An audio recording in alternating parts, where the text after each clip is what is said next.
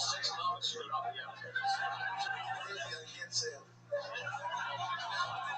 going to say the name. Let's see if it's him. You're going to go for Haiti.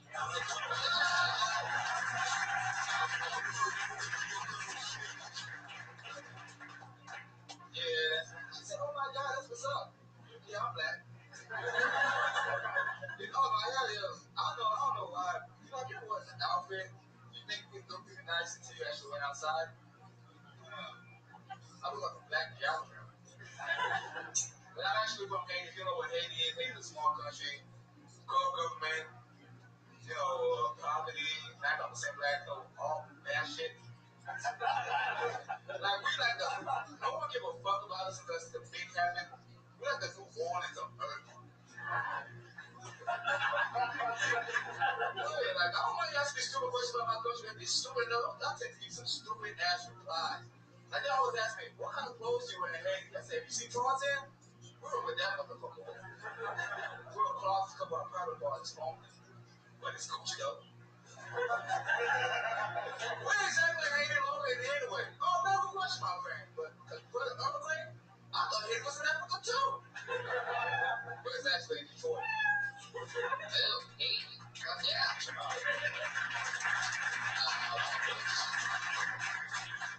This is your first time on the show, right? Yeah. I look all the time, but it's not the same stage. Cool. How long have you been on stand-up? 3 years. Wow. So much about that belt. Belt roast. I like your bird story too. How long have you been in America? 16 years. 16 years. Est-ce que vous comprenez le français? Donc, vous sentez? Moi, je viens de faire notre candidature. Holy shit. If you look at it made Haiti laugh, and he's the only one that speaks French. Trump can kill in multiple languages. It's unbelievable. It's hilarious. What did you say in English? I have no idea.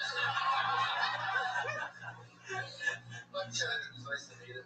How you know? You speak French, right? I say you guys watch that.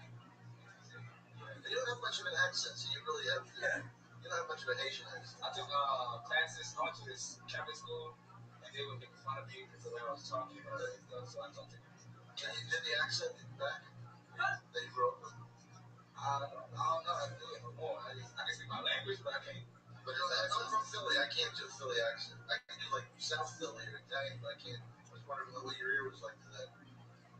Sometimes my accent does come out, but it's by accident. Like when I get excited, like I can say, I have to take my time to say believe. Because if I come out and say, I'm gonna say tree, and that sounds like some cursing or some bullshit.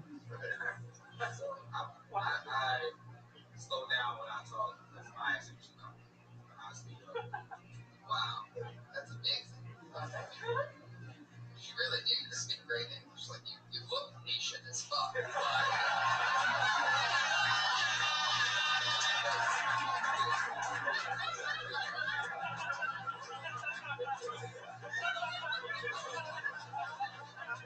don't sound it. Well, you are correct. Like if you said, shut your eyes and imagine someone from Haiti, right? Like that's pretty much what you picture. Yeah, absolutely. Because when your eyes are shut, that's exactly what it looks like.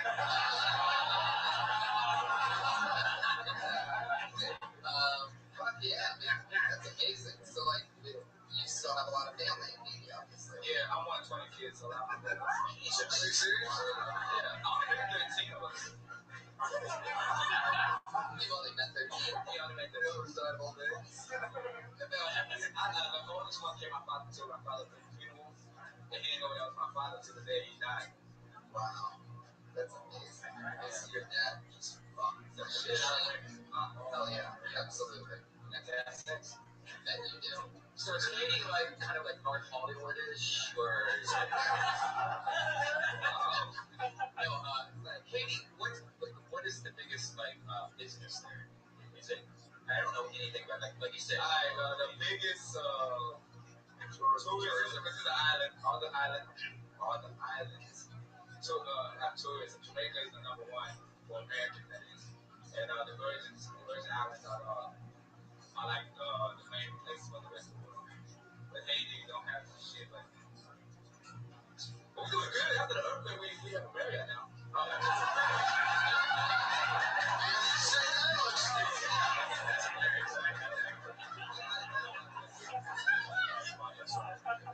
they hiring? Chris Lowswick might need a job.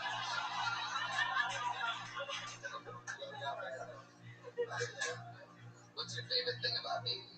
Well, do you ever go back? No, I went back sometime, but people keep on asking. They say I feel kind of bad, so I just send them money to them. I just don't get that money. So it's round trip around $700. So I just send it to them. What's the Indian center? What?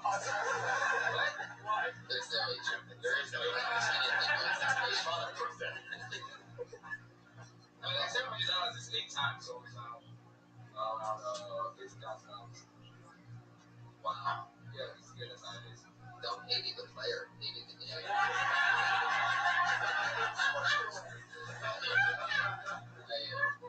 That sure really is something else. Like it's almost I know. They brought my muscles out there. I look big. Interesting. I love it. Instead of most people, they put their Twitter handle there, and you just have support my ass. Is that it really is? Yeah. Support my ass? Yeah, you got that, huh? You're the one. Stop donating money and give it to yourself. Yeah. I didn't watch your show. Right. Oh, you son of a bitch. It's a low blow. You have to have cable. You have to have cable to watch the show. That's the catch. You have to have cable to watch the TV show. I don't think I have shit. You just said that you sent all your money. Yeah, you got it. Yeah, you were on the same page. I love it. He was hilarious. Yeah, last week, the week before, when you were sitting in the front row. Yeah, you were sitting close. So fucking funny, and I think we got some camera sitting there making that hilarious face. You're really good at making faces. Yeah. You are like a black Jon Stewart. It's amazing. You've made faces to a couple of us a couple of times already since you've been up here. Is that some kind of defense mechanism growing up at a school or a Catholic school? Yeah, it was. I was getting teased because my English was not awful and I looked the way I looked. And so I started playing football and trying to be more popular. And people still making fun of me. So I'm on stage and I say anything. So you don't fight me. Just get better. Just get better at football. That's what you do. Sure, I was good. But the first time I played my position and I played the Super Bowl. Wow. That's what's ahead of you. You were the halfback? Yeah, tailback. Golden Tate was the one that did it. Oh, wow. Yeah, definitely. I always almost pick them up on my fantasy team. But I don't. That's my little Seahawks, right? So, Detroit Lions. The real with the Seahawks. All right, Haiti. Fun times, man. Yeah, absolutely. Welcome. Go back to that.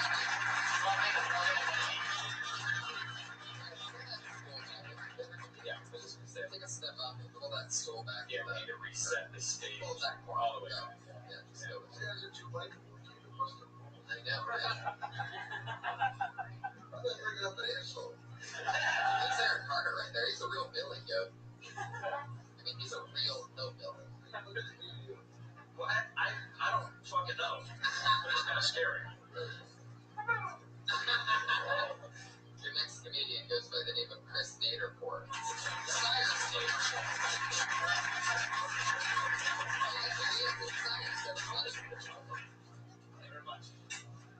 I got one home friends back home, and I don't really get it. And I was back home watching TV with my buddies. My friend turns to me and goes, "Did you know that Neil Patrick Harris is gay?" And I said, "Well, that's wrong, Gene.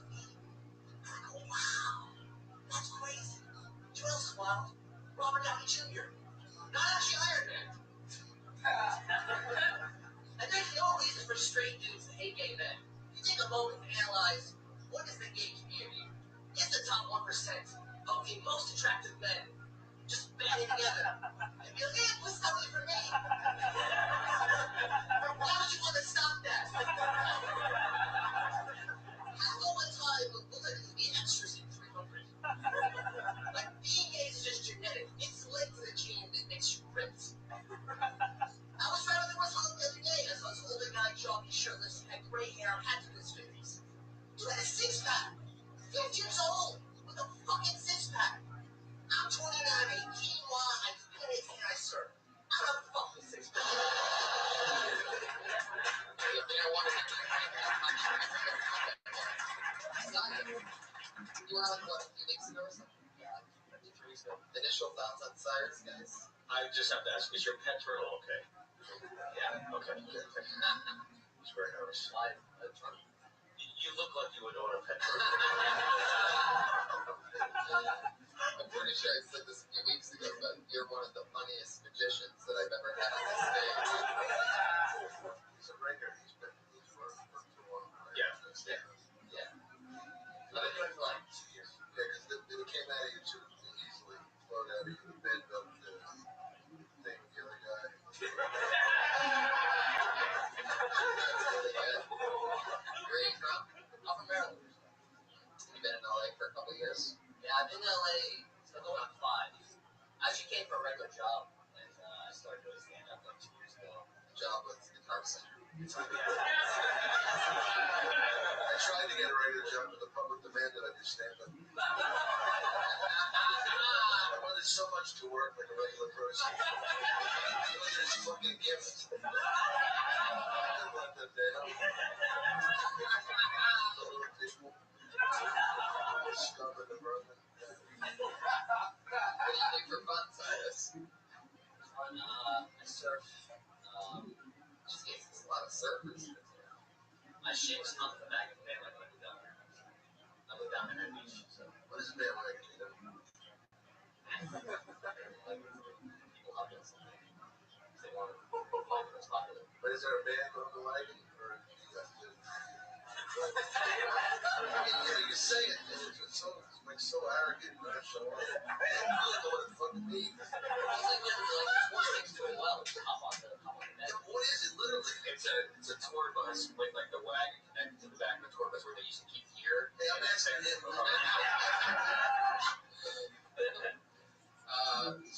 What else? So you surf? Yeah. Huh? I surf. Yeah, honestly, I just do stand up when I work now. What do you work now? I drive lift. Nice. Yeah. I would never get in a fucking car. I'm that person. I'm qualified to drive over there. My car requires. You're half virgin. Yeah. You don't smell like your car. Have you slept with any of your customers? No. It's close. No, they don't want fucking help. You know, it's not really. That's like important when people have this in their life. I would just imagine there's a lot of drunk girls in these Ubers kind of like, Hey, this kind of trying to eat my ass. No, definitely not. Cyrus would wishes that that's what was happening in Ubers, but especially not when you're driving the lift. I mean, yeah. that's you got the mustache, right? You got the mustache one. Yeah. Oh, you got a big mustache one. Yeah, I mean, not as much. It sounds like a dog. Yeah, you got a fucking I mean, it's on your fucking radiator. I'd imagine that the worst is like when you're not working the lift job and the mustache isn't on. Yeah. You meet somebody, like maybe your future wife, and you're like, hey, oh yeah, nice to meet you. Oh yeah, I'm going the same way you are. Let me just grab something out of my trunk. You open it, and they see that mustache, and you turn around, and then just half a mile down the road, that's when they find out. That was a long journey for Jesus. You do any material? I know how I feel. I left my home in Pasadena. Do you do any material about Uber or Lyft? Not yet. I mean, someone puked outside my window New Year's Eve. Yeah, puked outside of it? Yeah, he was pretty good. He got a little outside. But that's like you talked about, like having gay friends, but you seem like Dom said, you seem like you really had time it down at a good pace. I thought, oh, I'd like to know something about you as opposed to just your friends that are homophobic, whatever. You got such great delivery. You should peel back the layers a bit more. Oh, it's just not cool. Yeah. What scares you? What are you afraid of? Not making it. I basically quit a high-paid job to do this, so it was fucking terrifying. Yeah, it was a job. I was in ad sales. I'm in ad sales. Kind of reminds me of Matt Baker a little bit. Have you ever killed a bird? I mean, I need money, so maybe we'll bring a deal. Okay, take off the parrots. You're half virgin.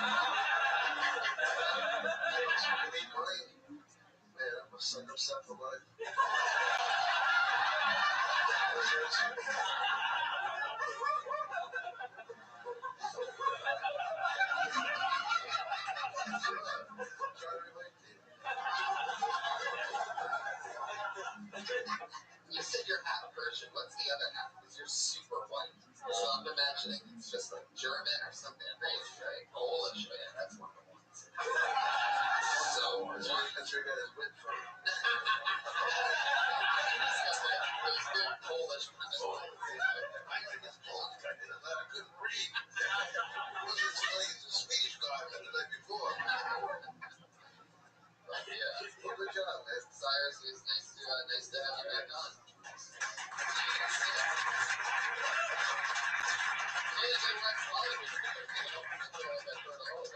That's a really funny thing. Yeah.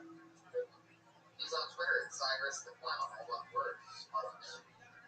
So that's fun.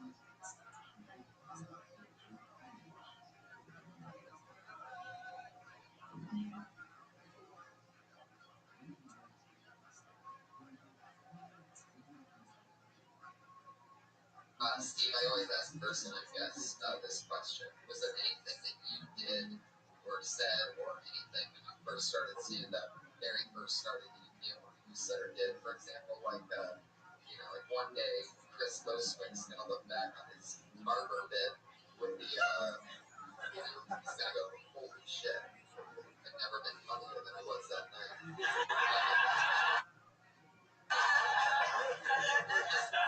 So probably they asked a bunch of people that have gotten the wildest answers. Some guys started off with like they brought up the dummy and like it's amazing to watch the evolution of these. I started in New York City and it was just, I got it, like I mean this when I said the first 7 years was just a blur. Yeah, I know it sounds weird, but I can't even remember my first time. I just remember it went well.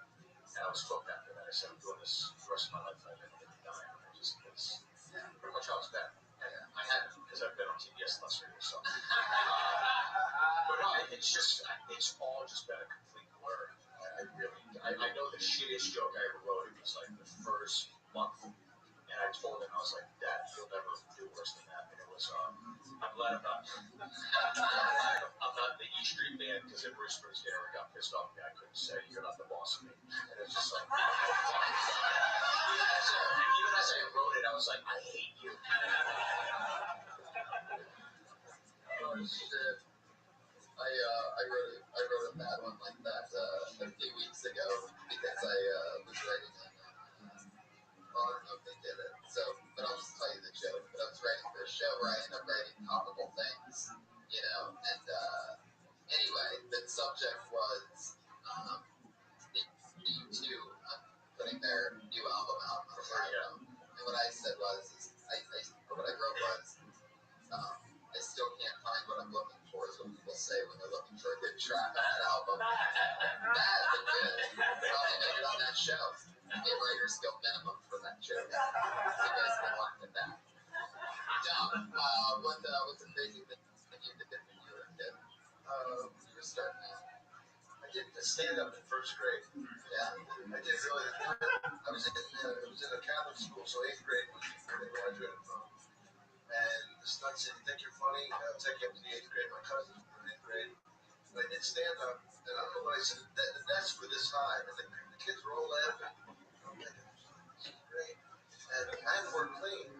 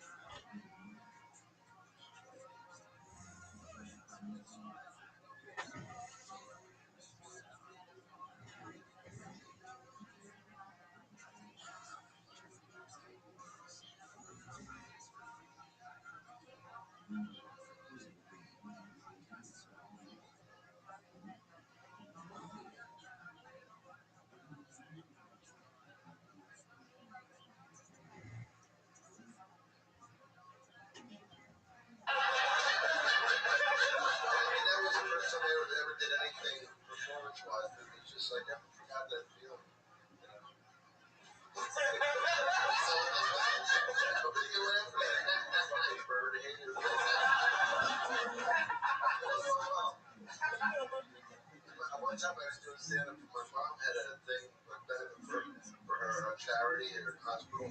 My cousin Johnny got mad at a guy that wasn't laughing. He didn't get, like, this is not personal. You fucking start laughing at him, motherfucker. Break your fucking head. That's how shit happens. It was a tough town. Philly is the fucking worst.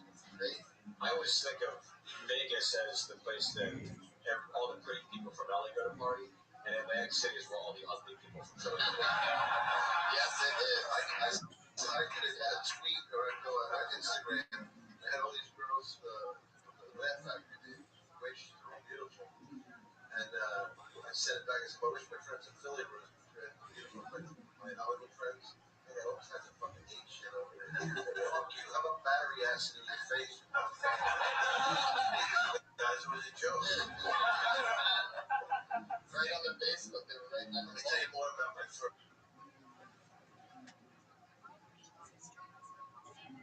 great stand-up.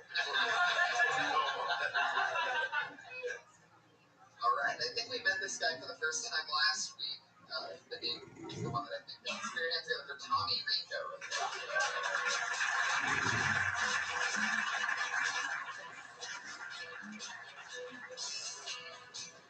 Fellas, guys, Austin, my mother always told me if you don't have anything nice to say, you are from Boston.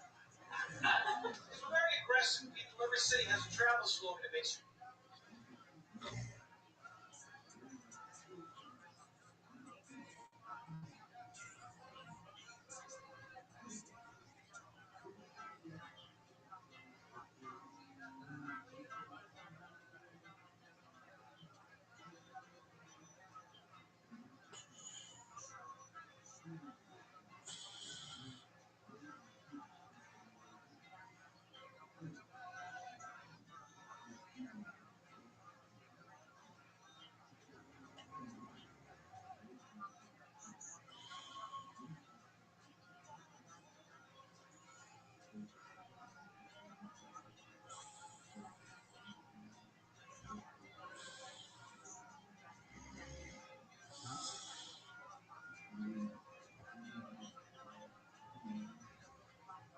Want to go to New York? Nice and simple. I love New York. Boston should be intense to match our personality. Boston! You want to go?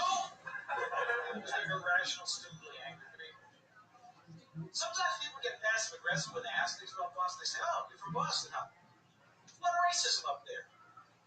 Sorry, you calling me a racist?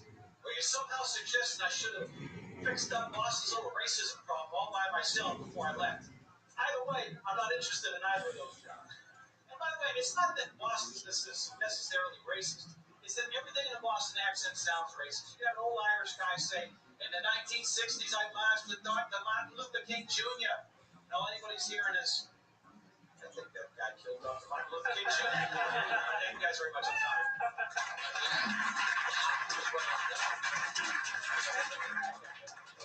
Yeah, really saved it there at the end. Really must erase the previous 59 seconds. Can I tell something interesting? Just to put it out there. I opened for Don Herrera in Chicopee, Massachusetts in 2008. One of the most fun gigs I ever had. Wow, look at that.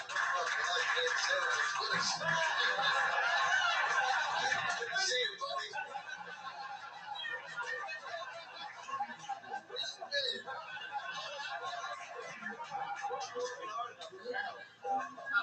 That's good to see you. One of my favorite guys to know before he had two of the best things that I ever heard before a show. So real nice to me, which was great. But right before, when I met you, he shook my hand. He said, you nervous? I said, no. I said, good. Because if you are, I'm going to have to ask you to leave. That was the first thing he said to me. And then I had to ask for your intro. He said, all right, I got a list, 19 credits. They're all equally important, so read them with equal importance. Now, as you get towards the end of the list, I want you to get real emotional, like this is a big deal for you. Towards the back end of that list, I give you the work of some tears. Like, get to the point where you're almost finished with life. And then say, ladies and gentlemen, a comedy legend, Tom Irene. And if you say, actually, kid, I'm just kidding. Whatever you want to say is fine. Just don't call me a comedy legend. And I didn't, so that's all. I hate being called a legend. It's like, Ronnie Davis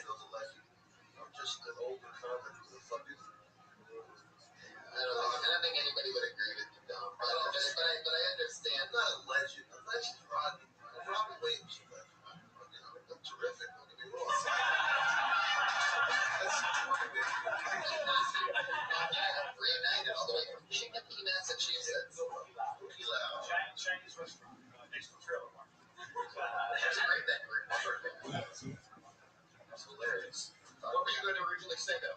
No, please do.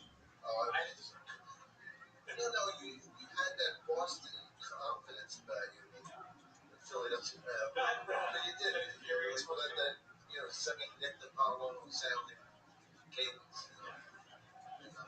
That's weird, man. It's one of those gigs. It's so funny. I'm sorry I don't remember it, but it's like, well, the thing about intros is the longer the intro, the worse the act. I was hosting a show at the Improv in New York when I started out, and I brought up a guy, and I forgot to say that a certain credit, and he comes up and goes, man, you're supposed to say I was in the road company in Greece. And I go, you know what? Go write me some funny fucking jokes. And these guys from Brooklyn and Queens go, hey, who's in Greece? Pay attention. You're being nice to me beforehand, and very healthy nervous thing. So I think I was super nervous though for yourself. Totally booked anything like that night. Good. Yeah. there you go. Saved it tonight. Saved it tonight at the very end. But we all know Bostonians only bomb in marathons. So.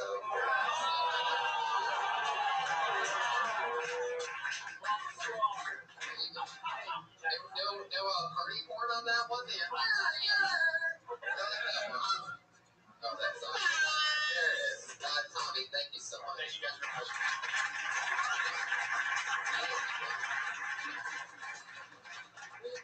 All right. Let's keep this fun train moving along. Please. A few more left. There it is. Get us for David Bastard.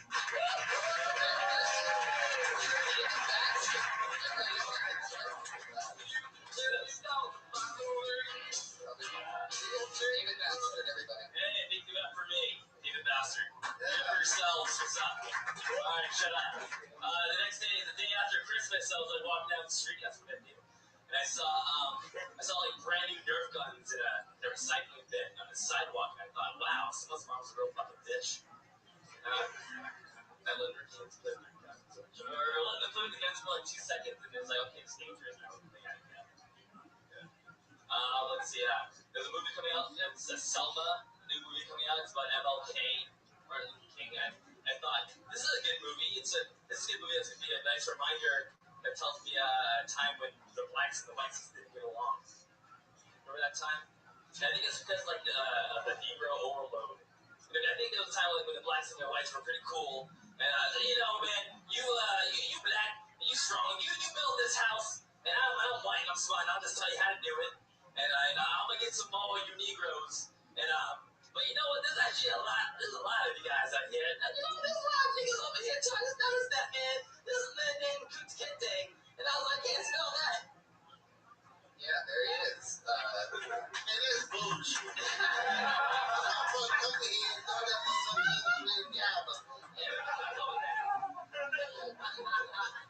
Fuck yeah. One more time for Haiti, everybody.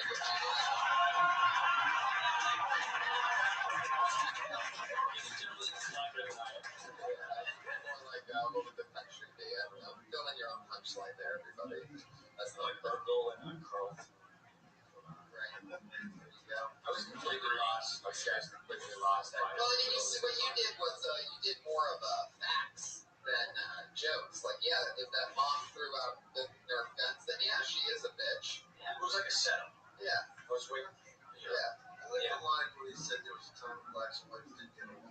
Yeah. It was funny. I don't know why I didn't know that they were taking it seriously.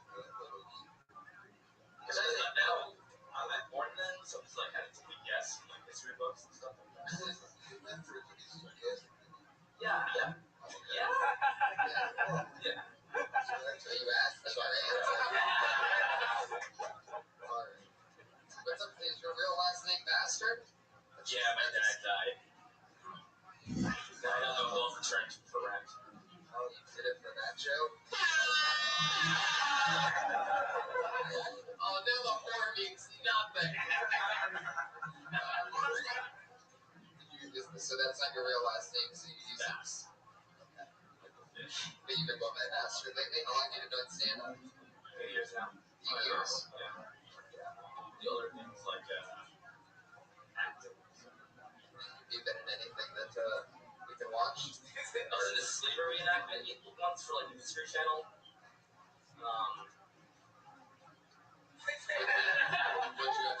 What'd you have to do for that role?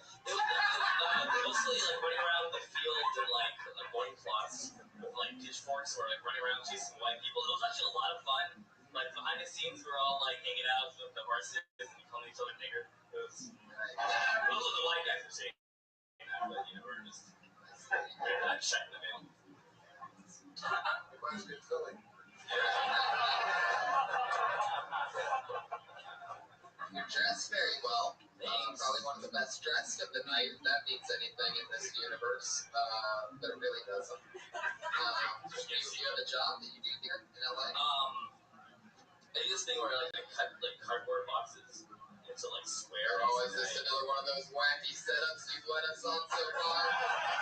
I can sort of spell it out now. I mean, I've only known you for 3 minutes. Wait. To cut the cardboard, take me back. So you do this thing where you cut the cardboard in, okay? The little squares. Okay, wait a second. Wait. Hold on, wait. Go ahead. You buy 11 squares, and I try to sell them to a guy on the street, but they never give me a change for it, so I just take it to him. So what is it? I sell cardboard cutout signs. For what? What did the sign say? Stick with me over here. Stick for the cigarette also before the day after today. Listen to me. Statement of everything and not be racist right now. I didn't get one of them jobs from reenactments. That wasn't even racist. Everybody knew that's all. We're totally waiting for him to be racist right now. I didn't get one of them jobs from reenactments. I went down on Craigslist after I sent this guy's talk. He was like, hey, I can watch this movie. Okie dokie. You're a wild one. Anything else for David, guys? Any advice or you want to blow a job or something?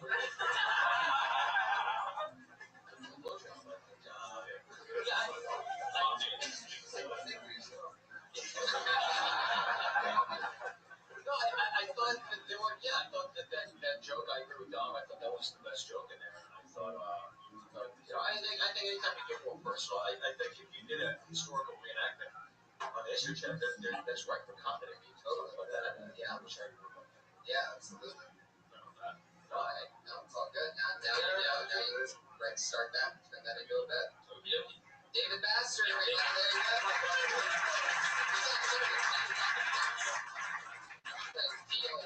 Hashtag DLB3, obviously. We're the only comedians I've ever seen trying to start their own hashtag being on the show. So there you go. Hashtag DLB. Did you know, by the way, you were facing that way, that when you did the sound effect of boop, boop, boop, that I was taking a sip of water? Did you know that? Really? You did it, no look, and you knew that was the thing. Yours. Put your hands together for Brian Gregg. Almost as enjoyable as it's been. Constant companion. So if you want to like No. I'll be there next week. You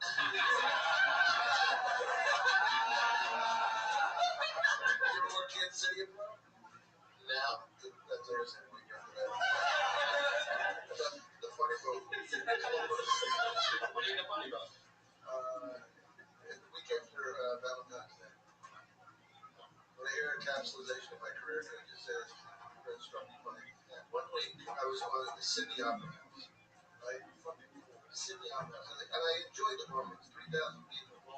The following week, I was at Mr. Magooby's Joe Cut. Taxi Maryland. What the fuck? Does that keep a balance in life?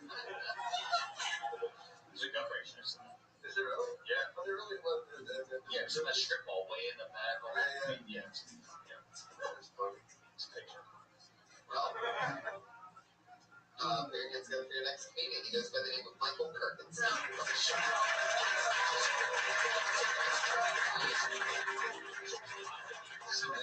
Wow. Okay. Wow. So you can see that Michael Perkins. The other day, my girlfriend, I was fucking my girlfriend, and she stuck a finger in my ass. Now she sued me for defamation of character.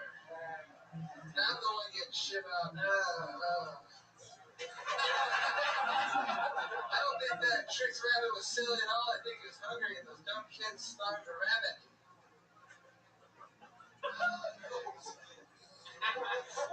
Russ, I didn't think you were calling in, Tony.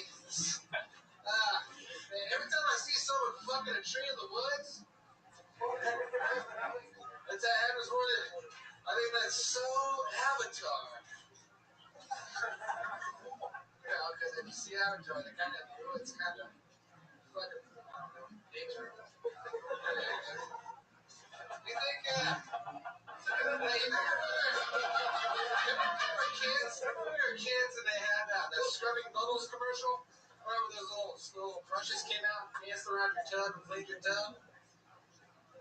It didn't work like that, guys. I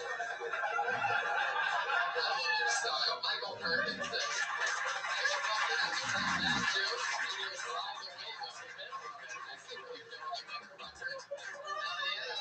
That's an interesting style. Would you ever consider working as a feature actor, Tim? Sure. He's already got the sandals for the job. Sure. Yeah. You look like a giant lesbian.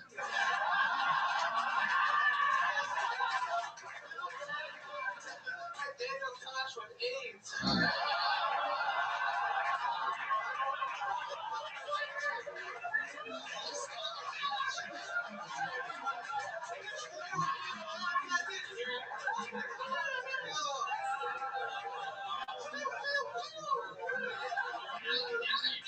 Son of a bitch. That's what I do here. I try to inspire people. But yeah, I love your strawberry bubbles. I do. Yeah. I was so excited. It's just making me laugh. Bullshit, no. Smiley face on the bullshit. Yeah. Then give it mustaches or something. I'm thinking crinkle cut. It's amazing. I just love following your career. You know, it's good to see you here. You know, it all started with, hey, you guys. And now, just to get to work with you, it's like such an honor. I also love you in every episode of Orange is the New Black, too. So much fun. I love the shorts, because you're a bigger guy, so you stay warm pretty easily, right? No, I don't. I wear an elastic vest because my weight fluctuates easily.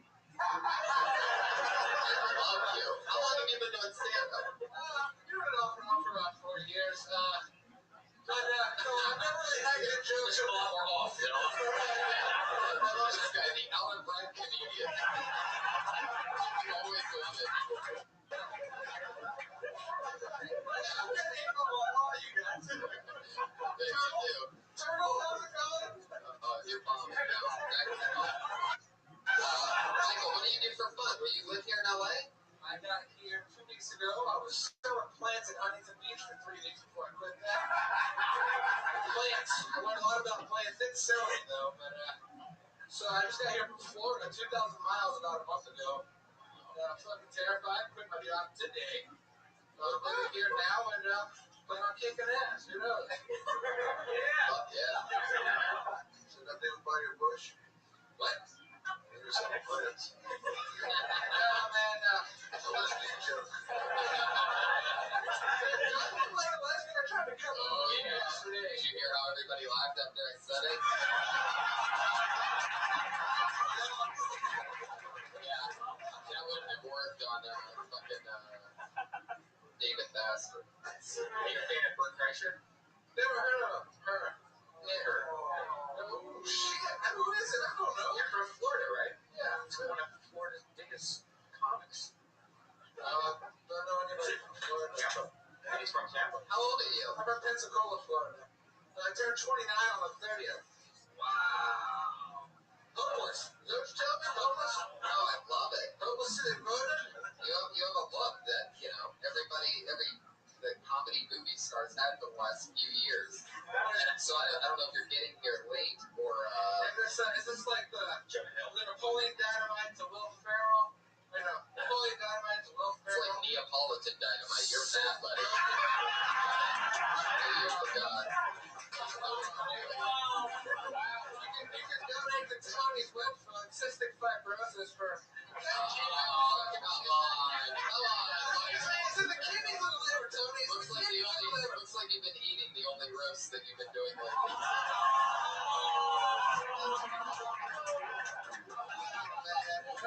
Son of a bitch.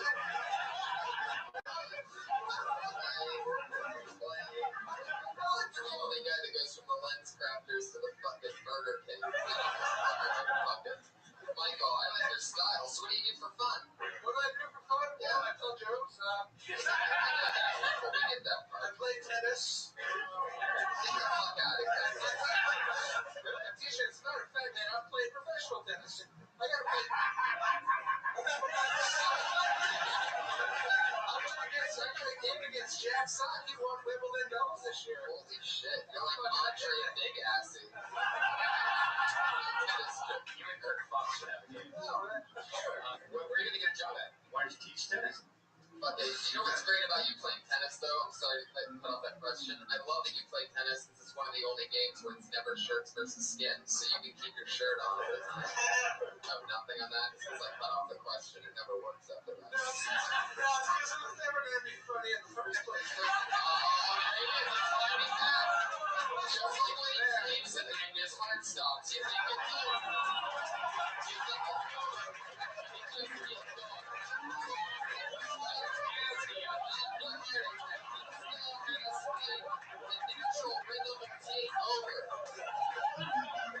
Michael, I love you. You gotta move on. Thank you so much.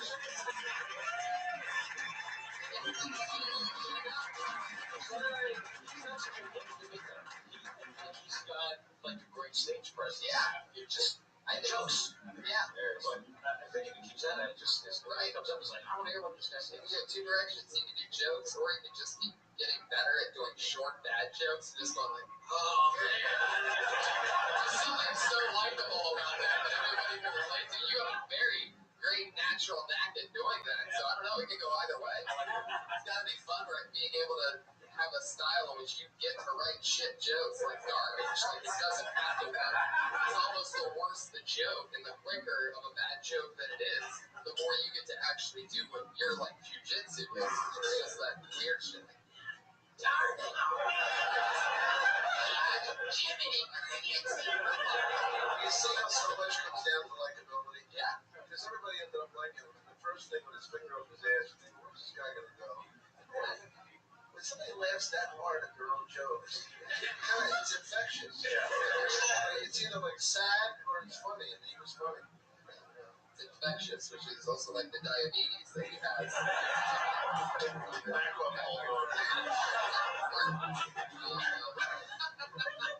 He's on Twitter at Art15Boys. Is that right? What's that all about?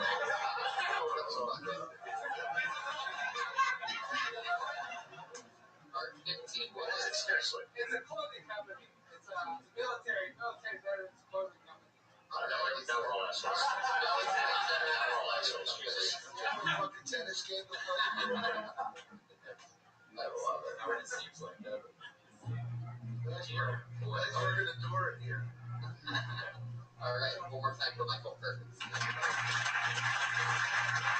part of the show where we move on and we close it out with our two regulars. These two young ladies do a brand new minute every single week, and it's always unbelievable to watch and see what they're going to do next. You've been on a few times, and it's always fun to watch them grow. Your first one just got back from a couple weeks in Florida, where she's from. She dropped out of college after going Philmoni, and she's been writing a new minute every single week for the last year and a half. Ladies and gentlemen, it's Kimberly Condon.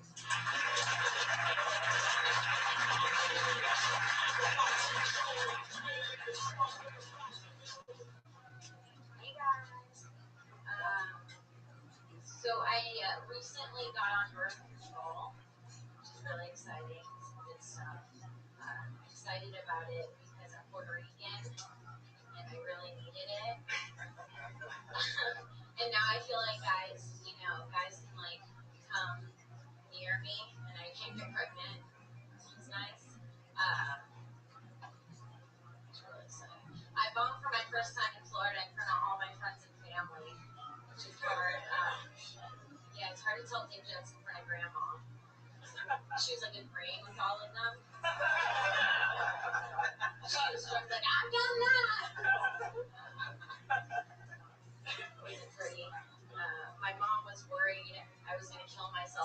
show.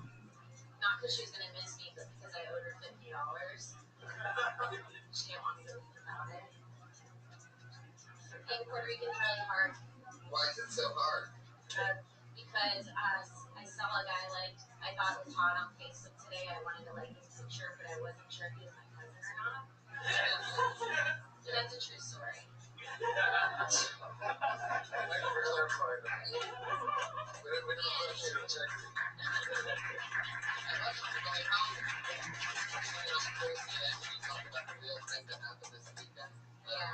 You know, the birth control thing, if you're gonna go there, just say like some joke wouldn't be the way to go. Yeah, I just I got bulletin fairness. I bailed on it like after the first show. Yeah, if you're gonna talk about that, you're gonna want to take a crazy angle at it, and you know, make it real. Yeah. But that's so fun that you bombed in front of your family. I've done that before. It was the worst thing ever. It was sad reading your Facebook updates. I wanted to die. And she was basically openly tweeting about how bad the set was after the set was over. It's horrible. Yeah. And it was like the simple jokes that I did, everybody was like, like dying. And I was getting frustrated, like, you fucking moron. Exactly. Is there a joke in Grace thing about birth control or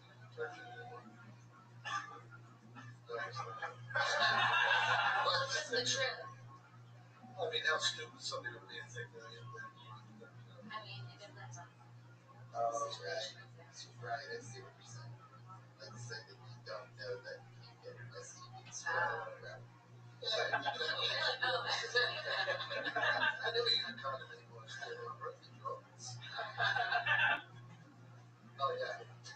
So how bad was it? What was the worst moment? What part of the Florida set really made you realize that this was rough? Well, the real thing that happened, I didn't get to it, was that my grandpa was actually sitting next to me.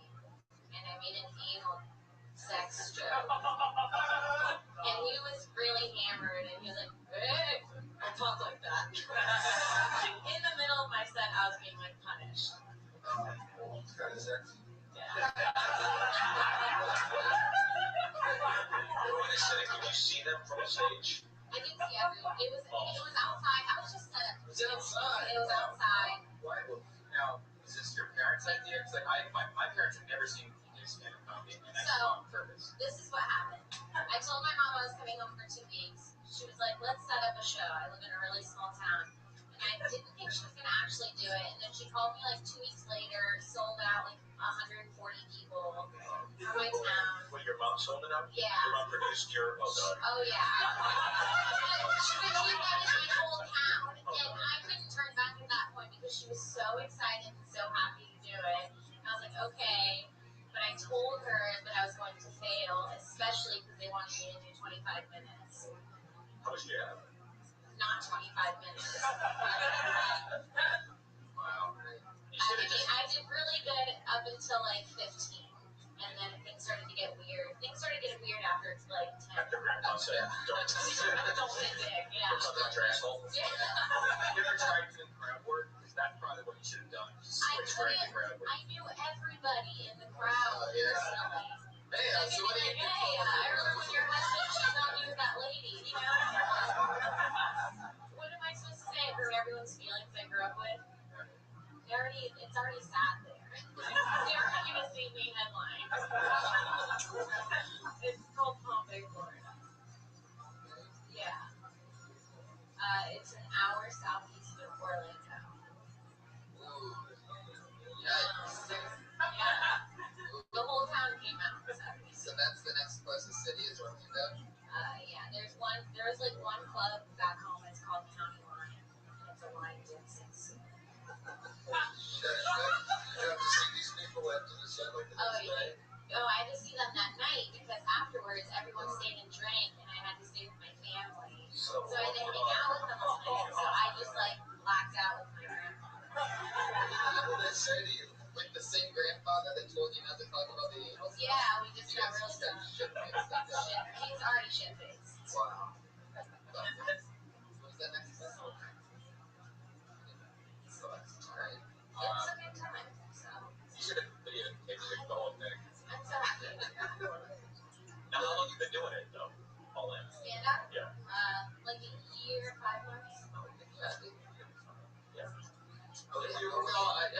I come up in front of my parents, and Well, that was also the first time that I really bombed too. What was Hard. interesting? And then it was those people on top of that. and you got to think of it this way: you've done it for a year, and you did 25 minutes. After a year, I don't think I can do 25 minutes. You did it in front of your friends, though. That's fucking crazy, Tom. But you did And it. it's outside. Yeah. Oh God, it was outside. Yeah. It was by the river. It was by the river. Just get on that boat with Clooney and Mark Wahlberg. I mean, you couldn't be any It was worse. literally on the sand. Fuck. It's like turtle maybe season 2. It's just like God. The table were spaced out and shit. Yeah. It was a fucking nightmare. Yeah, but you can only look. This will be one of those things you look back years from now when you nail that nail joke in front of Grandpa. The big guns out there she goes, everybody. Kimberly Connor. The only other regular, everybody, been doing the same thing on the show since the beginning, doing Brand Minute all the time. The funny stylings of Sarah Weinstein.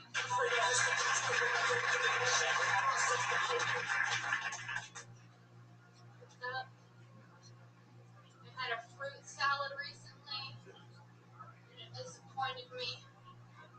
There's nothing worse than a generic fruit salad.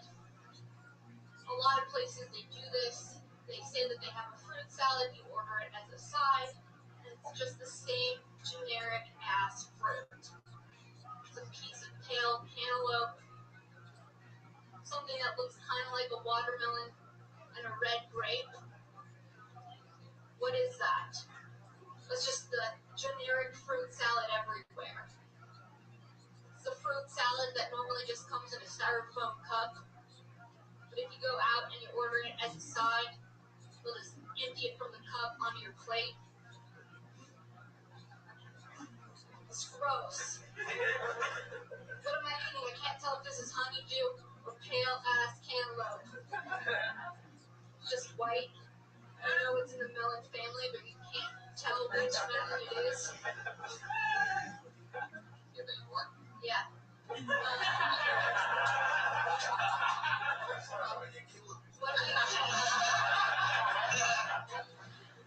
What do you have?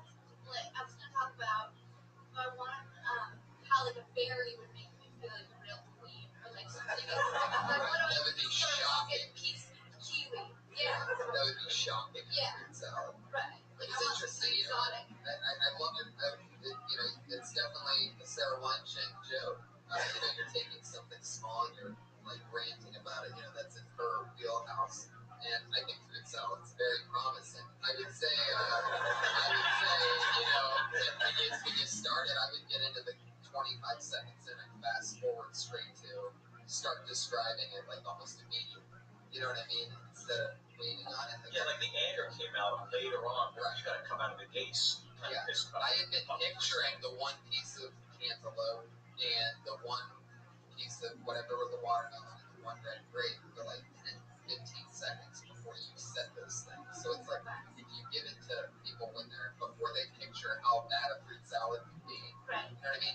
If you let them realize at the same time as when you're saying it, right, instead of before. Well, because I really wanted to come out more angry, but I was like, no, I don't want to just yell at them right away about the fruit salad, so it's always that small line. You want to get it out and feel passionate about it, but you don't want to start off by yelling at you guys about cantaloupe. And it's okay. It's okay. Because we and the podcast listeners, I mean the people that listen to the show, know your style. And these people will understand it 20, 30 seconds in. Right. Just like with Michael Perkinson, we knew 30 seconds in the funniest thing about it was in between his jokes. So I wouldn't be afraid of trying to impress the audience, because they'll always jump on board. You gotta go 100 miles an hour always. But I get what you're saying, and yes, fruit salads are golden premises. Fucking sucks, man. If they made fruit salads good, so many more people would eat fruit. It almost seems like unhealthy companies are running the type of food that we're eating. Why is not able to hang with something? Shit, we're supposed to get the wireless mic.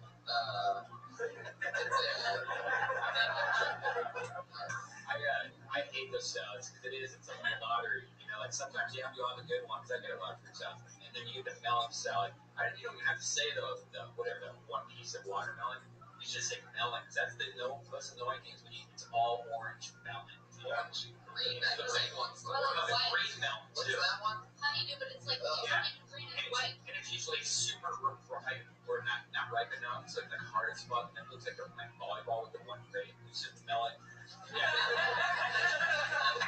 Sad brown, sad bowl volleyball. Oh, what's that? You want to close these up? We are dumb. We are. Here we go. Philosophy of fruit. That's what you end the show. It's such a terrific show. Dom, it's not in my wheelhouse, or I'm not jumping on your bandwagon.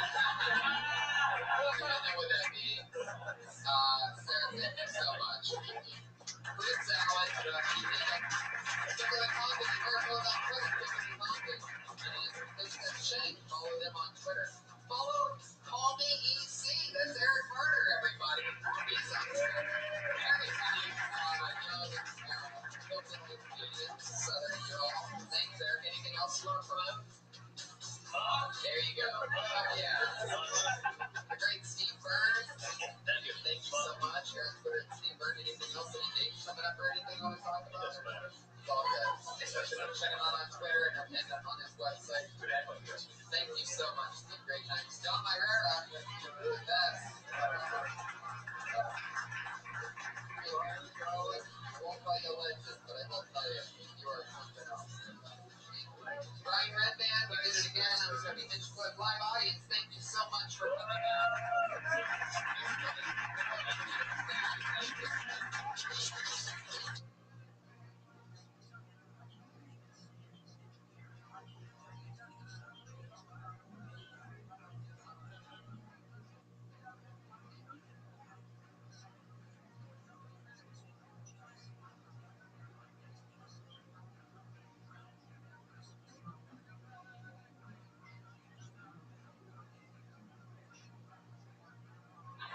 Hi, everybody. It's me. Craziness. It's good to be here, everybody. Another happy Monday for Hill Tony. Very excited to be back. Comedians get to do a minute in front of me and my funny friends every week. We talk to them. Whatever happens, happens. Crazy shit happens. So welcome, live audience, to this crazy show. That's where you guys clap. That's where you guys clap, proving to our podcast listeners that there's an actual live show happening there. Our sponsor, Elise Lane, came out sick today. Hopefully not from food poisoning. She's the gourmet chef that cooks for us every week, but she's not here tonight, so we miss her. Yeah. The Buckeyes are playing in the national championship game, the college that I dropped out of many years ago, which is very exciting for me. That's happening right now live. So thank you, live audience, for abandoning that game and being here with us in this cozy box tonight. So let's have fun, shall we? What's going on? Anything you want to talk about before we get it started? Anything good? Oh, let's do this. All right. We have a musical guest every single week that has played a new song every week for us. And we have him back again to get you guys in the rhythmic mood. Put your hands together for musical artist, one of my favorites, Pat Reagan, everybody. Here he is. Back again. Here he is. It's Pat Reagan. To see this face again on this. Hey, it's been too long. And I came out with a completely different energy. I'm like, what's up, everybody? And I'm okay. Oh, fuck. Okay, here we go. I just feel awkward because they just saw me, Tony. I just got off the stage to light applause. And now I'm coming back with a completely different, professional, polished, together energy. I'm going to show for these people. And I think the contrast might be a little off-putting. I love it. I think this is what I love about spending Monday night in a creepy belly room, is that anything can happen. And when great minds come together, crazy shit happens. And that was Patricia Reagan. That wasn't Patty Reagan. Yeah. We don't know that Patty Reagan. Yeah. For those of you listening to the podcast, wondering what we're talking about, in the last couple weeks we've had Pat play a few songs before the show starts. You know, and then when the show starts, we bring Pat up again, and then he plays a brand new song. And All right. I'm ready. So you don't need to keep stalling anymore. I'm sorry for taking time off at the beginning of this great podcast. Pat Reagan, everybody. Guys, this song is about a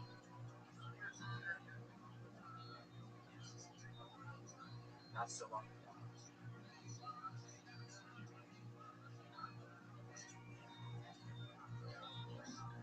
I tried to pray, but I don't know what would hear me.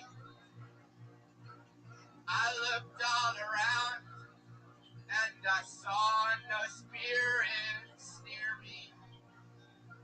I studied the sun, but the sun was not my father.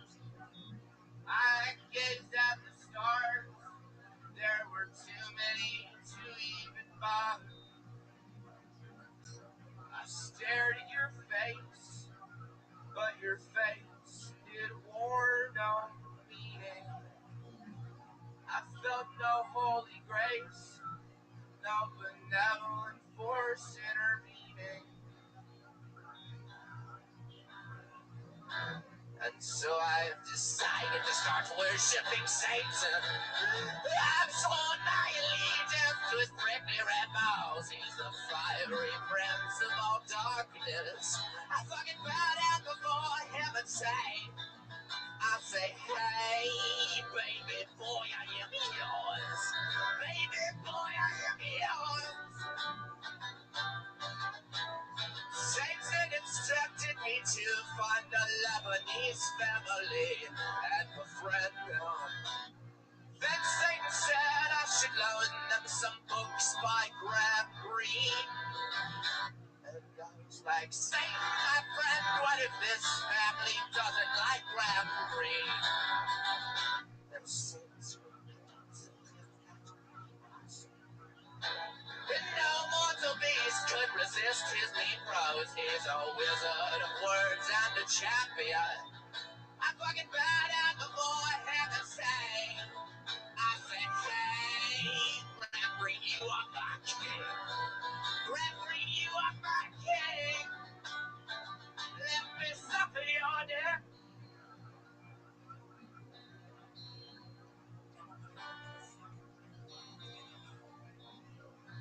Then Satan cried, and I asked him why so tearful.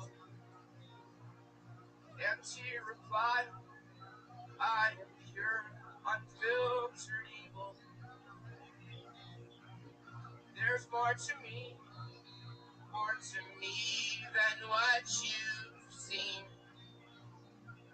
I love poetry, it making me cream of my jeans.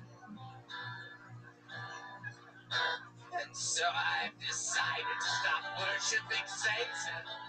He's a weak little bitch who's obsessed with Graham Greene. I've decided to follow my own path. It's a path that is filled with fat bloods. Sexy ass flush blood in my sweet Prius. Fuck yeah! He came in without the most confidence, and then he comes in and he crushes. That will be a poem. Pat Reagan, he's on Twitter at Patty Reagan, crushing with another new song. Coughing. First time he hasn't forgotten his lyrics through the song. Maybe you should complain about how you think it's not going to work more often before things. It's like he's like, this is a complete debacle. Everybody hates me. Then he crushes. What you podcast listeners can't see is that the audience is right now carrying Pat Reagan off on their shoulders. Stroking that. He's already back in the green room with coke and strippers. Wow. For those of you listening to only the audio, not the video version of this podcast, he's already.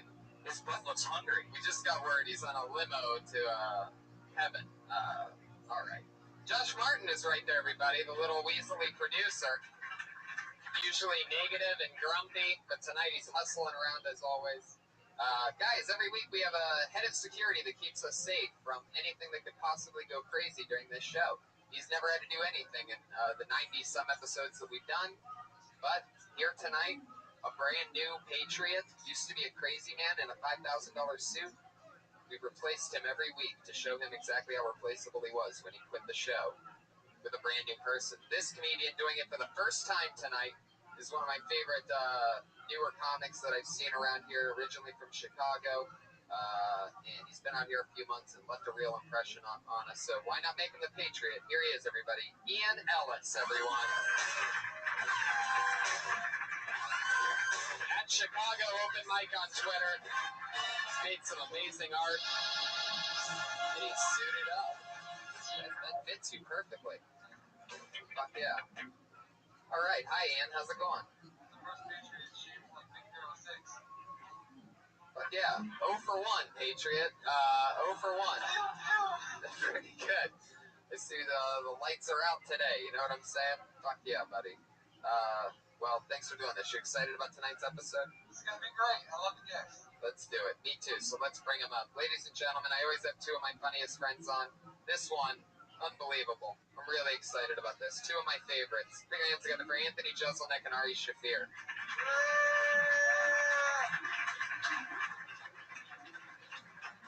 Here they are. Fuck yeah. Welcome. Ari.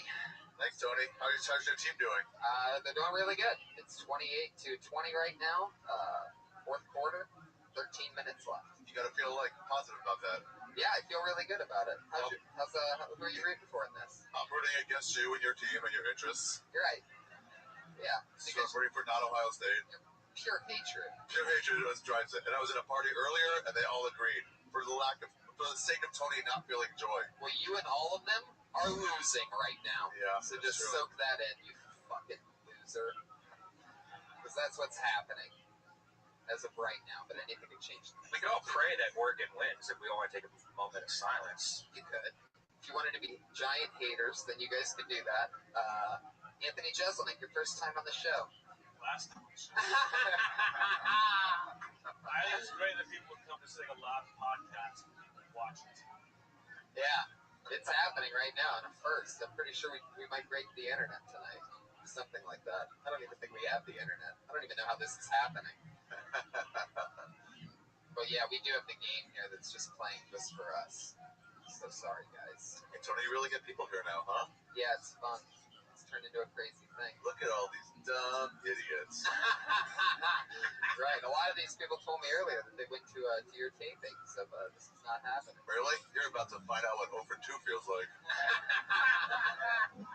Every week our Patriot has a question for our guests. Patriot, why don't you fire it off? What do you got tonight? Anthony Jeselnik, you've had a very successful career imitating Jimmy Carr instead of developing an original point of view.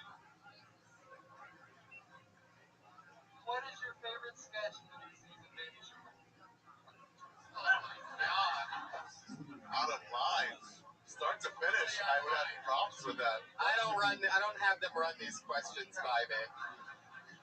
Sometimes it pays off, sometimes this happens. Yeah, I don't know. I wasn't prepared for this. That's Did you really have a question? You seem like you should be asking a lot of questions. Fuck yeah, you went for it, Ian. What do you got for Ari? You went for it, I'll give you that. 3 different, in one question you managed with 3 different offenses. That wasn't bad. Ari, you accidentally gave a girl a facial. You a festival that revolves around the supermoon. You applied to get paid regular here over 30 times before you finally got the famous special here. I didn't apply, bro. I don't know what your level you're on, but there's no application process. You fill out. You just stand up and do terrible comedy and get rejected like everybody else. Why are the Cowboys so bad at football? They're not bad at football. That was a catch. He caught the ball and he was making the football play towards the goal line. He was done with it. He had the ball and he was moving on. I feel like we got different questions. Yes, I'm a little bit weighted on that one. But that's Ian Ellis, and I'm pretty sure he signed up to do a minute in the bucket too, so maybe he'll end up performing in that suit tonight as well. But let's do it, guys. Comedians, you get a minute. Comedians, you know your minute's up. That's 60 seconds when you hear the sound of a kitty. Don't run that light, or else you're going to bring out the angry West Hollywood bear.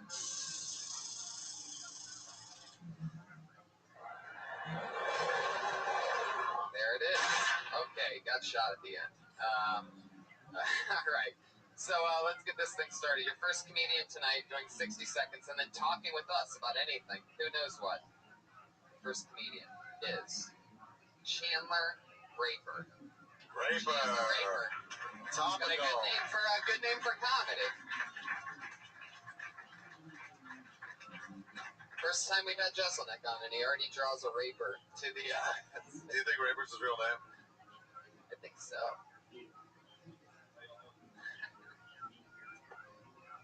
I'm really sick of all these commercials trying to make fat women feel better about themselves. A bunch of pre-diabetics in their underwear with the message of "You're beautiful just the way you are." The Special K commercial is the worst. It's women get fitted for jeans. Take pictures, say shit like "You're strong, rich." They didn't redo that commercial. This time they take pictures and say stuff like "Making mama free, eats her feelings." Okay, seriously, you say a fucking word. I'm a little pudgy myself, so I think that gives me the right to talk about fat people. One girl told me I wasn't fat. I say, if Blake Griffin can get away with saying the N-word, I should be able to talk about that. I'm at least as fat as he is black, if not fat. Thank you. Fuck yeah, 55 seconds of Chandler Raper. Most importantly, 7 more points for the Ohio State Buckeyes during that. That set made me really happy. That's game. 34-20 Ohio State now. Who gave a shit what you talked about during that? I didn't hear a fucking word. Sorry, Chandler, do it again. So I have a question. How many commercials like that are you seeing? Because you say all these videos are fucking you up. Well, those are the two specific ones. The Kmart one. Where are you from? Alabama. What part? Northwest Alabama. I suggest you go back to them.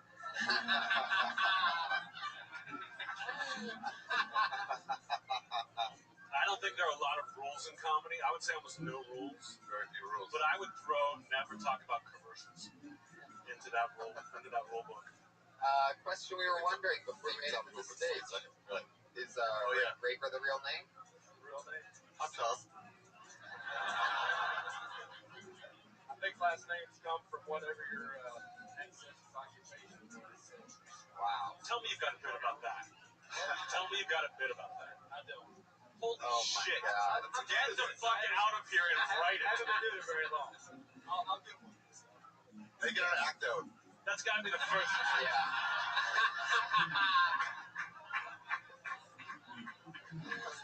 It's so true. You have immediate homework after this. No doubt about it. Can we give compliments too? You can do whatever you want. I would say an impressive stage presence. This is not an easy thing to do and not go first. I think too.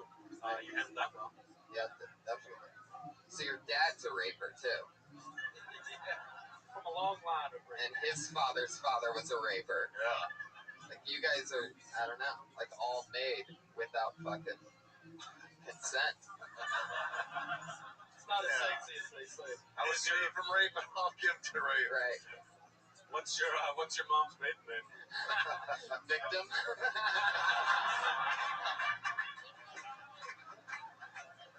Perfect. Holy shit. Do you have any children? They should say you have a baby raper. It's a girl.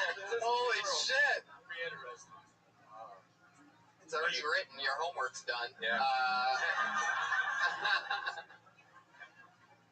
You have a kid? Are you married? How old are you? Yikes.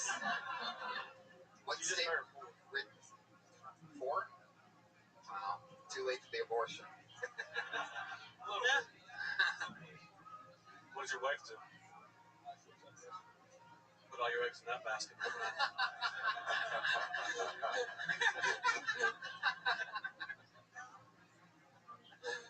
Oh, shit. Ian Ellis, what'd you think of Chandler Raper? You ever hang out with a raper before? I've done it in coffee. Fuck yeah. There you go. Your girl's gonna be a girl raper, and girl rapers are the toughest of the rapers because they match style with whatever the other word is. The vocabulary. No one's saving you. Damn it. I don't know what it is. Like, stop turning your head towards me. Chandler, how long have you been in LA?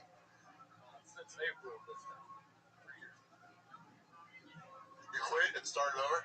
Yeah, I went back to Alabama for my daughter. Back to here. Okay. Oh, I've never seen anybody quit and come back. Oh, I've seen it come back, but they only. But that's what rapers do. They don't just stop when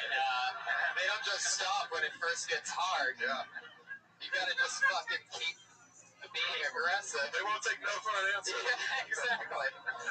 Can't let anyone tell you that you can't do what you want to do. A raper goes out and takes it. You're a true raper. Somebody hashtag Jezebel for this article. Hashtag what? Jezebel. All right, sure. Okay, there you go. For all you hashtaggers, Chandler, it was fucking nice meeting you, man. There you go. We talked with you. That's it. That's how it happens. You're in the lead. I say you're in the lead right away. He's got a new killer 4-minute bit out of nowhere. Chandler. Great. No, don't really do a bit about your last name, though. You have to. No, Yeah, you should not do that. You should not do the that. first thing out of your mouth. Absolutely. As long as he's a real raper. If they introduce you as blah raper, you have to talk about it. All anyone is thinking is, what the fuck did they just say? Yeah, well, maybe on that level. Yeah. It's like how you sort of, when you started, had to acknowledge that you're Jewish after people brought you up as Ari Shafir, disgusting Jew. Right. I would have to say something about it at that point. Yeah. You have to acknowledge the name a little bit. Anyway, keeping it moving on. Your next comedian goes by the name of Jeremiah. One name. Oh, yeah. Jeremiah. Probably the right music for this. Jeremiah's probably a folk music type comedian, I'm guessing. Could be. The John Baez of comedy. One name. One name says it all. Jeremiah, everybody. From Stylins and Jeremiah. What up? Everyone's like, what?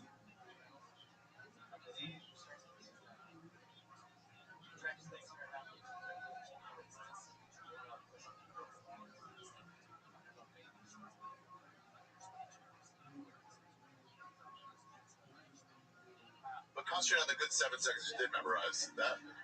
Don't let that go away. They forgot the rules of engagement, though.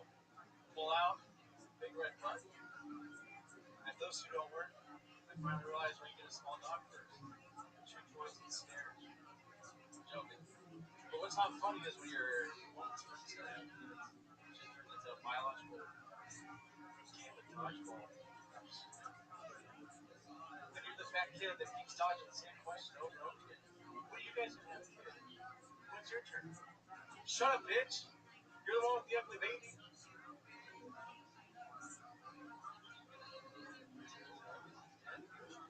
Fine again. There you go.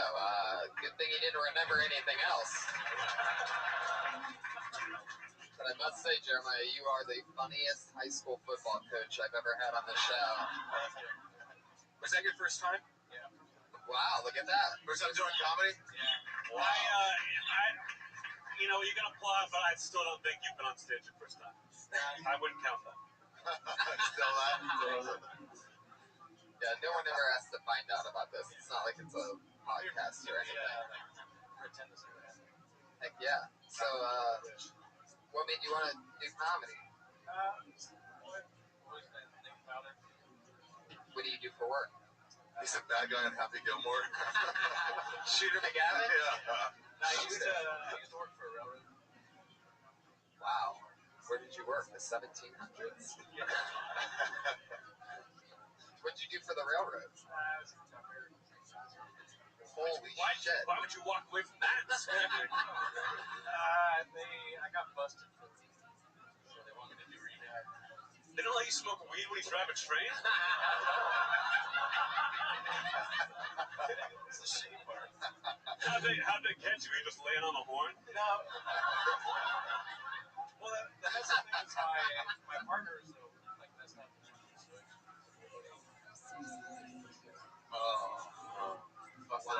was he on? Oh, what? What a Did dick. you ever smoke and drive the train? Like, was that a thing that you do? Yeah. Why? Did you make a left accidentally? Yeah. Like, what the fuck? Yeah, no turns to make. Have you ever, when girls ask you what you do you ever just tell them that you're a conductor? And they think that you might be an orchestra conductor, and then they find out that We're working on the railroad. That's a fucking true story, too. Working on the railroad. right? What's the craziest thing you've seen on the railroad driving out there? There's a lot of suicides. Have you ever seen an Asian man die while hard at work? No.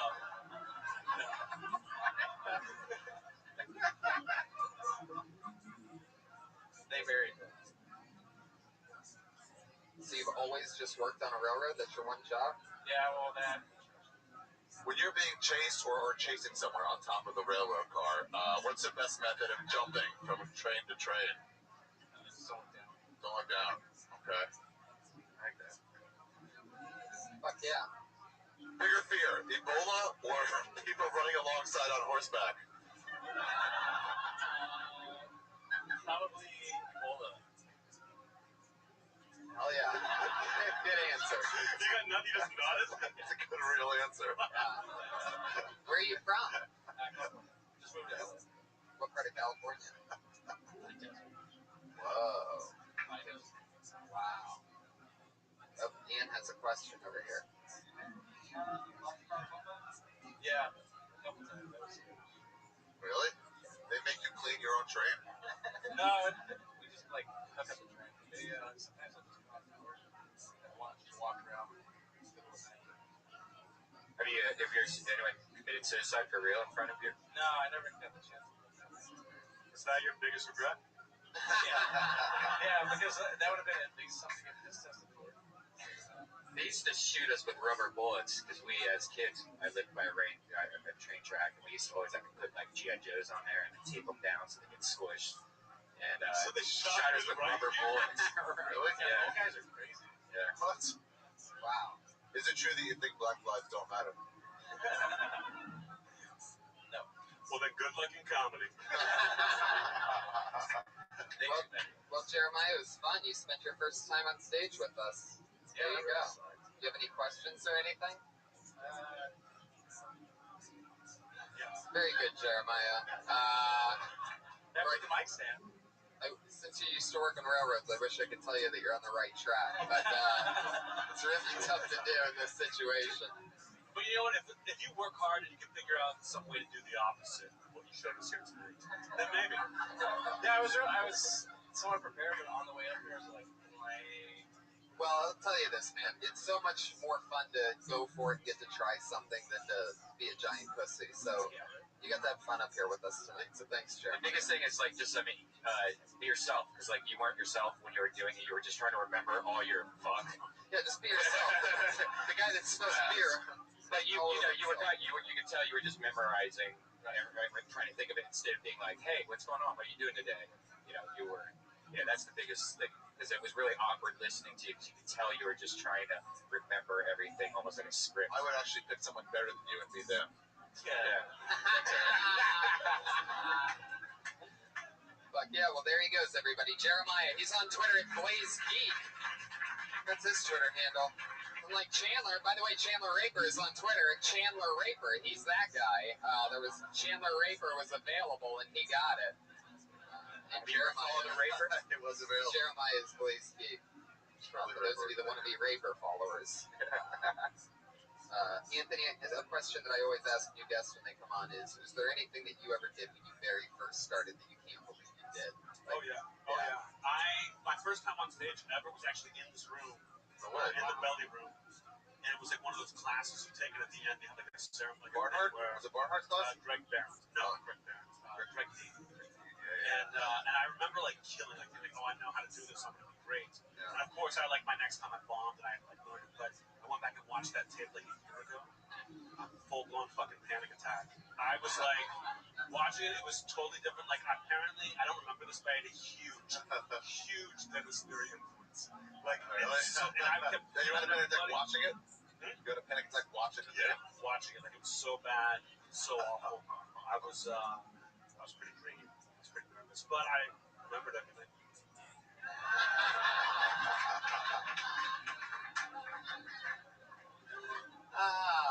How about you, Ari? What was the question? Anything you very first did when you started that you can't believe that you did, or like? Oh yeah. I remember when my special came out on Friday, paid regular.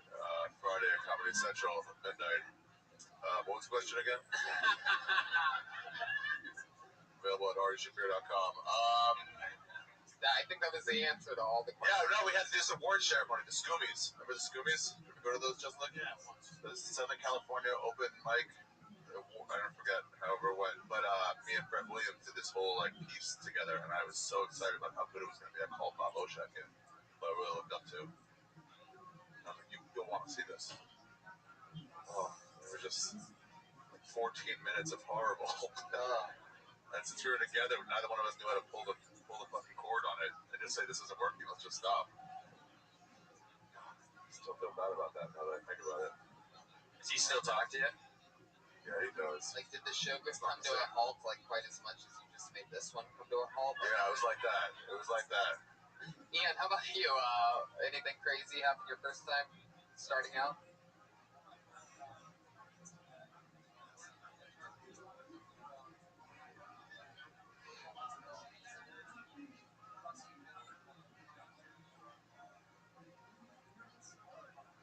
Yeah, that's really bad. What's more horrifying, that or right now? Yeah, having it not work on a bigger platform. I love it. Let's keep the fun train moving along, guys. Your next comedian goes by the name of Michael Schertzer.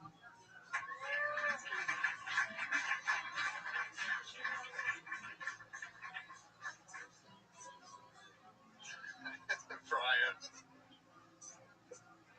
So apparently there is a war on drugs in America, I've heard. And checking the scorecard, safe to say that the government is losing. Which to me means only one thing. Charlie Sheen is winning. I feel like if ants had to... Yeah, that happens. I feel like if ants had to self-identify with a nationality, they'd be British. They spend basically their whole lives waiting in line, and you put just a little bit of heat on them. They deserve the colonies like a motherfucker. These are jokes, people.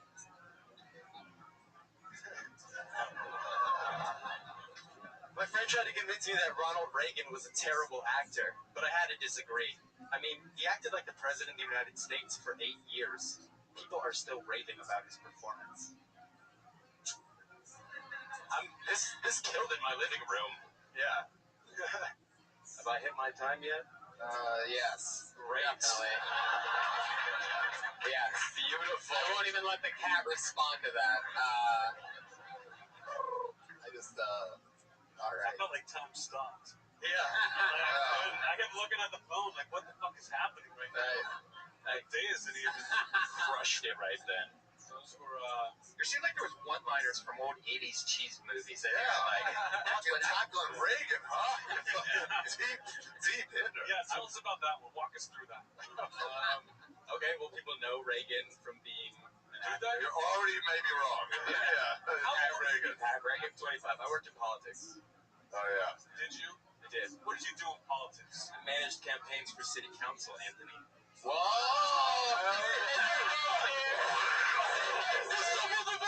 And now you're here. And now I'm dead.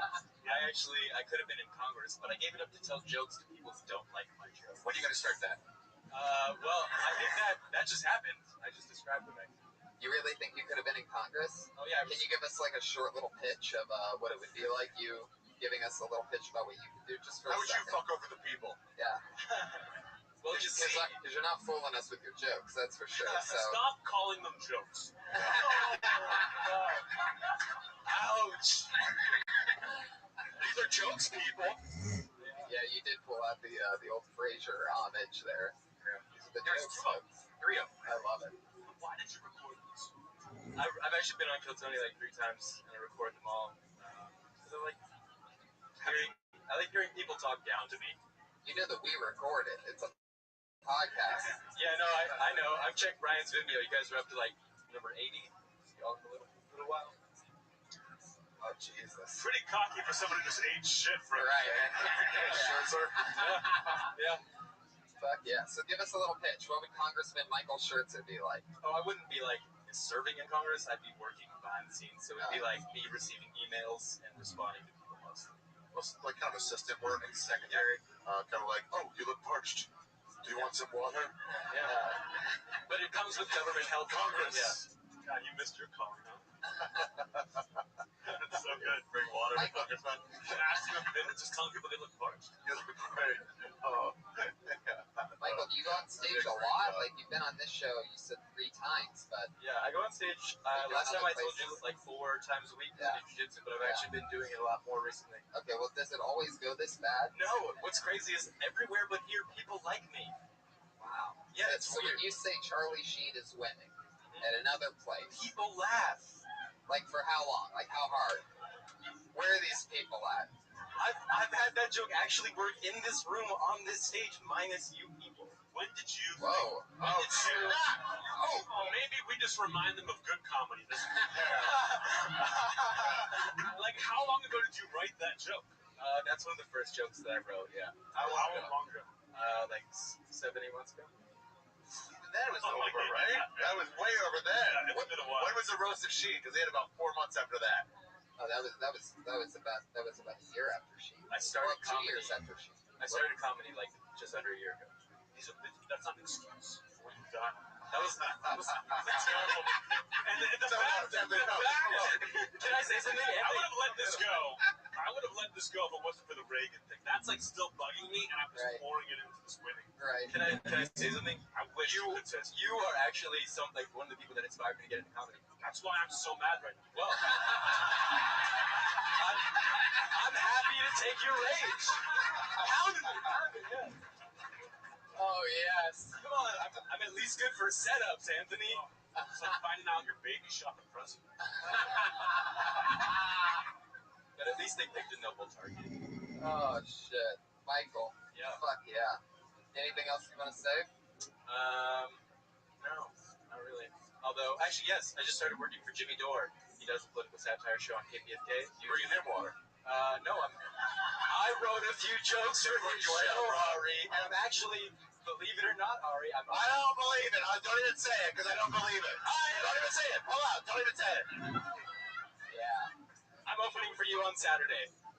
That's not opening for me. It's a bring your shirt downstairs. They are on with me. Okay? That's the same, actually, at this stage. Do you want to edit that part out? Jimmy Dore's a friend of mine. No problem. Cool. Michael, there you go. That's Thank you so true. much. You don't get to say that you open for people when you're just coincidentally on the same show, by the way. It's not the same thing. Okay. All right, well, that's a lesson You I get to learned. say that you were on a show that somebody did, but that's not opening for them. Ari has a really good point, though, that other people should hear. And that one is for the books. There you go. Michael Scherzer, bombing all the way. Scherzer? He's on Twitter. Bombing all the way is not his Twitter handle, by the way. However, Son of Satan is. Shake. Oh, I'm with rage of those jokes. Because they're so like, this is hard to do. It's tough to listen and think and watch the national championship all at the same time. That Ohio State's running away with. Yeah, no doubt about it. They wore the jacket for a reason. Put your hands together for your next comedian. It's Stretch, S-H-P. Stretch S. Not a lot of guys have 3 initials. Oh, here he is. It's Stretch, S-H-P. How's it going, guys? My new favorite navigation app is Waze. It's a great navigation app. Always gets me to where I'm going. It also gives out good lookouts, you know what I mean, while you drive to where you're going. Like, it'll be like, watch out, heavy traffic reported ahead. It's like, good looking out, Waze. You know, I live in LA, I get traffic, but now I know that I can handle some stuff. Maybe make a phone call, but I know traffic is coming up. Thank you, Waze. Or to be like, watch out, object reported in road ahead. I'll look out for that, Waze. And there you go. A little up the road, it's dark. I might not have saw it. Big tree branch right in the middle of the road. And then my favorite is when it's like, watch out, police reported ahead. Good looking out, Waze. Let me go ahead and put this weed away right quick. Love Waze. That's my business. Fuck yeah. 57 seconds. Wow. How How did he manage to squeeze 12 seconds of a joke into 57 seconds? Hell yeah. I don't know, but he did it. Yeah. So, I think that just last night you were playing drums for Jimmy. That Huff. Son of a bitch. Would have been great. Would have been great. Anyway, so, Stretch, I've known you a while. You've been doing stand-up for how long now? 4 years. Hell yeah. All here in LA. Yes. Right. And you got mugged a couple years ago, right? I did. 2011. Got mugged. West Hollywood, walking up Sweetser, super drunk, coming home from Red Rock one night. Got hit in the head with a tire iron or a crowbar. Split my head wide open right here. Had to get 40 stitches, 20 down below, 20 on top. Wow. Damn this black on black crime. I assume, right? You assumed. And they robbed you. Yeah, I mean, they got money from me, but they kind of left me there for dead. Oh, what? I woke up and stumbled home. I was super drunk. Stumbled home, got in the house, went to bed, woke up the next morning and saw what had happened. Oh, okay. So now tell the part about how you get back up. I can't wait for this. I have no idea who it was. Oh. How much money? Well, it was only like It was $77. It was I didn't get much. 150's not bad. Yeah, I remember it was the same time. Took me a while to step into that. And they never even noticed it. From That's Red what I Rock, really that's the thought. same neighborhood. Yeah. Well, yeah, it was like Sweetser and Santa Monica. This was right the there. same time period that Justin Martindale got robbed and I got robbed. It was like this like 6 months. Well, yeah, I mean, they come up here because they know there's a lot of restaurants and everything, and so they know Santa Monica and people Sweetser. walking Wait home a and second. shit. Santa Monica and Sweetser? Yeah, right Are on you sure Sweetser. are you sure they didn't just butt rape you and your forehead was your the what would they call that? The fucking what do they call it? China? Maybe I like that. I like that twist. You could also fuck that gaming with. What were you looking for? I would know. It's like I was trying to think of leverage. I like the idea of burglars who would only target comedians coming out of the comedy store. Man. Like, what a dumb fucking idiot. Yeah, exactly. Your waist joke was, I think you had a lot of fat at the beginning, obviously. I think you could just go through, like, Waze is this cool app that tells you, like, there's a cop ahead, or, you get right to that almost, but maybe just say a couple of things real quick and stick. Oh, okay. Look at our way, just that part. Yeah. Cool. I've heard a lot of Waze jokes, though. Awesome. Really? It's a lot of ways. I've heard 3 of them. Brian performs at all the technology. All the app conferences. Well, I mean, all the popular, they're like Tinder. You've heard 1,000 Tinder jokes, probably. Grindr, it's hard with the apps. It's weird. True. White Waze, huh? Well, yeah, I mean, I just wrote it like a couple of days ago, and this is the second time I'm saying it, so I just wanted to say it, see what you guys said. So. Do you really use Waze? Yeah, I do. For that reason. What did you use before that? My eyesight. You didn't have another go-to app though? Well, I only use it because it'll let you know like when the cops are around. It's great. It's the only reason. I would think somebody got their head split open by a tire iron and want the cops to do it. If I'm super drunk and walking home late at night, then yeah, I would. Yeah. Ways criminal edition. So, like, you just know, bugger ahead. Yeah. That's crazy. Anyway, Criminals would have to sign up for it, I guess. That'd be hard. Because it's all. Yeah, sign up. Really long. Yeah. Ian, any word on Stretch of SHP? But you know what? I want to know. Explain Stretch SHP. Yeah. All right, well, Stretch is my name. It's a name I got back home for boxing and playing basketball. I've always kept it. I thought I'm A middle-heighted person. Well, You're not short or tall. But it's not just because I had a long reach. My friends used to call me Stretch. I like it better than my real name. And then I kept it, and I always have it. SHP was my group of friends back home. It's really like a symbol more than it is a name, but it stands for Super Hilarious Person, Super Hilarious Productions, all these things that I'm going to further go into. But it's more like a symbol, and it just means that when I come on stage, I bring my friends and my family. Okay, because it sounds like you just have like a really weird business card with some transcribing. Gotcha. So SHP is like the group of friends that you have? You don't have to make your name your production company. No, I know. It's just what I. And you don't But you know that? And what you've done is you've managed to make your last name like a shout out to your friends. Yeah. From another time. It's like a hip hop station would do or something. Well, good news is you're not going to be the first black comic to make him a stupid name. Right. Hey, leave him alone, Ari Shafir Incorporated. That's not. Stretch, fun times. Thank you, Chatting with. Appreciate it. There you go, Stretch, SHP.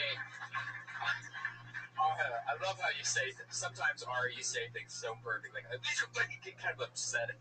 I love how you talk. Hold on, I gotta check my flip phone real quick. Oh yeah, Ari went back. He decided to lose the smartphone and go to an old school phone because he can't control himself around today's apps. They still make those. Yeah, they're hard to find. I would love to go back.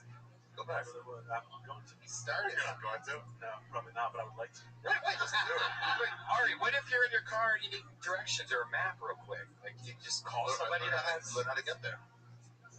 Yeah. What about traffic? I don't drive anymore. New York. But yeah, I know what you mean. It's definitely worse. I mean, I should have GPS. And Yelp, like, where's this restaurant? Yeah, sure. Or I'll just go in somewhere. Live my life. Oh, a lot of people are here. I'm gonna try this place. Your next comedian goes by the Worked name. out. Sour Ranch is the happening place to eat on Sunset. I agree with you, and I'm embarrassed right now. It's such a good big portion. Put your hands together for Eli Gorey, everybody. Eli Gorey. Oh, shit. Well, no Eli Gorey. Get the blacklist out. He just Someone's got- name's getting added. There you go. You blew it a little too early there, but all right. He just got blacklisted. Fuck yeah. He probably had the same wave spit that wouldn't be embarrassed. That name comes from the old days of Hollywood where they found out you had one drop of black blood in you. You were no longer allowed to work. What? Yeah. That's the old Hollywood. Is that true? Yeah. Put your hands together. Blacklisted. Okay. So it's called a list.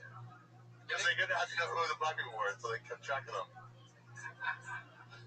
It's a big list hanging in the mayor's office. What was it called? The blacklist. Put your hands together for your next comedian, Speedy Guerrero. Oh, yeah. It's a new name. I'm excited to see what comes up here. Oh, shit. 2 in a row. I don't know, trust me, he's slow. He's gonna run the fuck up here in no Seems like time. a guy named Speedy would take his time. You said Speedy, I was like, please let his last name be Latino. Yeah. Speedy, are you here? That means he just got blacklisted. Wow, 2 in a row. Fuck yeah, he just got super mellow blacklisted. All right, let's give another guy a shot. Put your hands together for Johnny Gold. Here he comes. I see somebody moving up there. This is another new name. Johnny Gold. Oh yeah. The Jews are doing the job the Mexican won't. Cool. I'd like to start off with a couple impersonations. Here's an impersonation of my dad when I was 4 years old. My dad when I was 4 years old. See ya.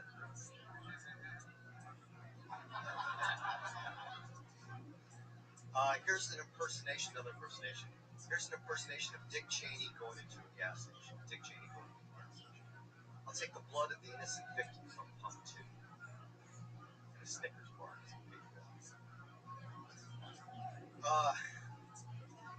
I've been dating a lot of molested women lately.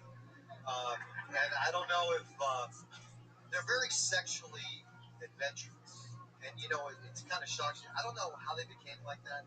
Maybe it's because they learned how to suck a dick at an early age.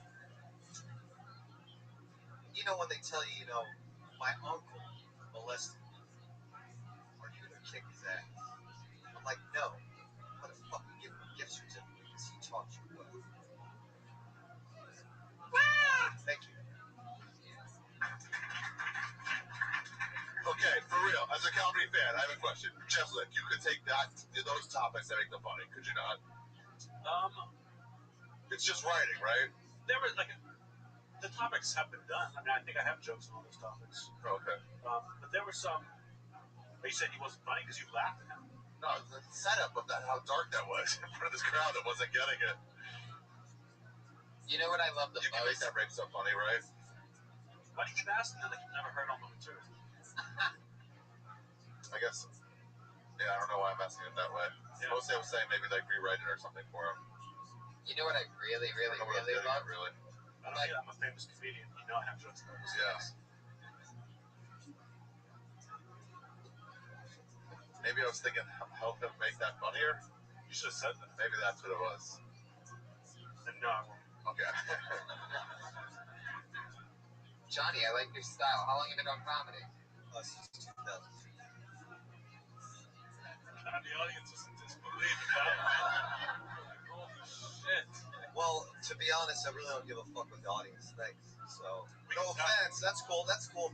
I mean, They like no disrespect. Jeez, they No like you, Johnny. disrespect. Settle down. No, What's the problem? What an asshole. I didn't mean it like that. You're acting like they're booing you or something. You're like, I don't know. Wait a second. I take that back. Jeez, you're a wild one. Get 'em I back. see why you haven't broken big in 13 years of doing this. You have a real attitude problem, Johnny. No, I'm kidding. Go ahead. How often do you get on stage in those 13 years? I actually, the reason I believe I didn't make it is because I didn't do a lot of Hollywood stuff. I didn't do a lot of stuff, around the country, but I really never. I love this room and I love coming down here. And I have some showcases down here. Mac Lindsay got me a couple of times. That's a hell of a name to drop. Yeah, I know. Mac Lindsay. I like him. I've done a lot of shows with him, but I don't know. Maybe I'm not good. I don't know. I just continue to be an artist and see where. I know you're not in a reality TV show. I don't know why you're going through this. I'm a little nervous. You're awesome, and Ari and everybody's cool. So I wasn't Thanks nervous. a lot, Johnny. Piece of shit. I want to bring this all together. Wait a minute, man. Wait a minute. I'm listening to every fucking podcast. That's why I came down. I love it. Wow, thanks, Johnny. Everyone, love it. Fuck yeah. Now, Where'd you come down from? Would you say you listen to every I podcast? live in Riverside. Wow. That's a hour-long drive, right? 2 hours. Wow. I hooked up with a mom from Riverside once. That's all there is in Riverside. They don't let non-moms hang out in Riverside. How'd that go for you? Pretty good, but you know when they're on top, they're kind of like leaning over. Moms don't have presentable bellies. Yeah. It's got that extra wrinkle, sun damage thing going. So, yeah. Right. Flap. Johnny.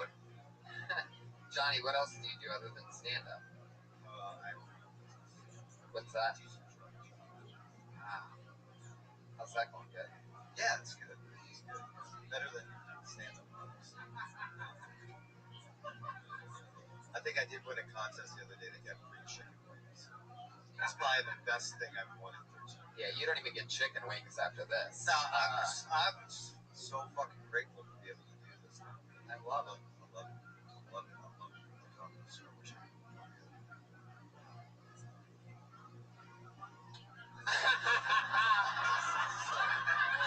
I wanted to see what would happen if I didn't say anything, and I'm so glad I did. I'm so glad. Normally I would try to host it, but no, that was amazing. I'm fucking everything up as usual. Probably. No, it was beautiful. That was like a work of art. That pause right there. I mean, I want to be an artist. You know, like I do slam poetry and I do. It seemed very. I know. We just saw 57 seconds of it. I like doing that, and I just love the art of it. You know, my parents were actors. I really got to learn a lot, so I love doing it. Were your parents in anything we might recognize? Well, my mom was on Broadway, and my dad was. It seemed very, like, I was going to ask if you did poetry places before, but you seem like you're more of a poet kind of. Well, I just, when you do a minute, you gotta pick and choose. Like, I do have basic stuff, like about relationships and stuff like that. But when you do a minute, you gotta look at it. I had some other stuff that was G-rated, but then when I saw Anthony Jeselnik up here, I thought, fuck it, I'll bring all of them. I thought, he's fucking dark too, man. He certainly did, my friend. Certainly brought it all out. So Johnny, what do you do on a night like this after this? How soon after this you get in your car and drive back to Riverside? I'm a stay and watch the show. Right. And then what? I go down and see if I know anybody. Maybe once a week. How often do you come here?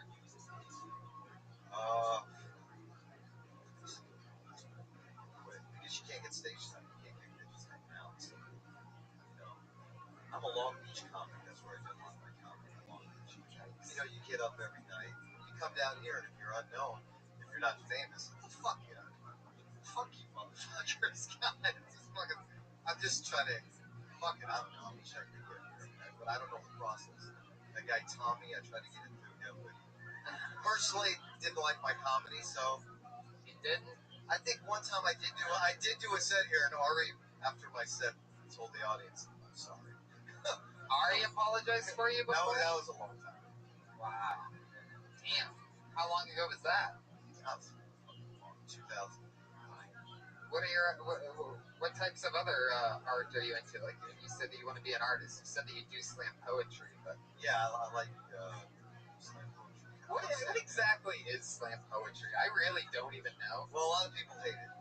I know that. I love it. I love it because in stand-up comedy, it can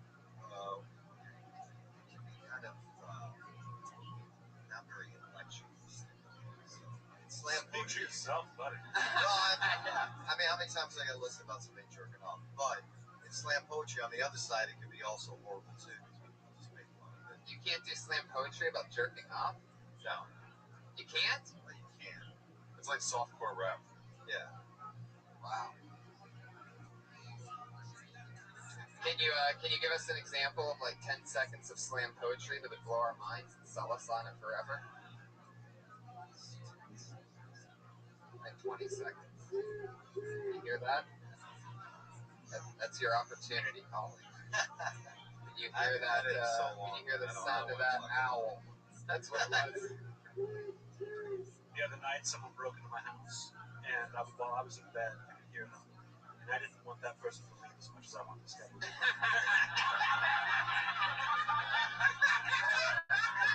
There he goes. Thanks, Johnny Gold. Thanks, Johnny. Hell yeah. Fuck yeah. There he goes. He's on Twitter at JGLBC. We never got that slam poetry. He didn't have it for us. This is like auditioning people for a Beckett. I don't even get that, but I love it. I knew. Off of your timing alone, I laugh. Ian Ellis.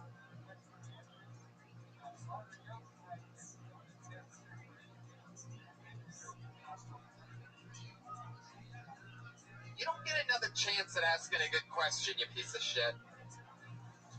Taking a joke from topical to evergreen is pretty difficult.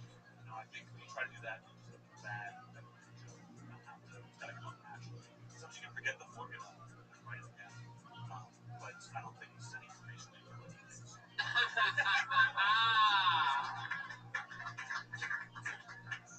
Your national champions of this season are the Ohio State Buckeyes, everybody.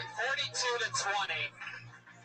First ever college football playoff. I've been getting texts for the last 3 weeks from this white-hating Jew, Ari Shafir. I don't think they should have been representing the top four. Now I'll take it back. Okay. They were number 4, right? Yeah, they were really number 6. Yeah, that goes to show you how bullshit the BCS is. It really does. It really does. Garbage.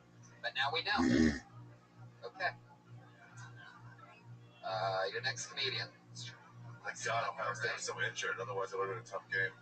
Next comedian is Malia Sy-Ass. Possible girl.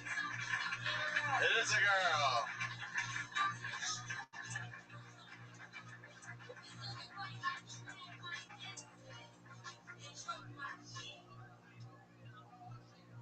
Hey, I don't want to make a baby. Not into breeding. I don't have like a maternal Pinterest board or anything. I think I would be more into it if I was a guy.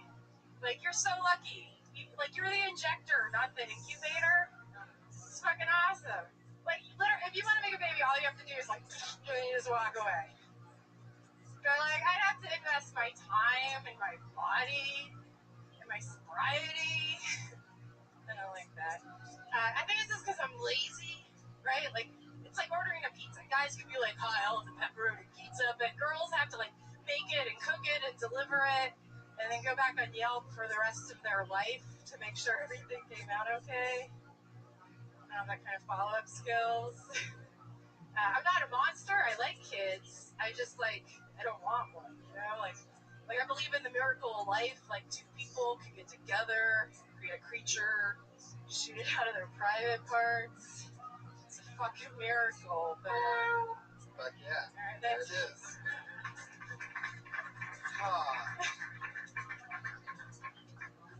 But yeah, Malia.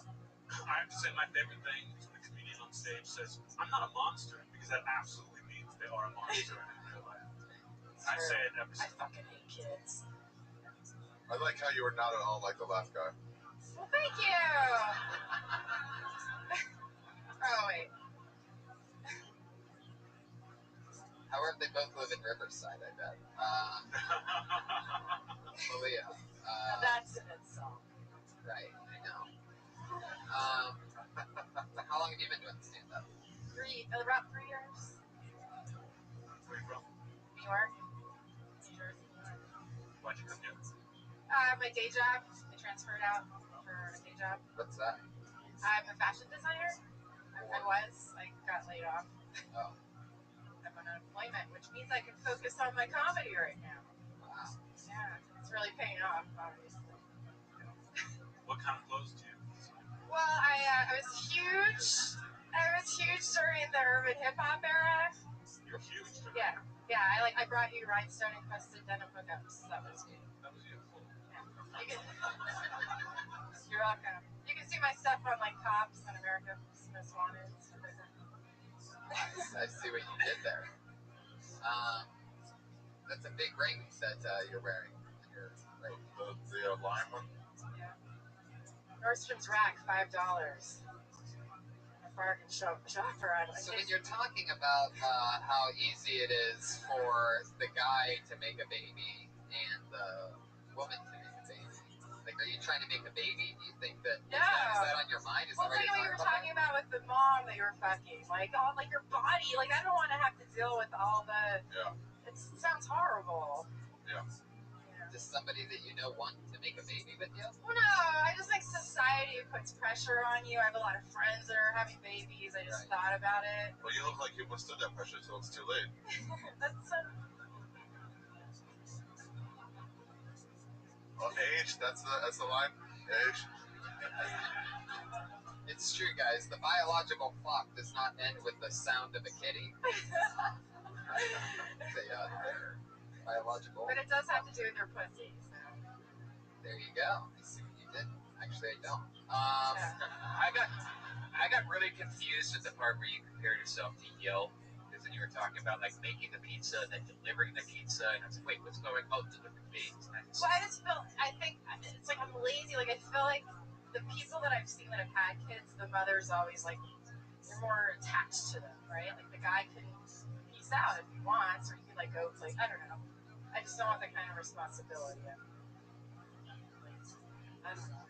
Yeah, I believe that you're lazy. I would say dig deeper. Like it's obviously a bit that you believe in and it comes from you, but I think everything you said is something that we've all heard before from other comedians. But I think there is something there. You just keep on digging and find what's unique about it, and just bring people something they never heard.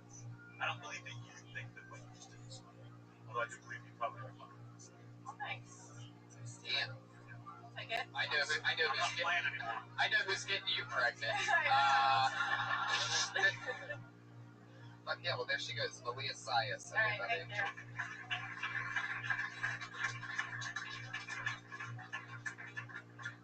Another one down the drain. This is the part of the show where our two regulars go on. Should we do one more? Yeah, it's like 9:20. Okay. Nice bears coming here. 10. By the way, all this Jewish music. So do you recommend any Jewish musicians other than? I've played 9 Jewish songs. Right? Okie dokie. Right. Your next comedian is Danny Green. Danny Green. Here he comes. Thanks so much. Thanks for calling my name last. If I wasn't here, I'd be at home crying, wanting to text my ex-girlfriend. She dumped me. I told her that I love surprises, so on Christmas she introduced me to her other boyfriend. Yeah, so that didn't feel great. One clap, I'll take it. Patriot, I'll take it. What do you think is worse? Do you think somebody walking in on you while you're taking a shit, or while you're having sex with somebody? Because when I was in high school, both of them happened to me. My dad walked in on me taking a shit, and my boss walked in on me. Well, I mean, I thought the store was closed and nobody else was there, but my boss walked in on me fucking my dad, and I was like, yeah, that's what you get for not fucking knocking twice before you walked in. All right, thanks, that's it. Yeah. 45? 50. 50, okay. 50.89. Way to go right forward, man. Yeah. I like the act out at the end that you didn't just say you were fucking your dad, you were actually showing him shit. So back and forth. Yeah. It's getting in there. Getting in there. How long have you been doing stand-up? Almost 4 years, but not all in Los Angeles. Where were you doing? I started in Buffalo, New York, and then 6 months after I moved to Charleston, South Carolina. Did improv and stand-up there for 3 years and came out. Do you do drugs? Weed, but nothing else. Okay, then here's my follow-up. Have you ever eaten or slept before? Dude, I'm a struggling artist in LA, man. I'm not eating much. Trust me, I get paid from my mom all the time. I believe it. You look terrified. Yeah. If you only knew, you were the reason I started doing it. So. Wow, look at this. Look what we're hearing tonight. The new regime, Anthony. How does that make you You feel? should see my All first this time. blood on my hands. I'll take it. You are. I had good intentions. Also, if you don't want me and Ari have the flip phone connection. So if you don't want me, then me and Ari. Yeah, What'd you get? I get the feeling that Danny's is not by choice. Well, no, not by choice at all. This is loyalty. That's like an AOL email address. That's all that is. It's loyalty. I've never gotten a smartphone. Why are you being loyal to the AOL Corporation? Hey, they never did me wrong. Free CDs. Yeah. Free minute CDs. How You was want me to go against them? girlfriend? You want me to go against them? He still has those CDs stacked. In Get more memoriam. minutes. Get more minutes. 150 more hours free. That's all I need. That's all I get paid, and I asked the store for that. But they didn't pay me for anything. What Amazing. do you do for money? Well, I had to go back to Buffalo for the last month for a funeral, so I had to quit my job before I left, and I have a job interview tomorrow to be a manager of a restaurant in Hollywood. So we'll see how that goes. What was the job you had to quit to go to a funeral? I worked in restaurants for the last 5 years. How loved was this guy that it took a month for his funeral? I didn't give a shit. It was my grandpa, but he was 90, and he was an asshole anyways. But my mom's an only child, and her mom died like 40 years ago, so I stayed home to help her out, like cleaning all the stuff out and all that type of shit. What you just said is funnier than your acting. Your grandpa didn't leave you anything? Nothing. He had fucking, What a lazy fuckhead this 90-year-old was, He never even came and visited us, let alone. Well, who cares about that when it's all about money at the end? Well, yeah, you don't know that? No money. Trust me, I wish I could be eating right now. He never saw you do comedy or anything? My grandpa, fuck me. He would have given you less money had he seen you do comedy. No, my parents and I all that see me, but not my grandpa. At least you can say that's not what killed him. Yeah. Heck yeah. Danny, tonight you were like the Oregon Ducks. What is that? Loser? 42-20 loser. It's 42-20. No, I'm kidding. I love you, Danny. Thanks, man. I appreciate it. Anything for Danny? He has good stage presence. That whatever trick you did at the end, sure it was fine, but I would like to see more of you. I think that maybe that joke wasn't your best. It was kind of coming to a thing now because I really am sorry to waste time. I really am going through a breakup, so it's like, do I talk about stuff that's not funny that I'm actually going through, or do I tell old jokes that quote unquote work, but I don't have fun saying them anymore? So I say those. Why don't you find the middle? Okay. I get what you You know, if you want to talk about recent stuff that's not funny and you just want to rant a little bit, it's great if you have like 20 minutes. Just throw that in between a couple jokes. But as you know, if you have 1 minute to prove yourself, or because you don't know, you could have done one of those jokes. We could have all said something about one of those jokes, and you had a whole new tag to it. It would have helped you on something that's worthwhile. I'm with you. Yeah. Sure. Well, I'll be back again for Come sure. back again soon, Danny. There Awesome. he goes. Danny Green. I'm Danny Green on Twitter. Heck yeah. Do you think His palms were sweatiest when he shook your hand. Yeah. Malia Sias, by the way, is on Twitter at the Beast Mark. Do you remember her from 2 months ago? That's I'm Danny Green on Twitter, Danny Green. This is the part of the show where we have our 2 regulars who do a brand new minute every week. 2 young ladies that have been with us for a very long time. Right. Same people every week. These are the only 2 people that do a brand new minute each week. They're on every episode. Sarah Mostajabi? Close. You almost nailed it. Different last name. Put your hands together for your first comedian tonight. She dropped out of the University of Florida after coming on Kill Tony. She's been doing comedy for a year and a half ever since then. Put your hands together for Kimberly Compton, everybody. A brand new minute each week.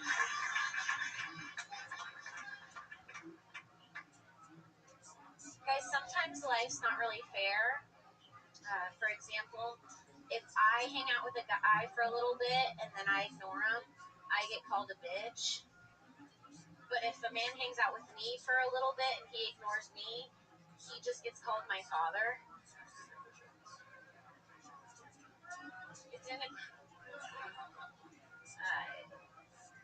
It really is inequality. And I feel like as a female comedian, sometimes I have to be a voice for women. And so I'm here to say we want equal rights and also like still free dinner.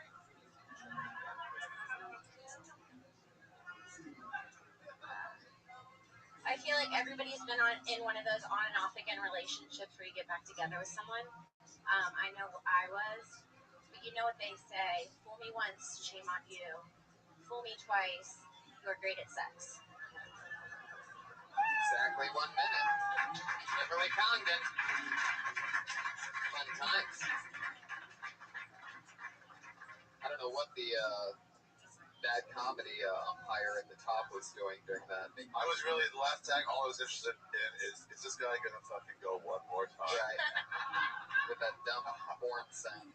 It's the worst type of people. You haven't performed this minute ever before. Yeah, I just heard it.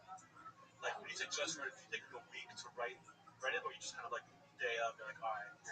Probably like 5 or 6. Yeah. Okay. I've gotten really good at writing them last minute. Things also come up sometimes throughout the week. I'll throw some stuff that I tag onto my vids that I've been using since the beginning of Kill Tony. And so I keep tagging, working on my old jokes and adding new stuff. And sometimes I think of new tags and I'll just do it in on that. So just keep branching. I thought that was good. I thought that was like really good especially for what it was. Even if I didn't know that you do a minute every week, I would have been like, oh, that's good. And I think the lesson that everyone can learn, even piece of shit audience members who don't even do comedy, it's just how relaxed you are. You were so comfortable because you do this every week. It's just a new minute, so you don't give a shit what we think, what anybody else thinks. And all you fucks up there should pay attention. Don't care. It's true. The confidence of knowing that she's back every week for a minute, no matter what, gives it a different vibe. All right, Kimberly Compton. Remember when Johnny Gold said that he didn't care what the audience thought? Yeah. We didn't believe it. We didn't believe it. So what else is going on, Kim? How's life going? Life's going good. That's just awesome. You know, Meyer still coaches for Ohio State. Yeah, she's a college football fan. Yeah. So be careful. She's also Latina. Yeah, so I'm insane. That's right. All right. Well, yeah. I guess that's it. All right. Is there a reason why you're not talking to Kim? No, I don't know. Can I ask a question? Did I in some way influence you? Not at all. That wasn't great. That was hilarious that kept happening. I love that so much. He got a decent laugh off it the first time, and he was like, let me go. I can get it again. You guys talk about two different things. Probably. Kim, who are your comedy influences? I like Sarah Silverman. I like Gilbert. That's a good amount.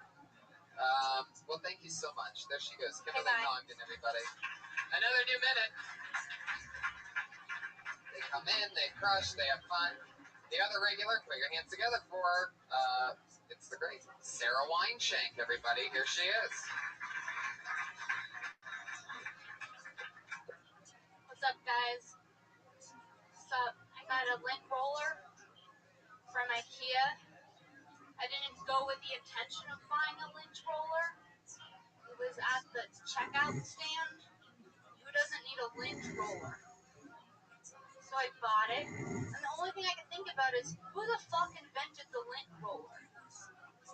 Who was like, you know what? We need something to handle all this lint. It's a huge problem. I got an idea. Let's put some painter's tape on a stick.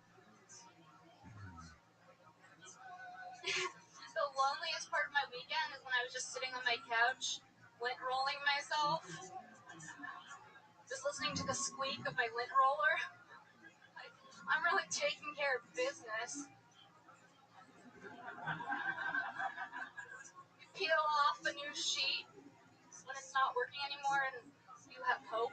This is gonna be good. Fucking love it. That's right in her style and vein.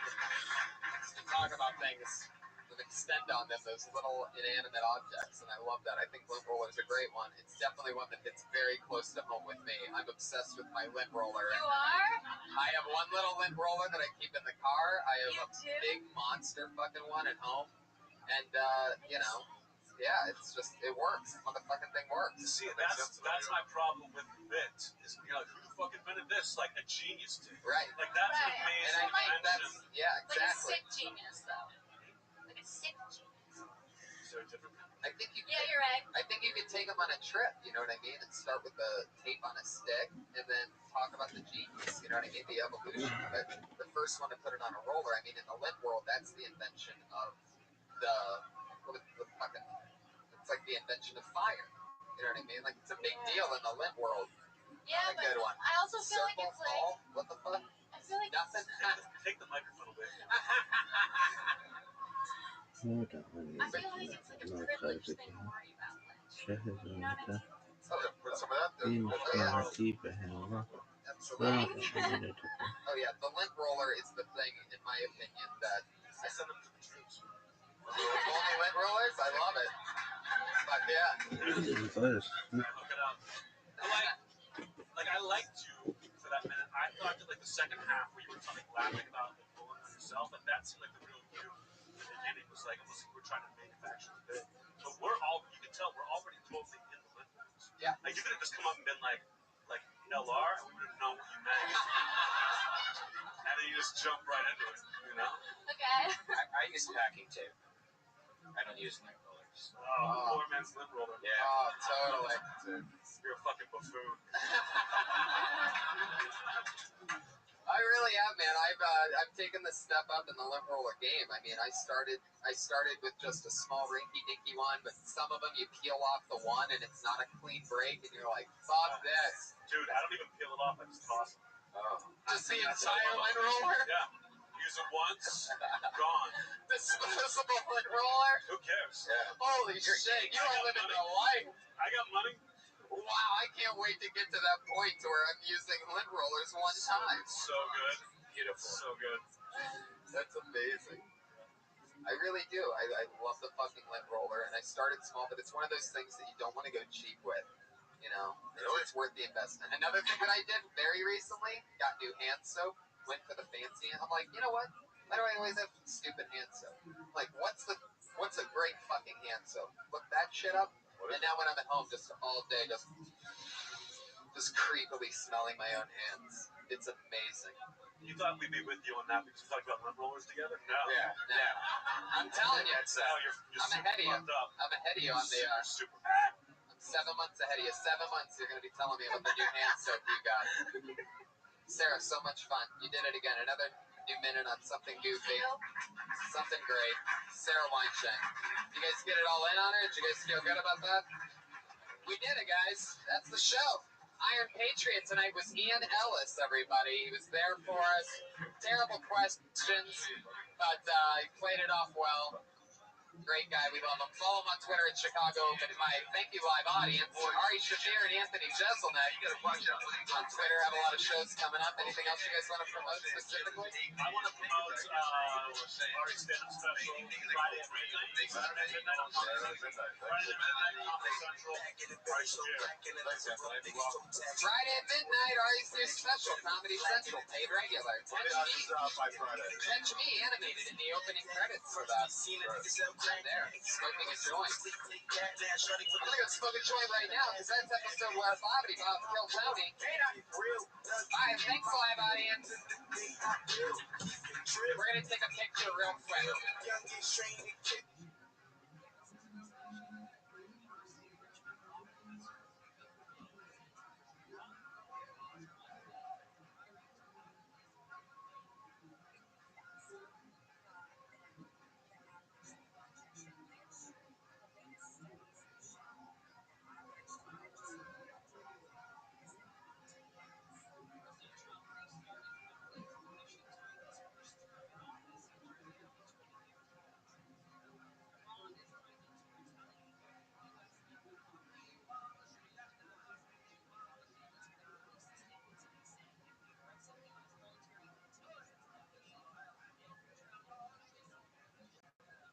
Oh, snap-a-rooney.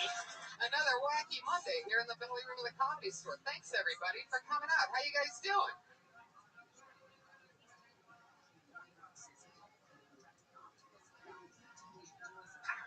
It's a real...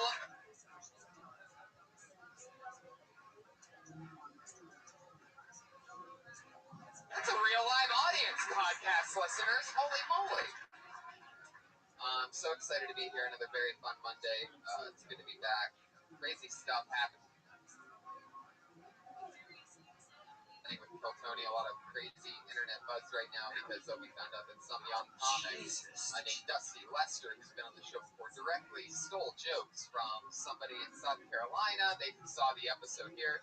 I guess Dusty didn't realize that the podcast is on the internet so people can see if he did somebody else's material. He did a minute of somebody else's material, and that person texted him and said a whole bunch of things. So there's a lot of crazy internet buzz right now about the show. Yeah, if you go on my Twitter right now, there's a good video I just retweeted that has all of them. It's not just one comic. I guess it's a few comics. And he recently won using this material. That stupid, Clyde's Comedy Fudge Anyway, Fest. if you're a Flappers. comedian and you were here a few weeks ago, then you saw Dusty because Dusty was the young man from the countryside, Right. who lives with a big-time gay producer who lets him live with him. Oh, that's right. Because That's the he same like guy, sniffs right? his underwear and stuff. Oh, shit. We talked with him for a while. So Anyway, maybe he's trolling us. Maybe a bunch of Kentucky boys are just trolling us, and they're just stealing each other's jokes and we talk about it. I never got the written out thing of what the recipe today was, but it's something delicious made by our one and only sponsor, Elise Lane, everybody. Put your hands together for it. Do you know what it was? Gourmet chef. Here's a huge piece of carne asada, and it looks like it's got some mango. What is that? You want to come up in the microphone and tell us? Yeah, tell us. How about that? Elise Lane, everybody. She was our sponsor for like 10 weeks in a row. Russell Peters came here a few weeks ago, hired her as his full-time chef, ladies and gentlemen. She owes us butt sex. She owes you, I guess. You creepy fuck. Elise, what'd you make tonight? Tonight it is carne asada. Whoa.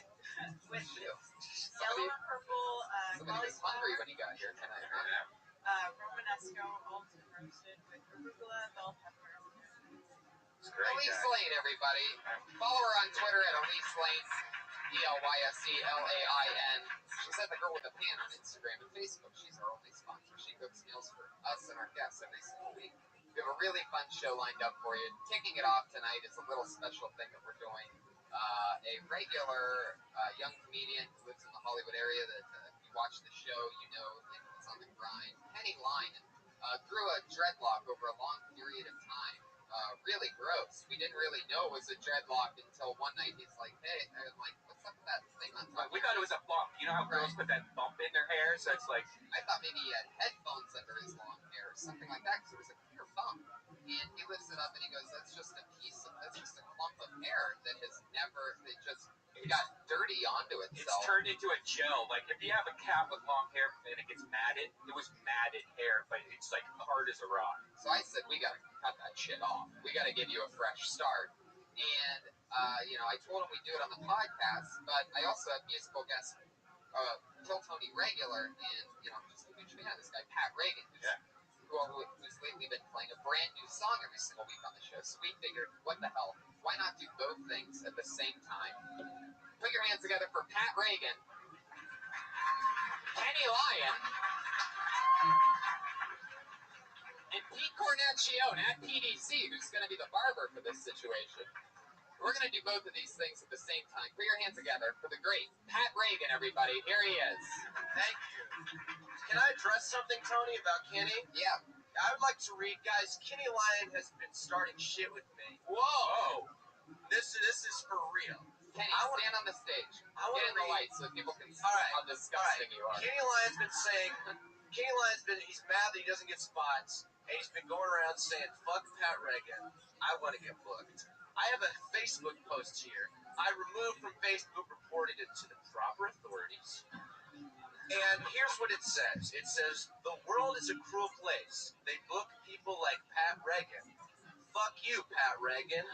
You're everything I fucking hate, you bitch. Fuck you. Kenny. Focus.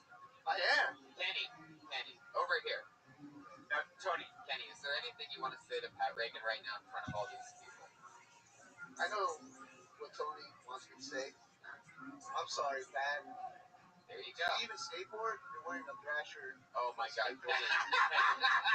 That's the drummer of my band's hat who works the skate park. Oh, boom. All right, roast battle's happening, everybody. I started the roast battle. It was me, Kenny Lyon. I was Kenny, stop. All right, honestly, Tony, Kenny, go sit down. When I first saw that post, though, I honestly thought that Kenny was joking around, and I laughed. I saw that. I was like, who hates Pat Reagan? Right, exactly. Kenny is so backwards in comedy that he's the only person that even barely dislikes Pat Reagan whatsoever. But that's why Pat's playing a song every week, and Kenny's on to get his hair cut. Put your hands together for Pat Reagan, everybody. Here he is. All right, this is my mom's favorite song, and it will be nice to watch Kenny get his head shaved, or whatever the fuck he's got, whatever growth shaved. Okay. All right, here we go. Kenny Lyon. No talking. She stood in the doorway, wearing pants and a shirt. And another shirt on top of her first shirt. She said, I'm not even sure you know what you really want. So let me explain. I just want a girl to love me like my mama. I just want a girl without any drama. I just want a girl to love me like my mama. I just want a girl without any drama.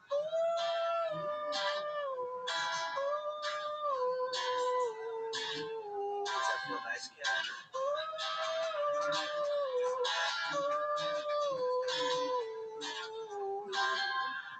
I just want a girl who sends me cards on Easter with $50 checks and delicate reminders that I should go to church and I should call my grandma. I just want a girl whose mom is my grandma. I just want a girl who lives way out in Boston in a house with my dad and my brother Austin. I just want a girl who raised my sister Megan. I just want a girl whose name is Vicky Reagan.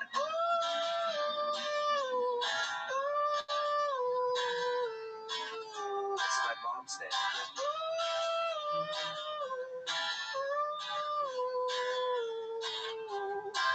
Oh, I literally want to date my mom. Oh,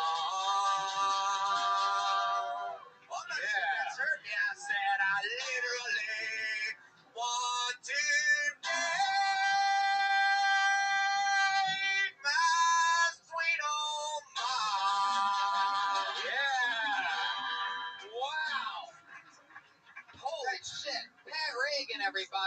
up for Pat Reagan. I'm gonna go over here and explain to you, Tony, what's going on. Who's that lesbian Manny Pacquiao in the corner? Wow. The bump is gone. He looks like Sarah Mustajabi right now. Two Mustajabi fans out there. No, but it's I think we should have Pete finish it off because maybe for the next. No, you're not getting back on stage, Kenny.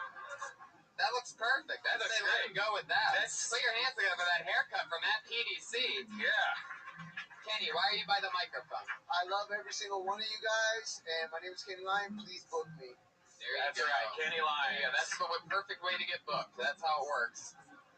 Just ask for it, and people are like, I want that guy. Put him in the big movie. Josh is taking the hair. He's actually touching it with his hands, and he's going to rub his dick on that hair later tonight, guys. Okay, there you go, Brian Redband. Just take what you see and add rubbing your dick to it. Yes, that's the secret. Wow, the internet loves dicks. Works every time. Put your hands together for tonight's Patriot, everybody. Every week we have somebody here to keep us safe. This week is no different.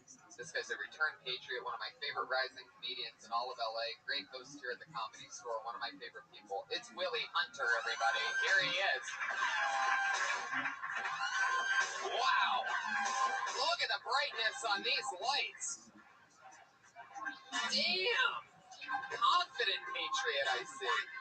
Wow. Holy shit. So excited to have you on again, Willie. Thanks for having me. Fuck yeah. Happy MLK birthday. Oh yeah, that's true. I mean, that's why I had you on. Perfect. Yeah, I forgot about that. The way that helmet bumps up against your afro really leaves a very creepy, like, black Doc Brown type of hair sticking up out of the top, and I like it. The Watchtower. What? The Watchtower, Tony, the Watchtower. Okay, there you go. For all you fans that know every single line of Back to the Future, I'm sure you're still cracking up right now. You probably just passed out from laughing so hard. You know what I love is that Willie actually has the strobe light mode on the lights that are inside the mask. So we're definitely going to have our first seizure. Yes. Expect him to start jiggling in about 20 minutes. Well, he's used to flashing white lights. Red and blue lights. Never mind. Oh, I see where you really tried to go on that one. Well, Willie, you excited? I'm very excited. Me too. Let's get to it. Our two guests tonight, two of my favorite people in the world, two of the funniest comedians out there. Excited to have them both here. Put your hands together for Matt Bronger and Greg Fitzsimmons, everybody. Here he is, Matt Bronger. Greg Fitzsimmons. Two of my favorites, two guys I work with all the time. Matt's been on the show before. Greg, this is your first time. It's good to have you guys here. How's it going, Greg? Thanks for having me, man. Awesome. Sorry, I was almost late. I lost my voice yesterday, so I went to a Jewish deli. And I was getting some soup, and I was killing like 2.5 hours because I was already in town and I live in Venice. And then he texted me like, where the fuck are you at 10 after? And I looked at the Jewish deli is like just a few doors down. Yeah. And I made it over. So that's the story starting to go. I just like the pause after Jewish. I went to a Jewish. I was waiting for you to pounce. Yeah. Doctor. Why does it matter that he's Jewish? Right. I love it. You ever been on a show that has anything that looks like that standing next to the stage? I guess I was originally on Max Headroom, but they wrote me out. Yeah. That's an old reference for this crowd. That was like 1987. Anyone older than 30. I love it. Max Headroom has actually come back. That's pretty much that's like it's what we watch right now. 7-second videos, like real quick edits. You know, like these YouTube stars are Max Headrooms, pretty much. Absolutely. Yeah, that's a solid reference. Yeah, you really are. Every week, our Patriot asks our guests a question. What do you got for us this week, Patriot? He's already frustrated. I'm laughing. Okay. Oh, Is that what it is? I thought he was telling you to kill someone. Oh, stop talking to them. I'm still mad at I'm Iron Patriot. Whoa, what are you mad at Kenny Long? You can say that about Pat Reagan. He's such a great guy, great entertainer. I want to say give it up for Pat Reagan. There you go. I absolutely agree. We are huge supporters of Pat Reagan here. And I've never seen a guy, lose respect and get his hair cut at the same time. Normally, the crowd's on your side if you do something that silly, but he came out the bad guy somehow. Really tough to pull off. Pat Reagan's going to buy and sell all of us in the future, don't you think, Tony? I think he's certainly going to end up buying. He's going to be so successful that he buys a cage and then he buys Kenny Lion. Yeah. And he's just going to put Kenny in the cage and feed him like a bird. Dude, seriously. And Kenny will do it. Yeah. Well, Kenny will have nothing better going on than to take the $17 that Pat Reagan's willing to pay for his entire body. Keep him in the cage. Willie, what are your questions for our guests tonight? Okay, Matt, you're a big guy. How tall are you? I'm 6'4". Did you ever play any sports growing up? I played football for almost 2 weeks in high school. Bad knees. I used to do shot put, if that's a sport, and just soccer when I was a kid. I'm not athletic in the least. At all? Why'd you? Well, I'm an excellent dancer, but just anything competitive, I'm no good at. Did you professionally dance? I would have liked to. Yeah. No, never.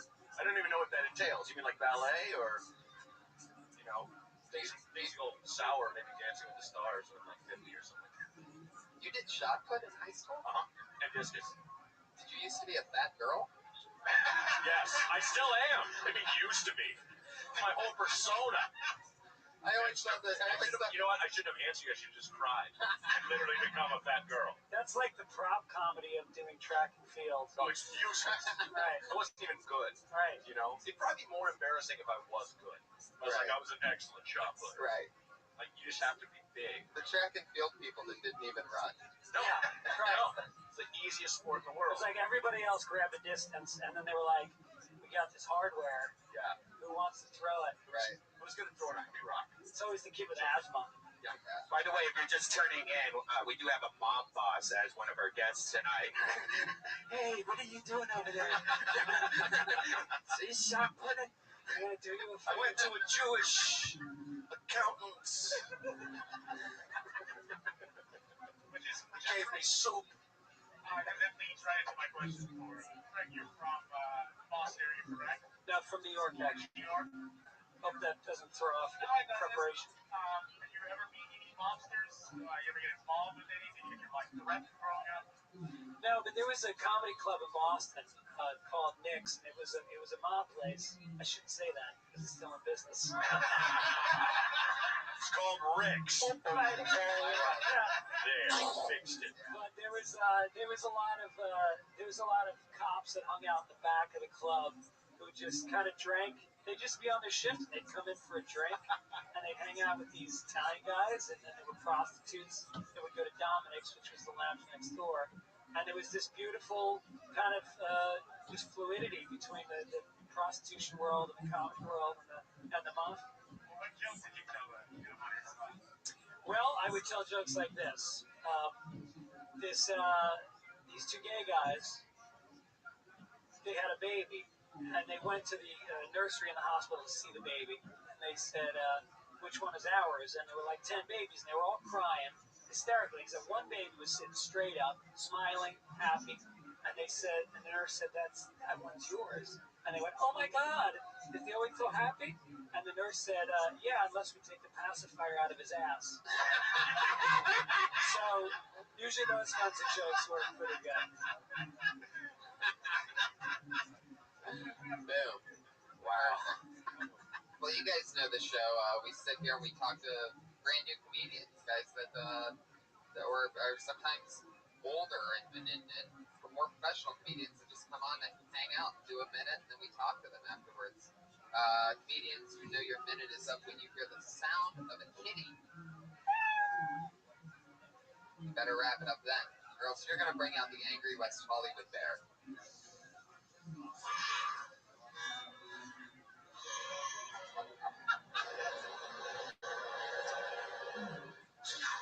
All right, there it is. The bear has a laser? Yeah. Laser bear. The always evolving West Hollywood bear. You don't want to hear that noise again, so don't go over your time. So let's get this thing started. Audience, are you ready? Let's do this shit. Let's watch a minute of comedy from Dennis Wade. Getting us started tonight. Oh, you know what that means. Wow, all these people know Dennis Wade. That means he just got blacklisted. That's what happens when you get blacklisted. The head of security makes those noises, and we move on to the next person that gets pulled out. Whoa, we know this guy. He is a straight-up hillbilly from Mississippi. He was actually the Patriot a week or two ago. He just got back from being on an oil rig. What you see is real. Put your hands together for Eric Carter, everybody.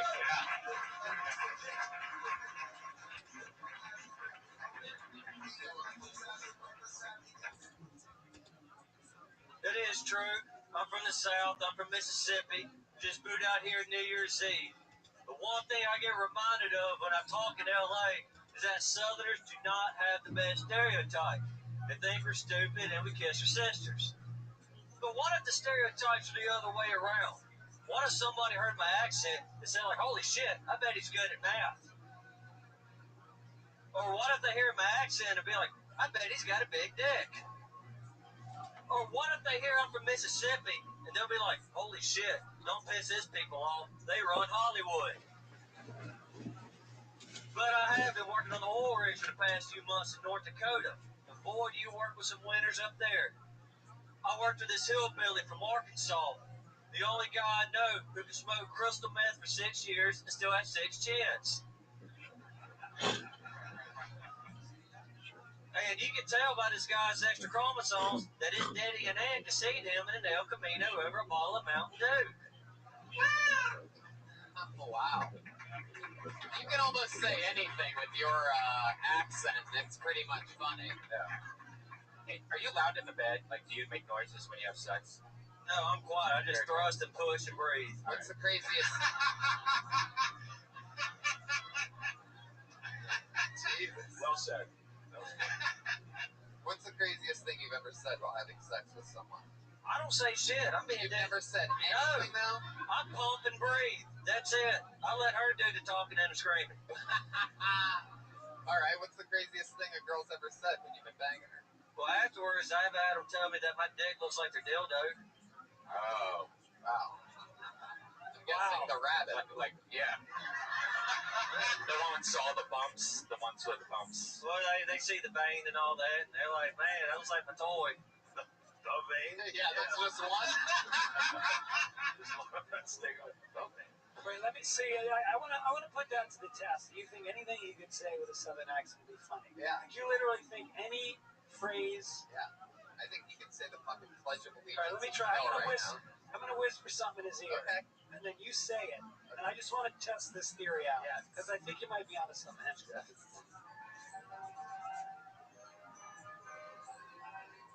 The little Jewish girl's hiding in the attic.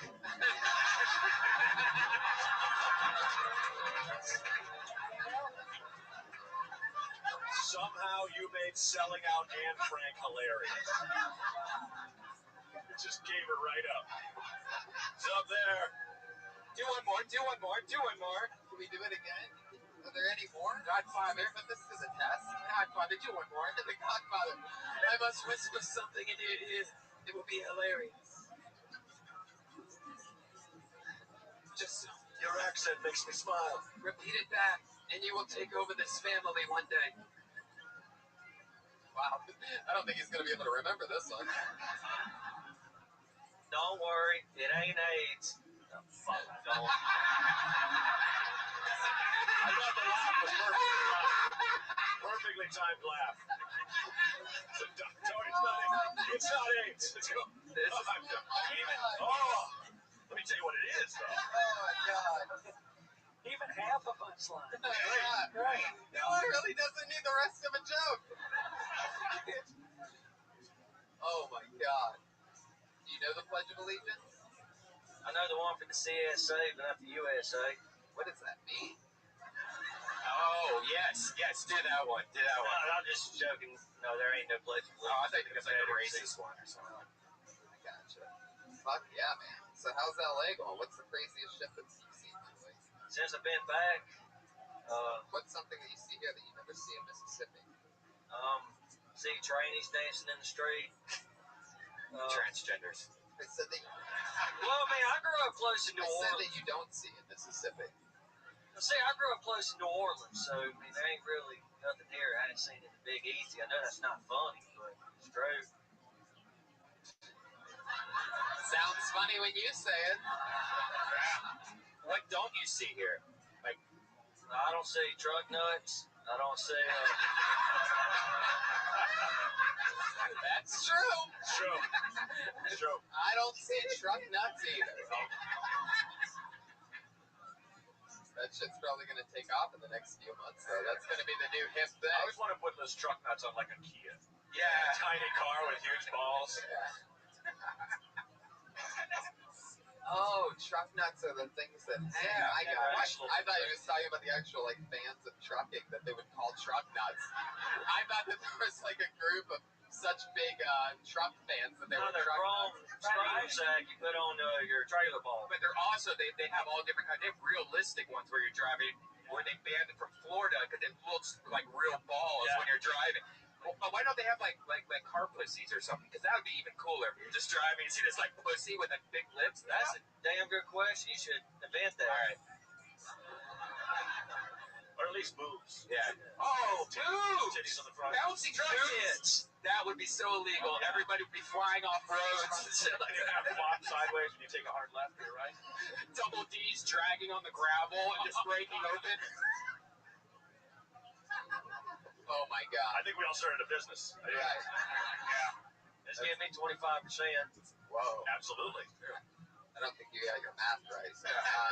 No, we need somebody to make them for us. Anyway, Eric, Yes, sir. what's the thing that what's more things that you miss that you don't see? I miss my guns. I miss hunting, fishing, What's the biggest living thing that you ever killed? a deer, What was his name? Bambi. That's how funny that line is. You can say it anywhere and it doesn't even make sense. Right. You killed a deer. Did you eat it?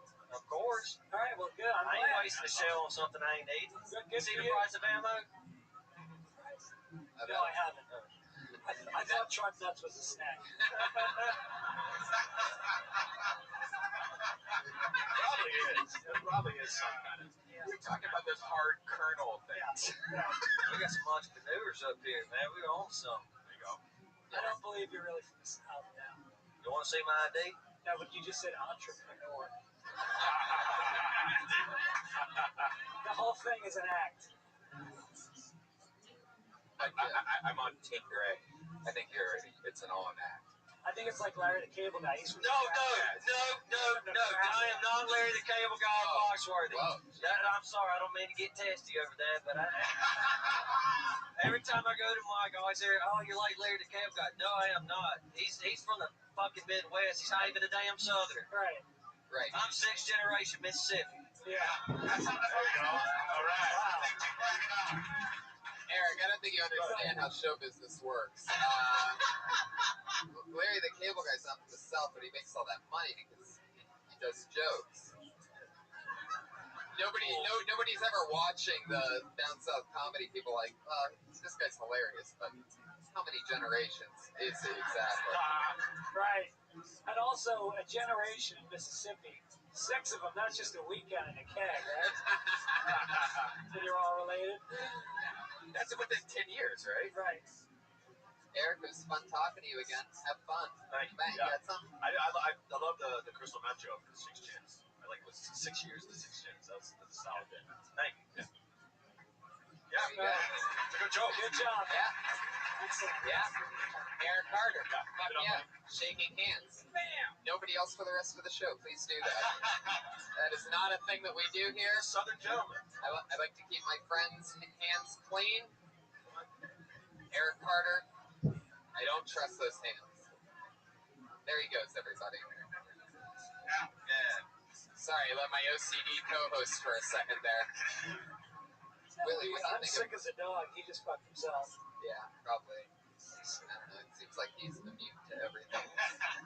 Willie, what do you think about Eric Carter? You're from the South. I am. I'm from Alabama. He's 0 light years ahead of me. But he's fantastic. I think he's very funny. And Yeah. he's a good friend of mine. One more time for Eric Carter. Yes. There you go. Killing it, Eric. I'll tell you what. I pledge allegiance. I think it's like a dildo. Whoa, we saw this guy a couple weeks ago. Wow, I'm so excited. This bucket is magical sometimes. I've seen him only one time before. He blew me away. That was about 2 weeks ago. He's back here again. Put your hands together for Michael Perkinson, everybody.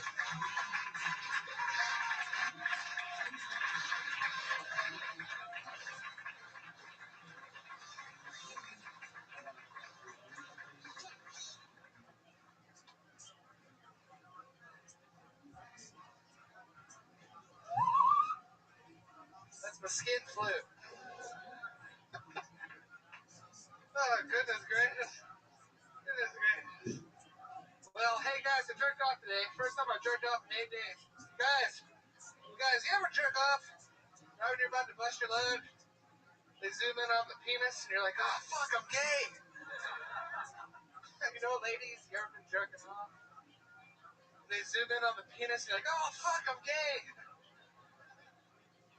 Yeah, man. First time in 8 days. First time in 8 days, man. It was like a champagne cork, you know? It was like, you know? It was like feeling like a porn star, except it didn't come out in beats, it just kind of threw up. It was like, no! Yes. Hey, Iron Patriot. When I was a kid, my dad... There you go, a classic Hey Iron Patriot. You always know you're a little off kilter when that line comes out. Hey, guys. Michael, I love you. I love your, look at you. Look at you. You're just a big baby, aren't you? I love your style. You're like the happiest guy. I got a little dick, man. I got a little dick. All right. Like if I tried to ass fuck a chick, it would never even get in there. But I'd still get off, you know?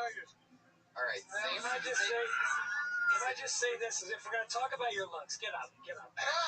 Don't do that. Michael, stand up. It's too far. You have Kenny Lyons hair on your already terrible shirt. Did Your you? shirt's bad, but just in general, like you look like. Don't take this in the wrong way. You look like you have toupee, fake teeth, and fake glasses, but they're all real. Isn't that odd?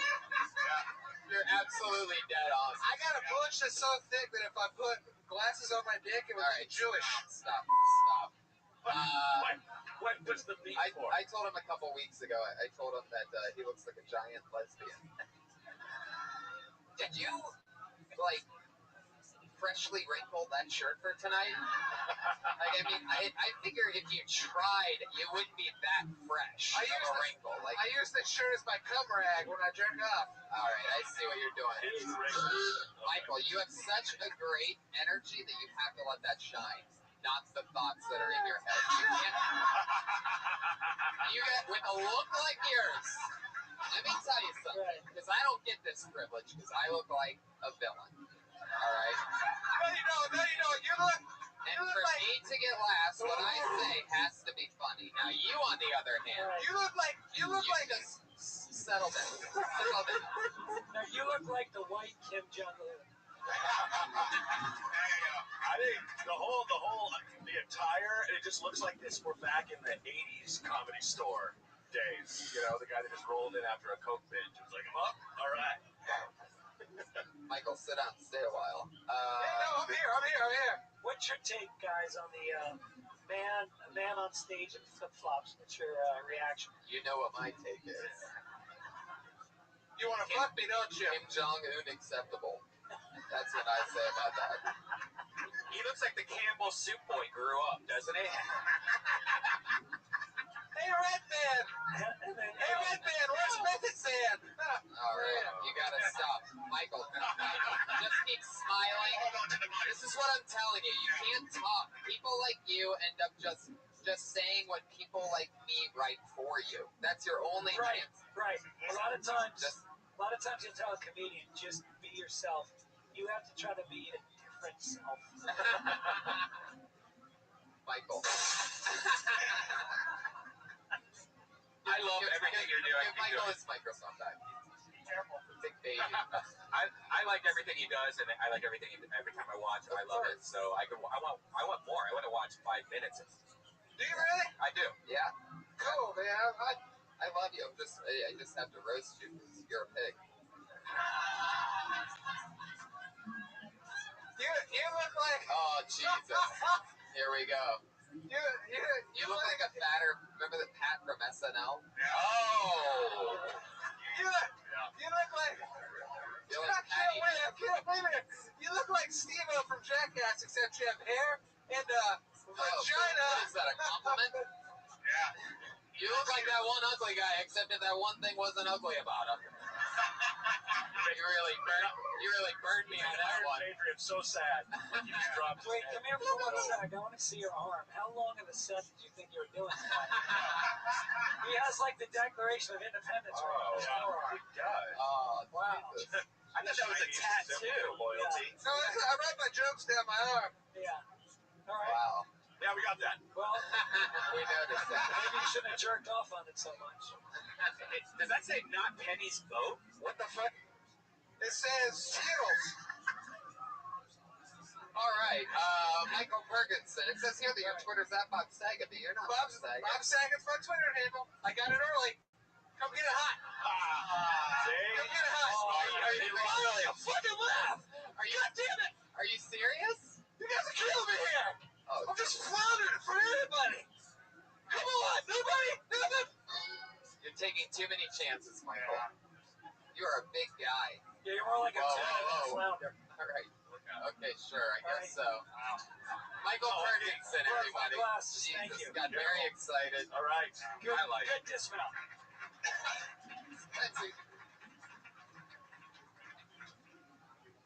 Let's just move on. Well, it went handshake, Yeah. bear maul. Right, left. exactly. Great glasses.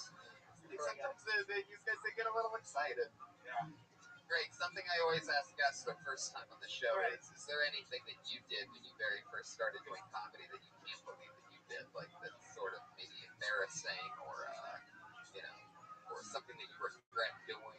I think I told a lot of like fat shit jokes. You know, I was in college and I was very much like I had a mullet and I used to drink a lot. I used to say jokes about fat chicks and get blowjobs. Like I was definitely I was a different person before I quit drinking. And I'm not embarrassed by that guy, but I'm really glad there's no videotape of what I did. Yeah. You know, and I know like I started with Rogan and he remembers it, but he doesn't have the bad memories. I don't know that he saw me in the first few months. It was really bad. Wow. It was like a lot of, just cockiness without any fucking Do comedy. you remember any of the lines or anything? Because it's not on video, but let's change that.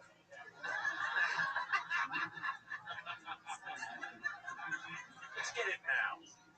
I think it was like I want to fuck a 10, but I usually end up as just like a number 4, and then I would stand there like I was jerking off because that looks like the number Right, 4. that's funny.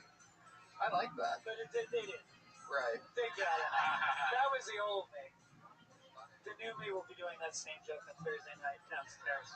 Matt, have I asked you that? Have I asked you that while you've been on the show before? I don't remember. Okay, well then, what would be your answer? Oh, I just, I do fat jokes before about myself because I was heavier and I had hair like this long and I had a beard at the time. And I remember the fucking worst joke ever. My joke was, I know you're thinking, Christ the Lord really let himself go, but it's not my fault. I eat one loaf of bread, it comes 5. But it's like, who eats a fucking whole loaf of bread? Wow. Did you consider doing one slice of bread? See? Where were you? Where were you? I was telling fat jokes. That's amazing. You guys could have helped each other since you made a lot of jokes about bad chicks and Bronger was talking about himself. Right. You could have been like That's a the shot put callback from earlier. Everybody remember that? Shot put? It was a fat girl. Well, this is just the fucking random luck of the bucket again. You're never going to believe this. Put your hands together for Kenny Lyon. He's back. He earned it. Kenny Lyon just got pulled out of the bucket. He's not coming. And you know what that means? He just got blacklisted, everybody. Oh, wait. Where is somebody? Oh, wait, here he comes. Whoa! Oh, my God. There it is. Still no shirt for some fucking reason. Oh, he's still getting his haircut. It's all over his face. Oh, my God. Hair on his guys. Give it up for Kenny Lyons. It's unbelievable. The time starts. Already started, dumbass.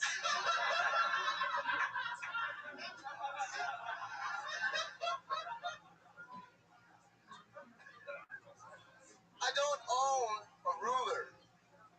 My life has no rules.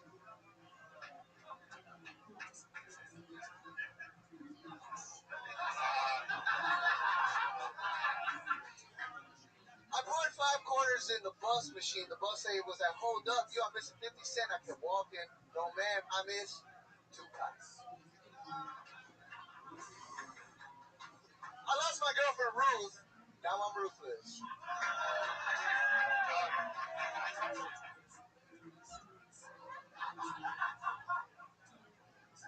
Book me. Kenny Lyons. Stop, man. You have hair all over you. Get the fuck back. Everybody stop doing that. Stop trying to give us fist bumps because we look like we're bad guys if we don't do it. So we have to do it, so just don't do it. Yeah, a lot of sexual tension in the room, I guess. That has nothing to do with sex. Kenny, quick question. Yes, sir. Are you Asian or Latino? I am Guatemalan. You're Guatemalan. Ooh, the worst of both. It's the bottom of those barrels. Right. Now, why, do you know, why are your nipples at the same height as your belly button? That is a great question. Holy shit, it looks like Domo or something. You know that reference?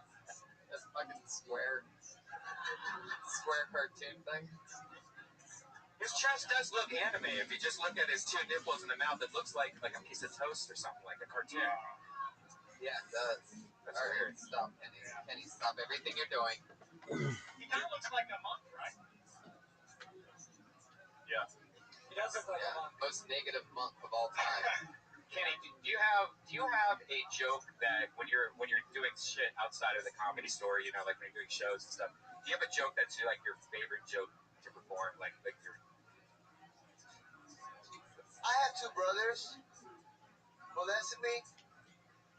Promised me a Game Boy. Never got it. Wow, that's an interesting one because that's one of those magic You asked him tricks. for a horribly sad story. I think I heard you wrong. Yeah. Red Man. Yeah. Say something cripplingly depressing. Good. That's your go-to joke, huh? Shout out to the professor, Eric Marino. You guys can come here to the show of Gold Mike Sunday nights, 10:30, this room. He taught me, if the room's not filling you, say whatever you want. The room's not filling you? Feeling. Oh, feeling. Oh, I thought you said That's filling. my Guatemalan accent, I guess. Okay. Fuck yeah, Kenny. Well, you went for it tonight. Is that a goal? You landed some blows. Now you were gonna do one joke. Is that something you've been working on? Is do a joke and then put the mic in the mic stand? Like that could possibly be enough to impress us? Do you think that people just will see that and be like, "Whoa, he must have been awesome"? I think that's a polite way to drop the mic. Tony, I've been grinding every motherfucking day in these streets, man. I love it, Kenny. I love it.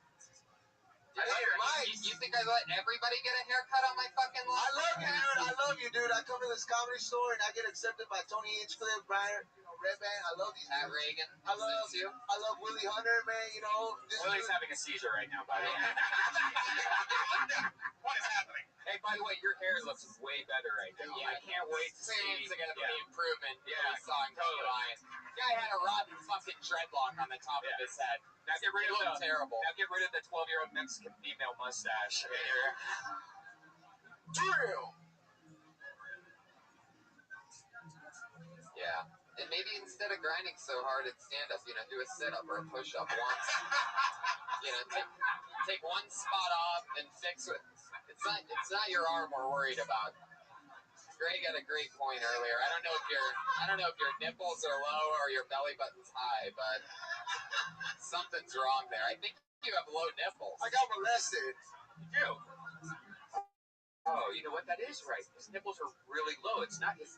Like, were your nipples sewn back on at one point? I don't know. He's also like a lot of guys, what do you call it, hanging, when you're hanging your pants? But then usually the pants bunch up at the bottom. His were made to hang, yeah. Like your ass crack, there's no definition between your lower back and your cheek. So it's just like a weird kind of it's a flow. And there's hair from when you shaved your head. The overall effect is really nauseating. Very true. Very true. It's because I'm Guatemala. Kenny, how do you feel post-haircut? You know what? My mom was saying either I get my hair cut or I get kicked out the house. So I got to do it on guilt, Tony, nigga. Whoa. Jesus Christ, Kenny. This is no payday. Now you're really pissed off Iron Patriot. There he is. Maybe your mom should have kicked you out of the house before your brothers. She did. I've been homeless. I grinded. Stepped on my punchline. Where does Comedy 101. Where does mom live? I live in South Central LA, Avalon and Manchester. Wow. I get chased by dogs every fucking morning. Oh, yes. Perfect. South Central. So that's where you were born and raised. Yeah, I gotta take the 4 right there on Santa Monica. Okay, we don't need fucking directions. We're not going there. Jesus Christ. So you are born and raised South Central, and now you... No. I'm born and raised Hollywood. I went to Hollywood High, barely graduated. And, I bet. Yeah. Wow. That's a shock. So if we want to find you, just look for the dogs. In South Central. You're pretty close. So how long have you lived in South Central? Just from July, when I came back from New York. I grinded New York too, son! All right, we all work hard, Kenny. You get it. It's fucking unbelievable. It's fucking stand-up comedy. You're talking about grinding like you're building houses with your bare hands or something. You're fucking waiting in lines, having a coffee, having a drink, and then it's the end of the night again. You get stoned to the gills. Every time I see you, you're just in the back of the Comedy Store smoking pot. Do you? So the only thing I've seen you grind is a bunch of weed, so... Maybe that's what he meant, Tony. I think Maybe so. if you were grinding harder, you wouldn't have to move to the worst neighborhood in Los Angeles. Yeah. What the fuck is that? It's true. It's not a good neighborhood. It's true. Oh, Right. No, it's okay, Greg. Come back. It's okay, no. Kenny, what's the craziest thing you've seen in South Central? Dead dogs, dead cats. Dead dogs, dead Pretty cats. crazy. What are you, in the South Central Zoo? What are you talking about? I didn't know that's what they were known Just for. casually mentioned he was a veterinarian just right now. Oh, I didn't say that? I'm a vet. Oh. What's it? I put down 3 dogs today. One dog caught up to me. I was skating real hard, bit my ass. I've been molested. My ass has been through enough, but I'm bound. Oh, no, it doesn't work if you do that either. That doesn't just erase our memory of what you said. The pow only works when magicians do it. And they have a whole trick behind them that happened when they do that. But I would see the magician that was like, "Hi, I was molested." Maybe like a rabbit come out of a hat. You're like, "Why didn't you share that?" That would crush. It's so strange. That would Made me crush. learn the art of magic. Is this your card? my brothers made my self-esteem disappear. So dead dogs and dead cats is the craziest thing that I you've got seen in South Central. How come I never hear these in any of the rap songs? I've never heard that before. You'll never hear that in a Pat Regan song. That doesn't make any sense. You would if it was well written around it. Kenny, why do you hate Pat Reagan? What is Dude, because that dude talks about sucking dick, and that dude's never sucked a dick or, like, never, like, you know, it's just fucking lame, dude. That was a fake. You're a fake. You're a fucking fake. No, he's not a fake. He's an artist, Kenny. It's all creative. Every white person knows how to play an instrument. You gotta.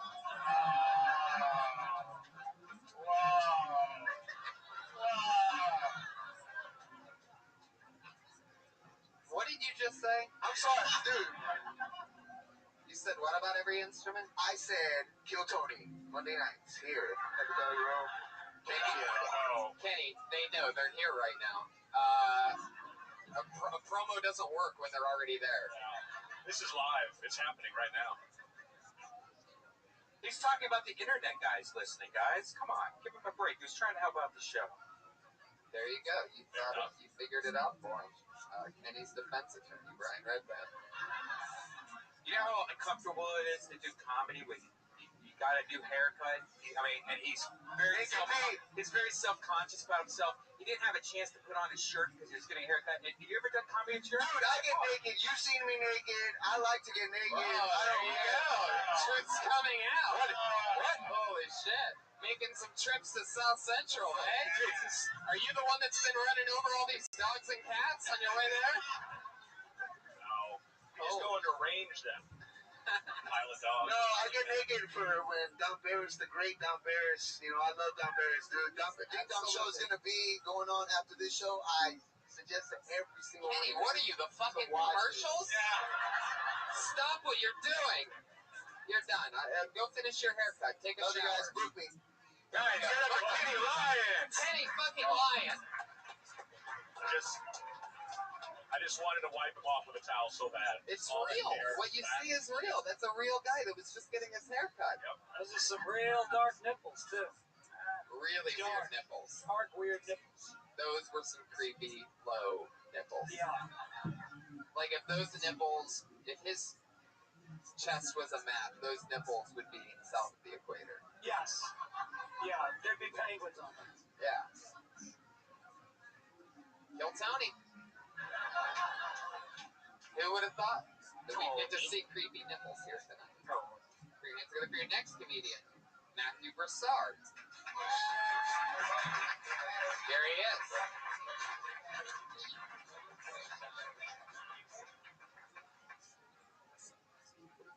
Hi, everybody.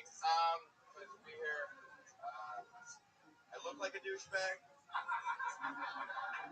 It's not really like a joke. I just want to make sure you know that I know. I'm aware. I've seen mirrors. So I watch a lot of comedy, and I watch a lot of people do, like, there's a lot of bad things going on in the news, and comedians will write jokes about controversial subjects that are funny, but also poignant. And I realize I can't do that. Like, I'm too privileged to have an opinion. You know what I mean? Like, I feel like, I don't know, I can't just come up here and be like, okay, here's what black people are doing wrong. It's like, well, they're both Jews. No. No, you don't get to have a bold stance on race and the keys to your pants like that. So that's not that. I just feel like, not even just in comedy, but I feel like just in conversation, like when these subjects come up, I can't even take a side. I just have to respond with blatant platitudes. So I wouldn't think the whole purpose. Honestly, I feel like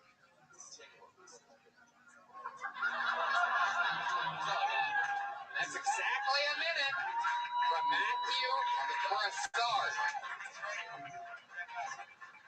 God damn it. Who I know. I've been working with Matthew for years now. And you signed up tonight, which is awesome. And you've been on TV and stuff, Adam Devine's house party and things like that. And it's fun that you'd sign up. What made you sign up? Just stage, the chance to go up. I fucking love it. Thank you for letting me come on. Hell yeah. Have you guys taken a shower together? Why is does your brain only think about penises touching? Like, what the fuck happened to you? Answer the question, Tony. You guys docked up or what? It was the South Beach Comedy Fest 2013. And in Rome. I knew it. And in Rome. There was only one shower in Miami, so That was a bathtub. Butt to butt, or Talk to me about the They're playing down. About the quaffing of the hair. What's involved? What are there oceans? Today it's chlorine and olive oil. I swam this morning and then I got out of the pool.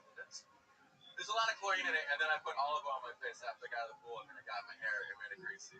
Jeez, I thought you. And then it just does this amazing thing on its own.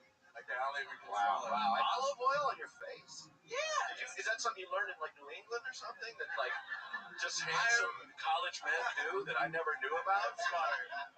I'm from the South actually, but I get Connecticut a lot. It's very flattering. I mean, you said It's anything from Florida. you said you look like a douchebag, but when you describe it, like the olive oil and the chlorine, it really is it's a really a whole nother level of douchebag. Well, this is olive oil and chlorine. What a dick! I mean, holy shit! Unbelievable. We all just feel like a fucking bunch. I will never shower with you again, Matthew Broussard. And also like that false sense of like, how did it get like this today? Oh, I swam. Did I swim? I don't know if I swam. I'm gonna agree with you guys. I didn't swim. I actually did CrossFit. Jesus. Just sit on the stool and suck your own dick already. Tony, CrossFit, olive oil. You know, I can do that. Are you serious? I'm serious. Because shameless plug. I'm on the current season of Guy Code. And we did a panel thing, and I admitted on national television that I did it once when I was 15. Did what? How did you get lips around it? Oh my God. I got like 2 inches in. Wow. Yeah. What'd you do with the other inch? Here's the thing. Was that the actual? Exactly. Was that the actual moment you felt totally in love with yourself? Was that when it started? Was that the actual moment? What are the odds that I tell you to suck your own dick and you're like, I can actually do that? I love it. All I need is a little olive oil and Yeah. Can we cue Some Guys Have All the Luck by Rod Stewart right now? so Is the guy that needs to do it himself less than anybody else in the room. right. So I'd imagine that this is something that you do once in a great while. Just one time. One time It ever. was very unpleasant. I can't say this line is mine. I read this on Reddit. Somebody described it as it feels more like sucking a dick than your dick sucking. And that is very spot on. Interesting. That's actually true. Yeah, I would imagine that it really would I be. would like some feedback on my jokes, but this is... You just gotta make it thrown at you from the great Byron Bowers. Solid Byron. We're answering from Byron Bowers, everybody. One of my favorite comedians. Hey Byron, can you suck your own dick? Come on. But Byron, you could try it. Fun. Yeah! You gotta try it once. Once. Once. I did it once. Yeah, I was like, gotta try complete once. shit. I was just like, oh, this is weird. Yeah. Look at it sideways. Fun fact. Little fun fact. It's in the Bible. Is that what he said? Fuck, I love Byron. He's amazing. It's in the Bible. Not only can Matthew suck his own dick, but he could also suck Byron Bowers' dick from where he's sitting right now. If Byron actually pulled it out. That's So how do I you did think that. That's a Byron has a huge dick joke that didn't go good. So is masturbation, does that feel like you're jerking off another guy? Because like for me, if I masturbate while I'm jerking off a guy, it feels totally different. With two dicks, I can tell which is which. Did you ever let your hand go to sleep and then jerk off a guy? Oh. The first time I put on a sound glove in a wedding ring. So the one time that you did it, like how long did you do it for? 12 seconds. I was just like, You know what they You say. come fast. I know me. Yeah, I know it's it. true love, dude. Right. But yeah, what else? What other crazy talents do you have? You can suck your own dick. I mean, And I'm not that flexible, so I feel like a lot of people must Is that do the- it and hide it. I feel like people just This is a way of bragging, by the way, guys. I'm not. what do you mean you're not that flexible? Are you just saying? Are you trying to tell this crowd that you have a 35-inch penis? No, it's not. That you just pull it out, just licking and rubbing on your face like this. Wiping his face Like, off. actually no bending involved. I'm not even that fucking flexible, man. I mean, you know, I just pull it out, you know, rub my head on it, wake it up, and just fucking Just finish like it the off. guy was here when it's cold, I wrap it around my neck like a scarf. Yeah. You know. You know, it's tough being that before it Nicely starts. warm. I think I'm a hero, right? Because a lot of people listen to this podcast? A lot, right? Like tens of thousands? Yeah. I feel like, Just keep going, Matthew. I feel like some kid's gonna hear this in like Iowa and just be like, I'm not alone. There's someone else out there who's brave enough to admit it. Look, I've talked about this before on podcasts. I can actually kiss my own dick, just the tip of it. Really? But immediately, it was stupid. It was like, why am I doing this? It had zero pleasure. It does not. It's like kissing your elbow or something. People can do this, but you can wrap both. You can wrap your mouth around it, which I can't. I could just kiss it or put it on my cheek or something. But Just tell it good morning. right, buddy. So let me ask you this. Your choice of the word kiss is so interesting to me. Now, you say I can get my lips around. No, I'm just picturing. I mean, kiss with my tongue. I mean, yeah, French kiss. So what position are you in when you suck your own dick? Are you on your back, legs over the head, sitting on the ground, Indian style? Like, what are we talking about here? You tell me. Don't think about it. You said that you did it. Oh, no, you don't tell me you can't remember. It was 11 years ago. I mean, that one time I sucked my own dick. I completely forget about it because I'm so straight. I'd have to find the painting the guy did of it. That's right. But It's on my wall. lying on the floor, legs over my head, looking up at the mirror on the ceiling. Wow. That would be my headshot. At Studio 54. What's the truth? What's the real answer? I was sitting on the ground. You were sitting on the ground. I don't think you have in your bed legs. In a bathroom. Whose bathroom was it? The guest bathroom. Of where? My parents' house. I was 15. In the servants' quarters. Out on old Cape Cod. So you're sitting there. How are you sitting? Indian style? No, just like out in front of me. So you're just sitting You have to there. grab the back of your Straight out. And your back is straight. I was in my bed and I put my legs, like I pretty much just go into a ball. Stop. You're doing it. You're knocking over things. Yeah, like that. I can do it standing, I think. Yo, I can't do it standing now. You can do it standing? Yeah. Guys, who wants to see him suck his own I mean, it's been a hell of a show so far. All right, so show us how you would do it. Dang it. Whoa! Shit. Holy fucking shit! Oh my god. Congratulations. Sucking dick for Twitter followers. Just happen. Oh my god. I fucking love this show. You can puke on your own dick. Oh, that's the other thing I can do. I can throw up on command. You can what? I can throw up on command. I'm missing a muscle in my stomach because we had some reflux, but I can just kind of throw up. No! Puke on it! No, don't. I could have done it. I could have done it. What are you gonna do? What do you mean? Where were you gonna puke just now? Well, On the I was just stage? kidding. I got into here. Jesus Christ. It would clear out a room pretty The only way I can make myself throw up is if I stuck my dick in my own. See, that's weird. I can only throw up by eating my own ass. That's the only way I can. Holy fucking shit. When have you used the throwing up thing to your advantage? I never did it to get out of school because, I don't know, it's too weird, but it's nice if I drank too much. Honestly, it's nice if I drank, like, I took like a couple shots extra. There's been nights where it's just like, oh, I don't want to get that drunk. I am light as shit, Dallas, yeah. I did it in like, I was like, So I was new, and I legit. I'm not saying it is. I'm sorry, do it. Wow. You You most play famous football? musician. I take you more of a lacrosse type of guy. Did you get along with Mr. Belding? English. Magic, dude. Chase ever make out? He's like freshman year with that varsity or something. So he's a magician. I don't know. He's there at a 5-year-old's birthday party. The cash up successfully linked. That they had a chocolate fountain that was made out of their kid. They took it out. I know you don't believe it. Tell these parents, this is some wild shit. Dude, I look over, I see the famous. I was solid there. I enjoyed my own company. Yeah. Yeah, hey, who do you guys want to have lunch with? Bill's got weed. Jerry's got a 6-gun Camaro. I know, hey, what's your name again? Matthew can suck his own dick. Yeah. I know, let's let Matthew eat by himself. That's what he's used. Okay, I got it. I can watch it. Good job. Willie, what do you think about this? Yeah.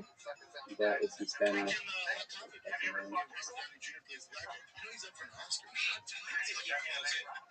guess I'll have to learn Spanish now. When you said you were not that flexible, Let me change my like, nor you comparing it. Yeah.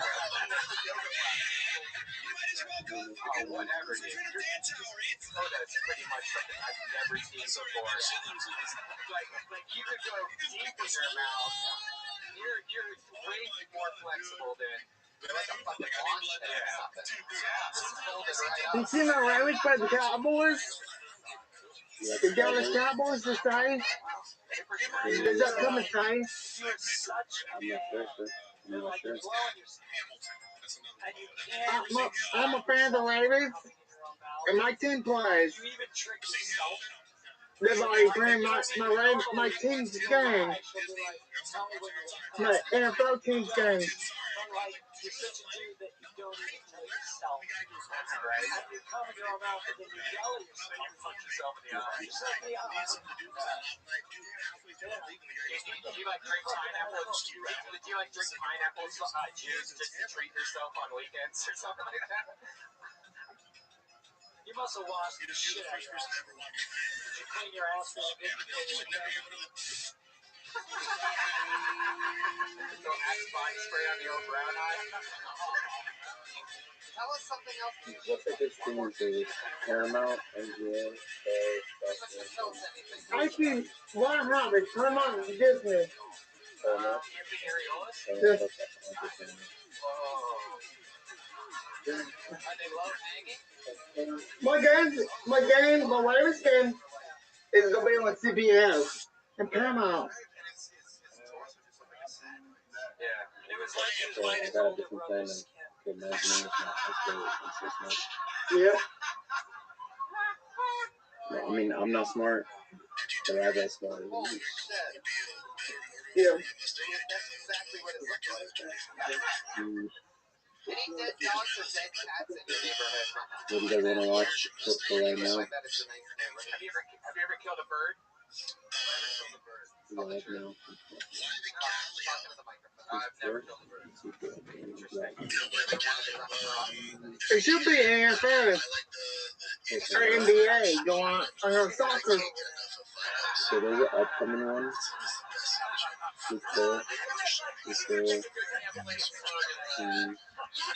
What about NBA? That's the one thing. It says ebook e-booking basketball report. So I think it doesn't have like some features because it's so low of a subscription. Yeah. You know, when I see the things that my opponent has been saying about me, it makes me throw up. I'm gonna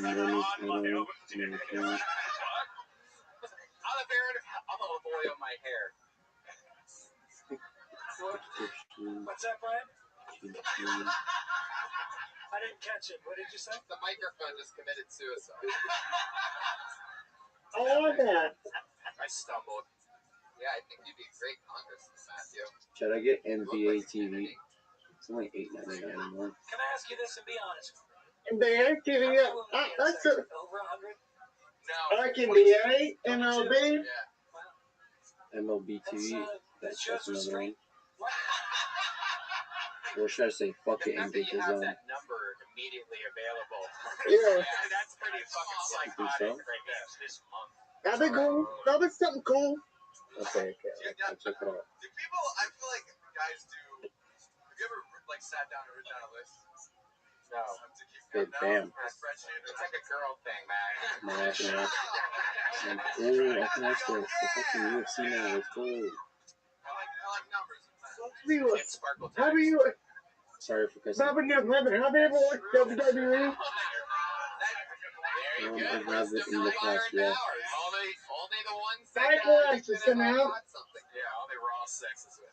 But I have the feeling that Matthew even uses a condom with himself. Right. In WWE times? You keep it I'm safe, sorry, right? backlash. Yeah. What's the craziest Muay thing you've Thai, ever done? whoa. What's this? Getting sucked my dick. I think you're right. Yeah. Matthew Broussard, everybody. There you go. Keep it going. Anything you want to promote, Matthew? Anything other than your Twitter? Anything other than your Twitter you got coming up? Yeah, check out my I Twitter. can't share the screen. I have a website called MondayPundit.com. It's puzzles. They're really fun. You should go check them out. There you go. Matthew Broussard. Monday Punday on Twitter. Dude, tell him something about my. Don't make it black. You just really Yo, can't make beat it black. It's amazing. Come on. Hey, Yeah. Abel, whatever you got made black. That was crazy. I've never seen somebody bend that far. I think it's just Discord itself. It doesn't allow it to stream. We can do one more, actually. So But I'll I just, use the JXP One quick I one. have to keep it quick. or YouTube stream. Let's do it. Alex Strong, everybody. YouTube Alex Strong. There he is. I use it, but from what I use, News guys, I'm crushing the YouTube pussy. TV is good. Even YouTube with TV? the braces. Ladies, let me know, alright? Because I go downtown. But again, shave because I got the braces, right? Don't make it. In there just, sentimental value. I'll keep you there all day long so I can think about you. I'll be right back. It's happened recently. And then I woke up next to the girl and she was like, you're my first Asian. And I was like, there's 8 million of us. You're statistically failing, boo. Dang, come on. But I have been a lot of girls' first Asian guys. And it's been nice because I feel like the ambassador to the great dick of China. I'm like, oh, these are our cultures. These are import, export, and the dick. I've been enough girls' first Asian guy that I feel like I can call my penis the United Dick of Benetton. Soft landing, I'll take it. All right, guys. Your face looks like Kenny Lyon's body.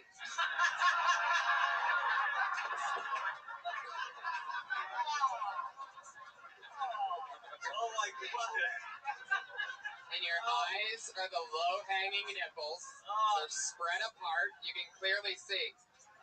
Kenny, are you around? Come back up. Take your fucking shirt off. He's gone. Anyway, those are some real braces, huh? They are. They come off in a couple weeks. Holy fucking shit. So, What made you get braces so late in life? I don't know. Just I'm an actor too, so I was like, they were a little quicker than most. And get them while they're hot. so you're OCD and MSG? Is that what it is? I could have said that differently, but I think people got it. I like the pubic hair joke. It's you could like even reference the flavor saver and all the other gross things that have to do with like it's keeping the girl for later. Where you like smell your little hand while you're driving. All right, I think the braces are coming off in 2 weeks, and I think it's time to move on to just you have an ugly face material. Like if you're gonna make fun of yourself, you just gotta go for it. You look like the guy that takes your money when you go to massage place. Yeah. You're the guy at the front desk next to the neon foot. Yeah. And you look like a client. You're the sad start before the happy ending. All right. Fuck yeah. When those braces come off, you're gonna have to talk about your giant teeth. Yeah. Although you have smiles. really big lips though. Like you have nice like sensual lips. Yeah.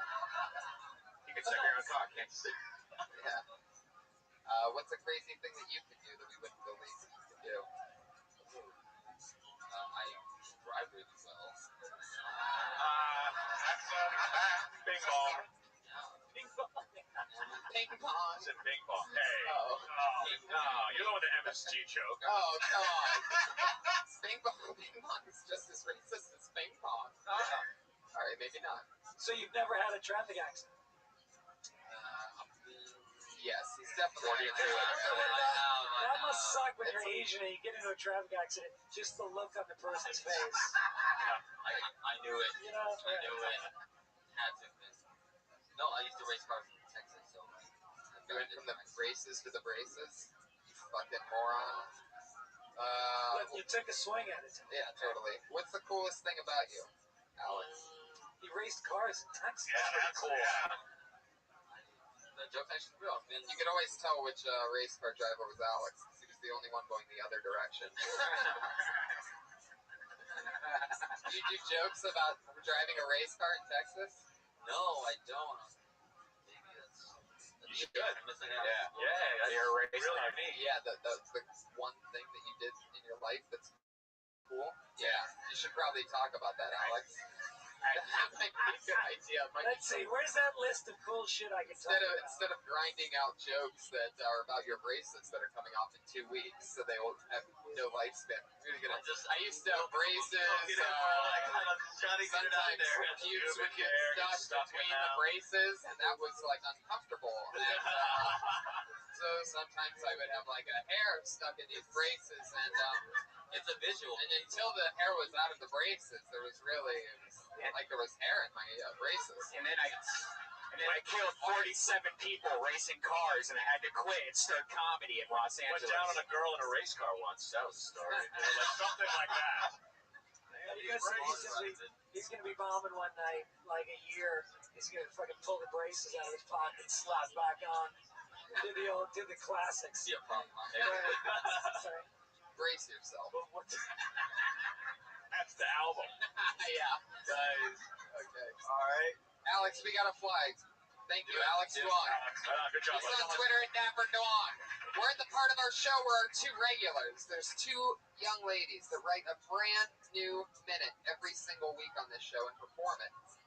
They've been doing it since the start of the entire show. This is like their 90th time pretty much doing this. It's always exciting and fun to watch them grow. Put your hands together for your first regular tonight. She dropped out of the University of Florida her senior year after trying stand-up comedy here on Skiltoni. She's been going up pretty much every night since. Put your hands together for Kimberly Condon.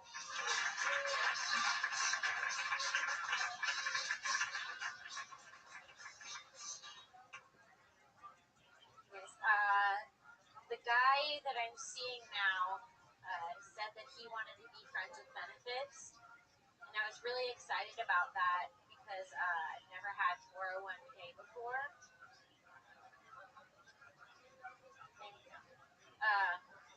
I know I have trust issues because I always accuse my boyfriend of cheating on me, and I don't have a boyfriend.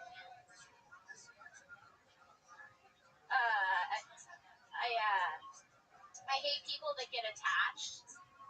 Like the guy I'm fucking right now is super obsessed with his girlfriend.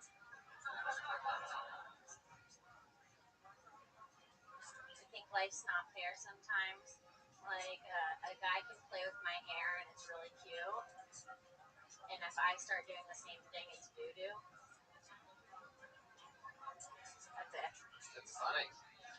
Are these 4 different guys in each joke that you're talking about? Are these all the same guy? I know. It didn't really make sense. There's a way to tie that all together.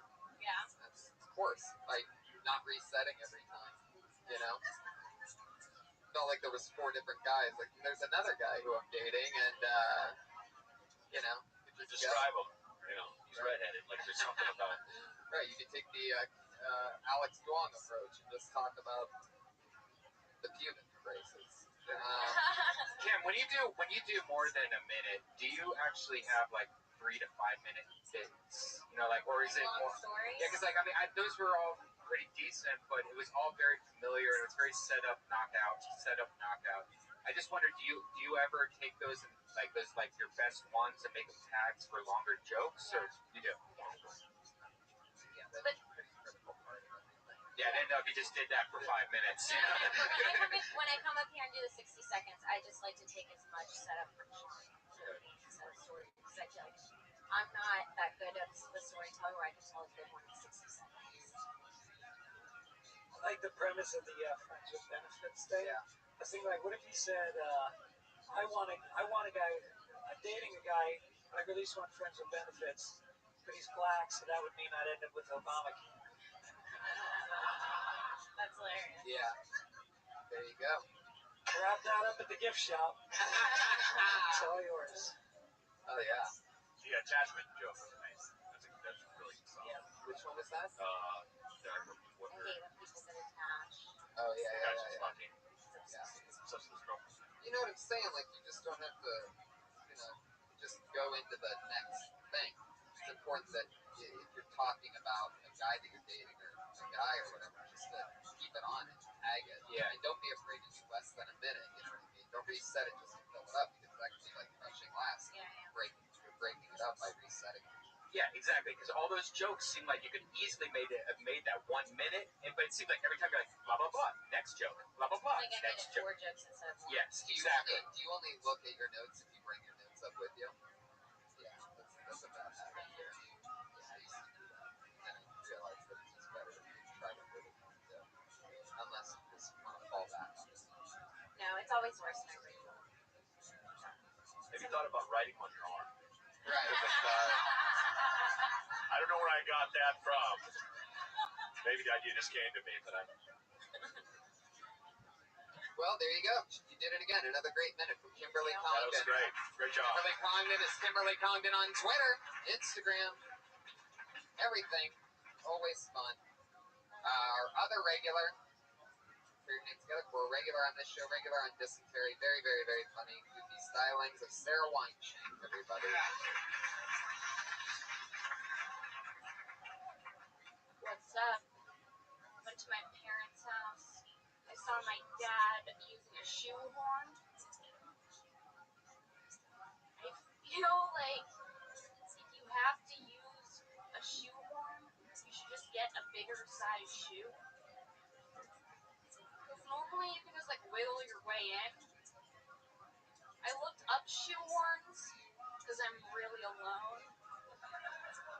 I looked up shoehorns for about an hour last night, and I found out, guys, that shoehorns were from the Middle Ages, which makes sense, but I feel like we're not churning butter anymore, right? We're not, okay?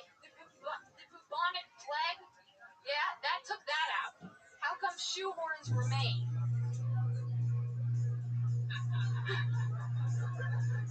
That's my question. You can also use shoehorning. The word shoehorning, which is a verb, so you talk about there. Alright. Did you have anything more for shoehorning as a verb? Yeah. Well, I just think that it's cool that, like, that it's also like a well, first of all, on Wikipedia, they refer to it as a first-class lever, which I found to be really funny. I meant to say that. Yeah. This is weird for me, guys, because I'm old now, and so I used to always think shoehorns were dumb as fuck until I actually started using them, and now I really like shoehorns. Really? That was Brian Redband shoehorning a joke into the conversation. No, I mean, like I have really expensive shoes, and like it's really hard to get. Here we go. But when you get in them, That's how you use it as a verb. right? Yeah. And it's also the only horn that does not make a sound. Yeah, I thought of that too. And then, yeah. Have you ever tried to play a shoehorn? You look like a real asshole. That's not true. There's the Horn of Plenty. There's the Horn of Africa. Yeah, there's a lot of horns. The Horn of Africa? Yeah. The Horn of Africa. Yeah. What is that? Yeah, Sorry, for those of us who don't know the Horn of Africa, what is it? it's a racist horn. We're getting really horny up here, guys. That was the Cape of Good Hope. Is it different than the Cape of Good Hope? I don't even know. I think that's what you meant. Yeah, but it's a thing. The Horn of Africa is an actual thing. It's a curve. No, it's not. Yes, it is. No, it's not. Okay. All right. That's what I'm doing because we're on a podcast, and I'm probably wrong, but if you dig in, Brian's literally asking Siri what the Horn of Africa is. It says right there. It's a peninsula in Northeast Africa. Cape of Good Horn, it says. It's hundreds of kilometers in the Arabian Sea and lies along the southern side of the Gulf of Eden. That makes no This noise. is all stuff, Sarah, that you're not going to want to use for the Don't use it. Don't use it. I was just calling you on your shit. You know?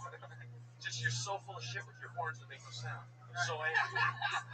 You're going to go, if we're counting geographical horns, then you can go right ahead. Okay.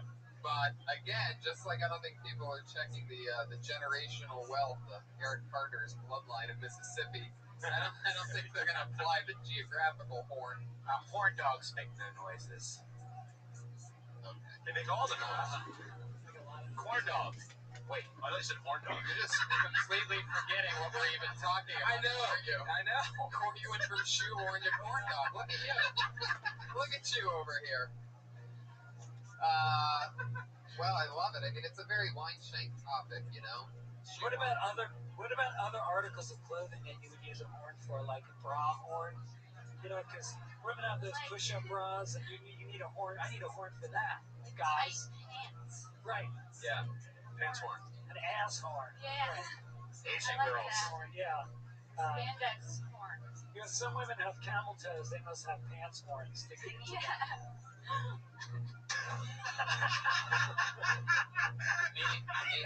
Maybe they could make like a dick horn that only Matthew Broussard would play. He would apply it with his mouth for some reason. Sarah, that's fun. We had fun. Good times. Shoehorn. Anything else, guys? Any more shoehorn ideas? Well, it's obviously something like you found really interesting and funny. So it's like that came out. That was one of the biggest things with a lot of people up here. They're kind of talking about stuff, and you're like listening. You're like, yeah, but you don't really care. Like that obviously is something that you're like, Jesus Christ, Dad. Why are you using a shoehorn? Yeah. So that's great. I just flesh it out. Yeah. Work out the shoehorn stuff all the time. Yeah. All right. Look at your shoes, by the way. You're wearing Chuck Taylors that were like 5 years old right now. You obviously would not understand shoehorns. I love how defensive you Right, are. I'm taking it hard, Like a big man. baby about shoehorns over here. Seriously. You're wearing like fucking old shoes. Oh my God. You're a shoehorn hater. You didn't fucking talk about You're gonna get my shoehorn when you pry it from my cold dead hands. shoehorn. We found your Got a Achilles shoehorn in my heel, arm. Literally. Sarah Weinshank, thank you so much. She's Princess Shank on Twitter. Unbelievable as always. Guys, Willie Hunter did it. Will Hunter Show on Twitter. Thank you. At Josh Martin Comic, at Elise Lane. Greg Fitzsimmons, anything you want to promote? Yeah, Give to Wounded Warrior Project. There you go. .org. Fuck yeah, I love it. Definitely. That's true. How are you gonna follow that? He did something really nice. You're just gonna promote I'll go yourself. completely selfish. Yeah, my special Big Dumb Animal comes out February 6th. Comic Essential 1 hour. Yeah. Good job, brother. Powerful. I loved having you guys. Matt This is Bronger, fun, man. Greg Thanks for having Fitzsimmons, Willie Hunter, Brian Redband. I'm Thank you, live audience. We Later. love you. Thanks, Good guys. night. Ding Dong Show is up next.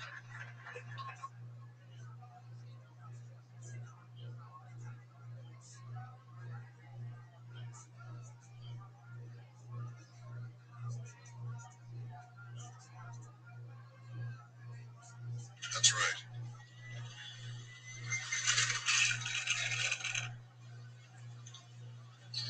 So dumb.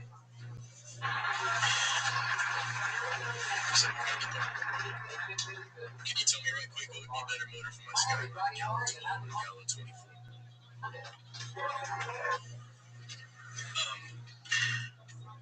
24. I didn't know pizza places made motors. Could you tell me right quick what would be a better motor for my Mustang, a Gallon 12 or a Gallon 24? Here's my whole thing, bud. What year's your Mustang? Give me some more info. Hi, everybody. Happy Monday.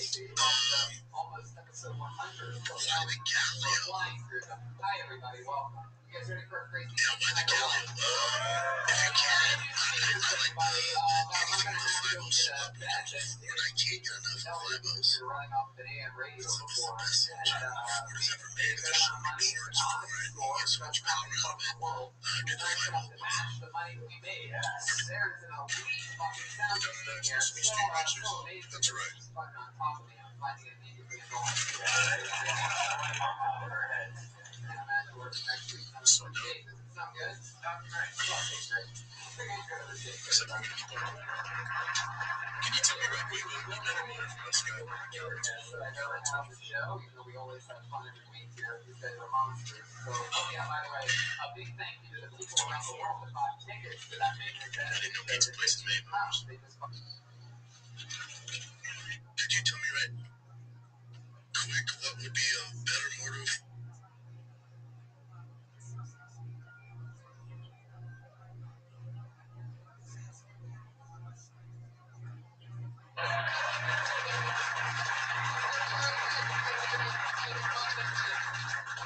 Mondays feel like Fridays.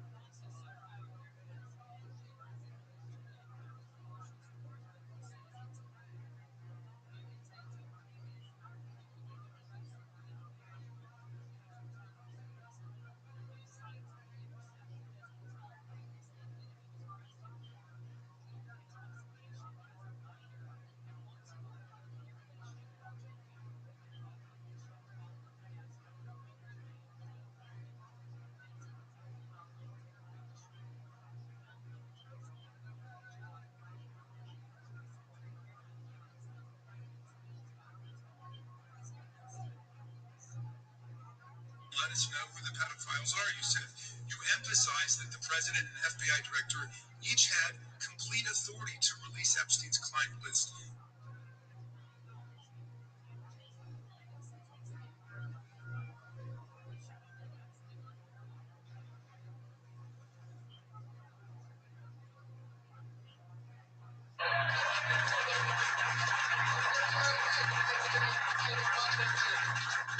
Mondays feel like Fridays. How you guys doing?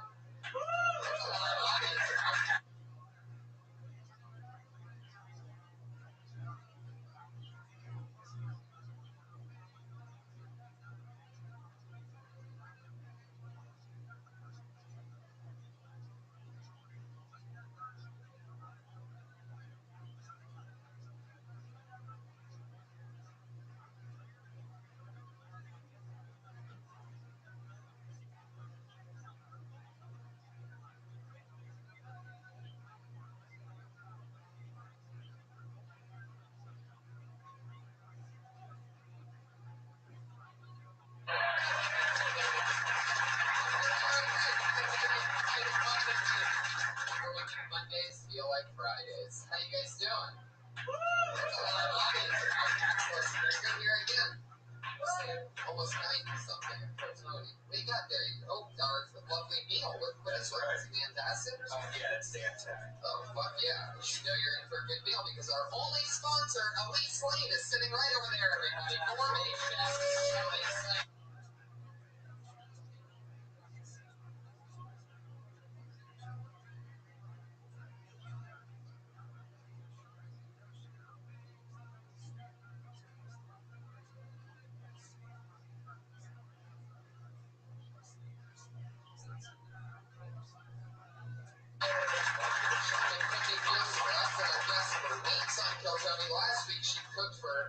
Russell Peters, and he hired her to be his new chef. She started today at a Malibu number 3 on the fourth list of top 30 comedians. Russell Peters was on last week. We have 2 more awesome guests tonight who are unbelievable. I'm very excited about that. We had a fun week.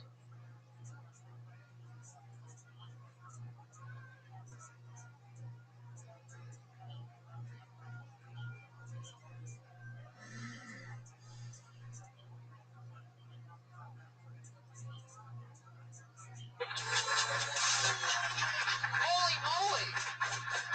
It's a packed Monday night at the Comedy Store. We did it again. Hi, live audience. Fuck yeah, this is so exciting. I'm glad you guys are here. We have another crazy show where us, comedians, and 2 other hilarious comedians always watch newer or recently transplanted comedians. And we talk about comedy. You guys excited or what? It's like our last episode of 2014, everybody. So we're doing a little New Year's blowout.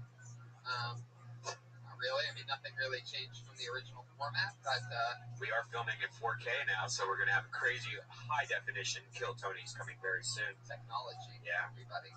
Technology that North Korea can't fuck up. And we got a new sound recorder, and we had a benefit show, so we're getting a new sound system put here for the belly room. We raised a bunch of money to put new speakers in here. How about that?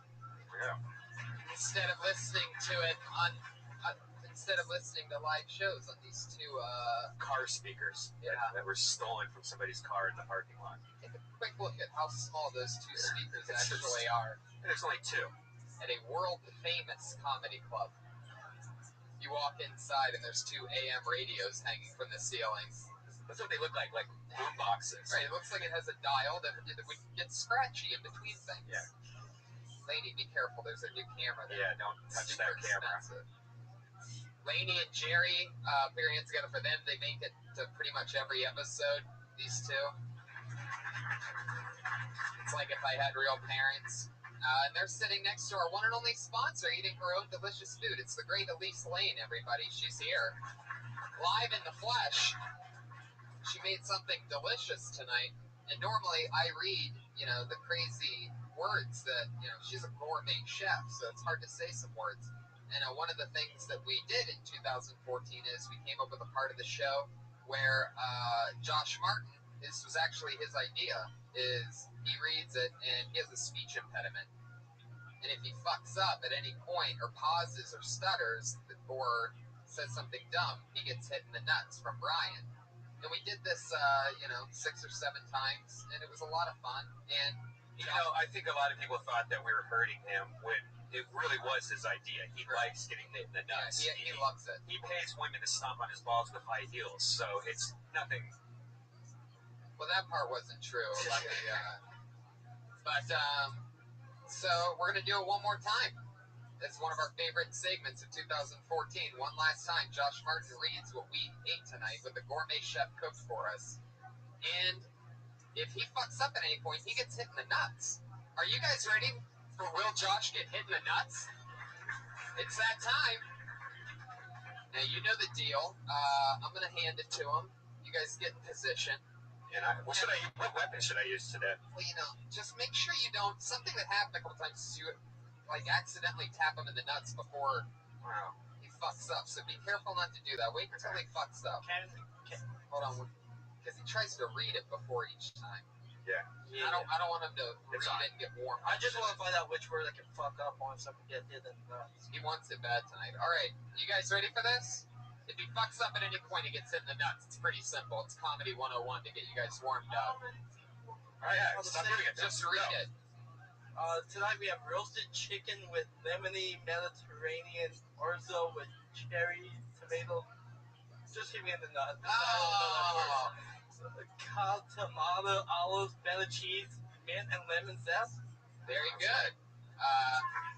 1 tap for each testicle, and he's out. It's true. It really isn't as funny as it used to be. It's completely lost its momentum. Well, he doesn't feel the pain. Like if somebody was up in action. Yeah, the whole thing's just creepy because he likes getting hit in the nuts. One thing that does still work, and that we've been doing for the last, I think, 5 or 6 weeks in a row, is bringing up our favorite musical guest. He's so funny to us. Put your hands together for him. Put your hands together for Pat Reagan, everybody. Here he is. Here he is, live in the flesh. I'll tell you a little bit about myself. My name's Pat, and I'm a prophet. And I'm here to tell you about the end of the world. It's coming very, very soon. So enjoy this song. Oh, you still can.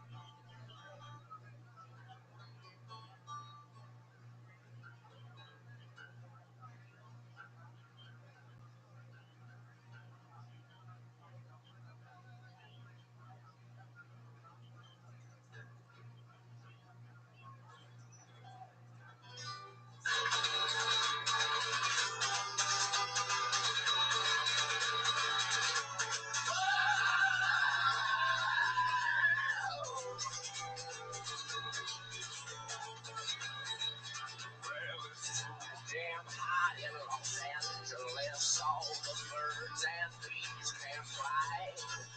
Instead they end up dead in my swimming pool. Makes you sort of wonder why. Why do we live here? What the fuck are we doing? And where we gonna go in the big shit now? We can't survive here. It's a fucking desert. Have you seen a trip? Yeah, do it. You can travel this land with your dick in your hand and your head right up your ass. But there's a record fucking drought that has a line and get it out. Let's see how long our water lasts. Why do we live here? What the fuck are we doing? And where we gonna go with the big shit cars? We don't belong here. Probably gonna be an earthquake, and we're all gonna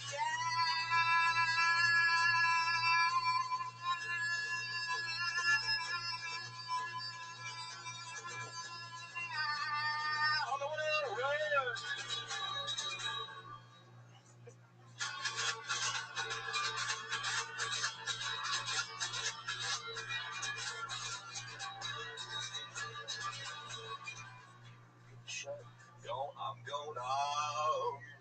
I'm gonna shut my windows, close my blinds, turn on my AC. I don't aim to be there for in times. I'll just watch it on TV. The rising waters will envelop the coast. The sun will scorch our backs. Keith Richards will be safe in a magic boat with Magic Johnson and Rick Dad. I feel a douchebag, been a scumbag, had a brass with a count. At last it was all real thing. There's no maternal permeation. One day the Reagan will survive the end of days. One more time, why do you live here? What the fuck are you at? And where we gonna through the big shit cars? Why do we live here? What the fuck are you at? And where we gonna through the big shit cars? Why do we live here? What the fuck are we doing? And where we gonna go when the big shit comes? Why do we live here? What the fuck are we doing? Better move to Indiana before the big shit comes. Thank you guys. Yeah, Pat Reagan. I know it was weird, but thanks. That was amazing. Pat Reagan everybody, is on Twitter at Patty Reagan, PATTYREGAN. One more time for Pat Reagan, everybody. I love it. So awesome. You know, every single week, we also have a head of security that stays with us during the entire show, keeps us safe. Used to be a guy in a $5,000 Iron Patriot outfit. Iron Patriot's sort of like a patriotic version of Iron Man. And there was a guy that had this amazing suit, said he was a big fan of the Death Squad podcast, and that he wanted to be on it. So we let him be on the show wearing this $5,000 Iron Patriot outfit for 20 or 30 some episodes, and the show started to get bigger and more popular, and he said that it was because of him, and he left the show and demanded that I only contact him when it gets put on TV, which the whole point of it is that it can't be put on TV because it's raw and anything can happen here. And but anyway, ever since then, to show him how replaceable he is, every single week we have a completely different person in a $15 Amazon outfit of the same kind do exactly a better job at what that guy was doing right there, standing on that stage.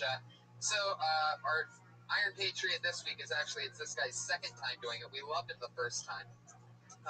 Very funny young comic who's suited up for tonight. Put your hands together for Jerron Horton. He is a racist patriot. Very racist, we found out last time he was here. Mostly against Asians. The anti-Asian patriot, in a surprising twist. Underneath the suit, he is a light-skinned black man. And we found out you're a little bit racist against Asians, right? Not racist, I feel like they're not discriminated enough against. Oh, there you go. So not racist at all. Just feels like they should be discriminated against more. That's like the opposite of racism. I love your style. His hands up. Oh, I see. Oh, yeah, I get it. That's great. Black Lives Matter. Oh, shit. I'm actually wearing a I Can't Breathe shirt under here. You can't see it. Wow. Represent. Fuck yeah. He also has my car's stereo in his car. Boom. Well, we're glad you're back.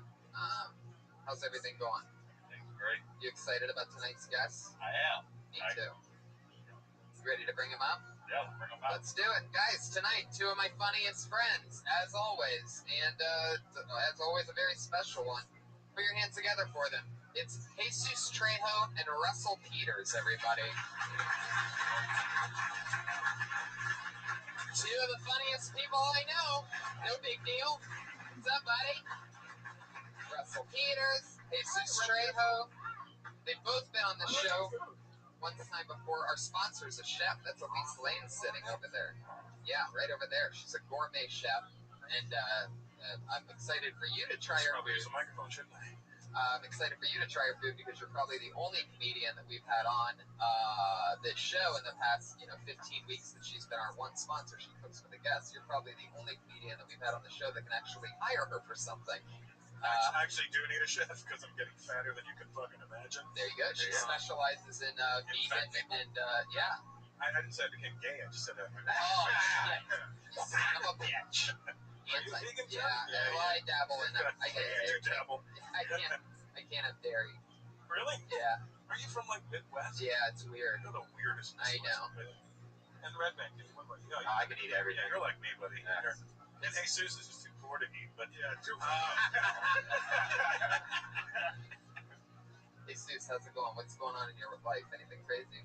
Not chilling. I'm just excited about the Slim Patriot over here. Yeah. Look at that. He has a skinny one. Yeah, he's a skinny one. Yeah, that way. I think you just short-circuited for a second. Patriot, every week, everybody always has questions for the guests. What are your questions for tonight's guests? First one for Russell. Russell, I looked you up. I see that you tour all over the world. Right. What's your favorite country to tour, perform in? I think I like South Africa quite a bit, which I'll be going back to in a couple weeks. It's an honest answer. It wasn't even funny. It was just an honest answer. It was the first place I was ever famous, like on any level. Wow. Like 13 years ago. Really? Yeah, I literally, first place I had to change my name in the hotel. Wow. That's amazing. Pistorius ever come out to see you? Wait, that's South Africa. Yeah, it's South Africa. Yeah, that's what you said, right? He's bounced over a couple times. Yeah. No, I never met him. Good thing is if he doesn't like your act, he probably stays through the whole thing. You know what I mean? So it's super awkward. It's hard to sneak out. Right. It's like wearing tap shoes. Yeah. Click, click, click, click. Going somewhere. By the way, Patriot, I love that you said that you looked that up. That he tours around the world doing stadiums. Good job. I appreciate your awareness. What was the grumpy cat like? You recently met the grumpy cat. The grumpy cat. She's actually a really sweet little cat. She's not. She just looks miserable, but she's a dwarf cat. You know? Yeah. She's got like short legs and shit. Yeah, it's adorable. It's one of my favorite celebrities. Yeah, she really is. It's super weird. I was once actually at an event, when YouTube had the big YouTube comedy show like a year ago. I was there and helping some people write some things, and it was creepy because the red carpet had like real big celebrities. Really? Yeah, and that were on that show. And in the middle of it, sprinkled in, were internet celebrities. And Grumpy Cat was literally on the red carpet. That's awesome. Like this. Yeah. Have you seen Dinky yet? Dinky the dog? It's just this pimp dog with sunglasses. Just sits there with like a gun sticking out of its pants. It's awesome. Wow. You gotta meet Dinky. You really go in. Yeah. I'm into the I'm not the guy. People are like, you must have seen blah blah blah. I go, no, that means I'd have to be fucking wasting my time on YouTube. Right. When I could be looking at porn. Exactly. Like a gentleman. Exactly. What's your favorite kind of porn? What would we find in your search keywords? What's the top one? Everything, huh? No. You just type in the word dirty. Yeah, it's like first it has to be feet. Ooh, that's right. And older women's feet. No. Really? Yeah, not fucked up versions of them. Oh my god. I think you just blew something up. Blew a gasket. Now, if there's like a little cotton in between the toe, is that like the biggest turn on? Good. No, that's not bad. dirty. I didn't say I want fucking dirty feet. Right. Just pretty feet. And I don't want to do anything to them. I just like looking at them. It's not like I'm like fucking a chick like, I'm just like, I need to know that they're there. The feet. Yeah, there they are. Okay, we're good. Wow, I'm like the complete opposite. Like I could be with like Pistorius had a twin sister. Yeah. I don't need feet at all. Yeah, that's what is your thing? You know, like porn boys, right? You know, like little vegan boys. Yeah, exactly. I like vegan twinks. I just type in my name in Google and start jerking off. That's pretty much it. So you like lesbian porn? Yeah. It's true. Hey, Sue, how about you? What's your favorite porn? First thing you type in usually. First thing I type in is BBW. Really? Yeah. Wow. Oh, look at this. It's a very pro BBW crowd. Holy shit, you got that big roar. We're fucking assholes. Like everybody in the room wanted to yell it at once. You said it, everybody's like, oh, he's one of us. And just in this case, you're wondering that's not big black wieners. That's big, beautiful women, right? Well, I thought it was big black women. There you go. I just settled for what I saw. I like that I discovered what hog meant. Hog? I used to cardboard cutouts. Hog. Wait, what is it? Hog the game. Perfect ass white girls. Oh, P-A-W-G. I know what BBBW is, though. Big, black, beautiful women. So that's what I usually do. Yeah, they're usually suggested underneath the BBW. Yeah. If you like these ones, Not that I'm sure. try the other ones. Jaron, what's your question for Jesus? I also look you up.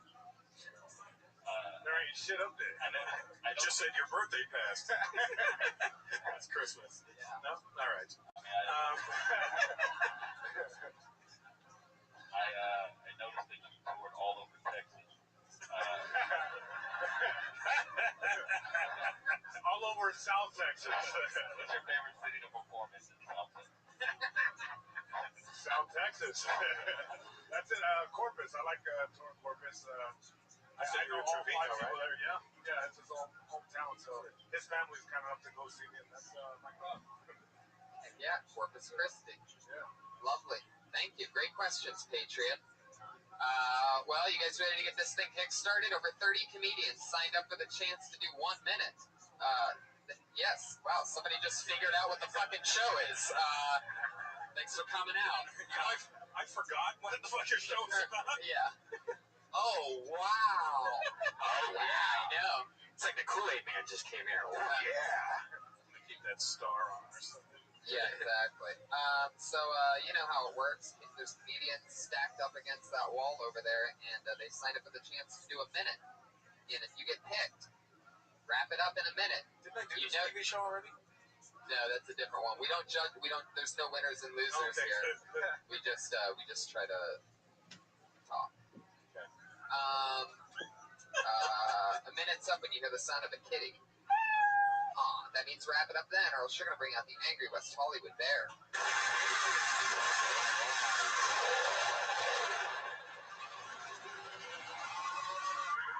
Wow. How about that one? Looks like somebody got the West Hollywood bear a little dirt bike for Christmas. He's got a heavy hoof. Yeah. Ran into a cow at the end of all that. Well, let's get it started. Here we go. Your first comedian tonight doing 1 minute is Tommy Rico. Yeah.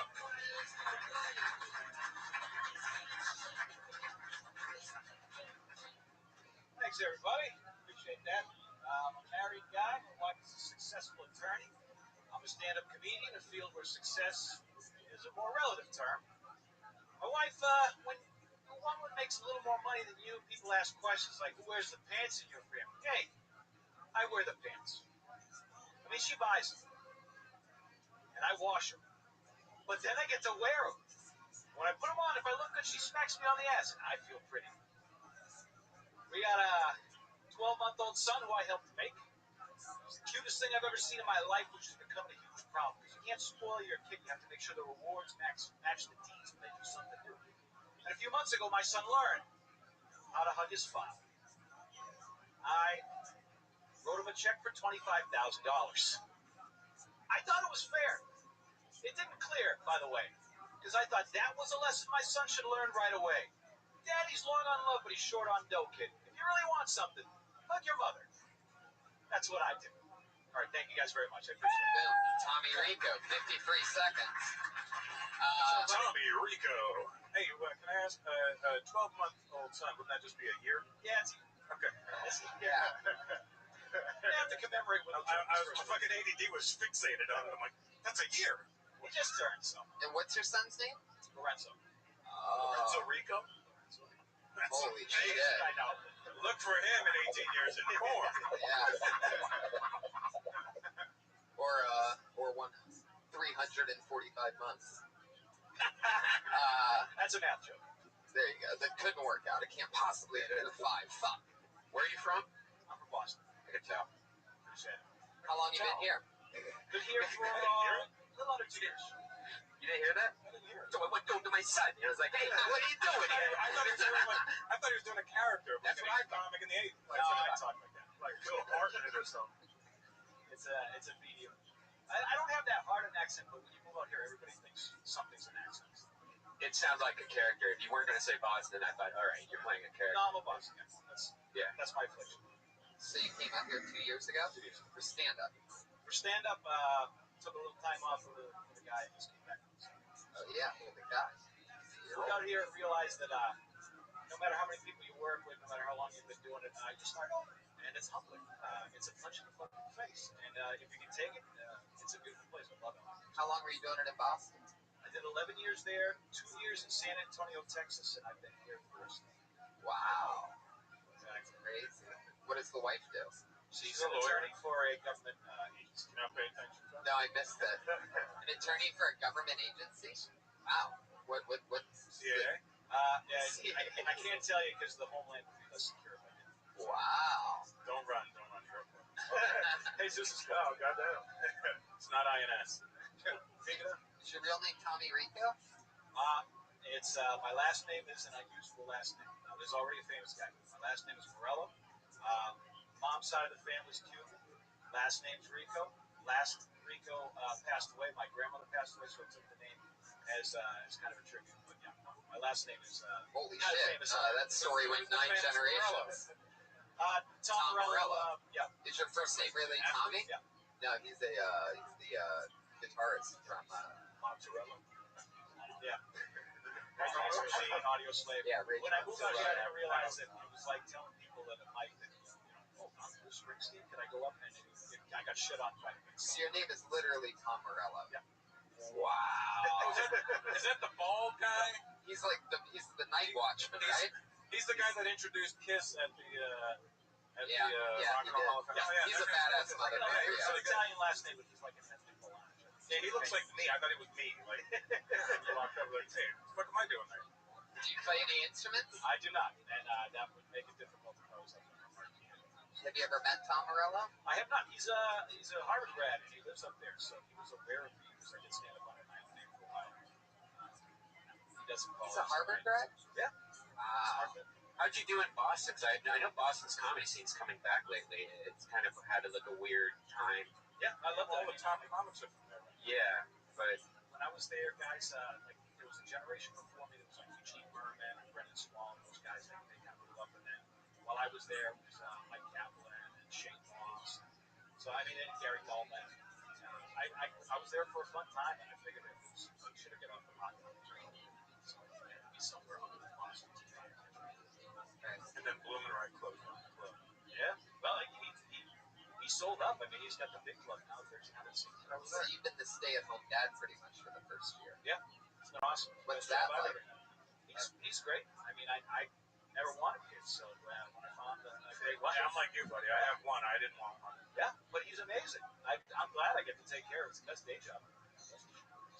What's fun about it? What would you do? Like, what's exciting? What stood out to you? What surprised you about having to be a dad during the day? Because I was because I was resistant to having kids. I knew how hard it was going to be, so it was about as hard as I expected. Resistant or retarded?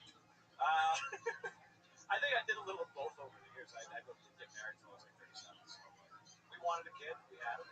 He's awesome every day. I wake up with him. I get to take a nap when he does, which is pretty cool. And then at the end of the night, the wife comes home. We have dinner. I tag out and you watch a lot of kids' TV with them? No, he doesn't seem to like it, which is great. He will, trust me. Those high voices. I fucking hate it, but it's on all the time, buddy. What's his favorite thing? He's 12 months old. He likes music. He likes like he'll face TV for that, but like in the morning, I'll just have white noise in the background. I'll have like First Take ESPN on, and he'll only respond when that rap song comes on. And then he checks out. Shit. He has the name of a rapper too, Puerto Rico. I mean, he has the name of a black rapper, but he'll be able to work with it. Yeah. He's an outcomers. And then did you call him Lauren in the joke? You call him that for short? No, I just call him Lorenzo. Oh, you said that in the right, yeah. I thought I heard you say Lauren in the middle of the thing. No, I don't mention it. I don't mention the name. Oh, gotcha. Just to a podcast with thousands of people listening. Right. Not to the 20 people. Thousands of people. Yes, there are. Because you know listeners of this show jerk off to comedians' names, kids' names. Well, some of them do. Right. Well, fun times, Tommy. It was nice to meet you. I appreciate it. Thank you But so yeah, much. there you go. We got to talk to Tommy. Talk to Tommy Rico. He's got the jacket of a comedian for sure. That's a hardcore comedian jacket. Steph David off jacket. Yeah, totally. Black leather zippers and find him on Twitter. He's at Tommy Rico Suave. Everybody, so you can look him up. Follow him. He's one of the more experienced comics we've had on.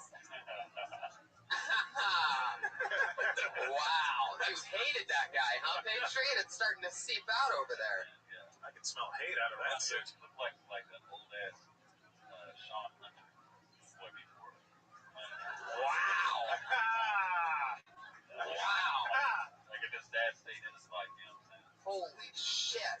You went back to 96 for that reference. Yeah, actually before that. Boy Meets World. I still don't know what the fuck you're talking about, but I'm impressed by the reference. Like, I don't know. I can't put a face to it, but damn, it must be perfect. Yeah, I don't watch crappy crap. It's a good movie, Captain Fear. Anyone seen it? I saw Jungle Fever. But yeah. Thanks for the one person. Okay, well, I pulled out another name. Your next comedian goes by the name of Jeremy Lopez. Jeremy Lopez!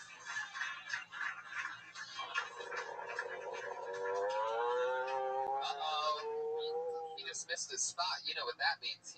He just got... Is that you, Jeremy? Just take Yeah, there he is. But yeah, I had to grab his Come on, backpack. J-Lo. So, what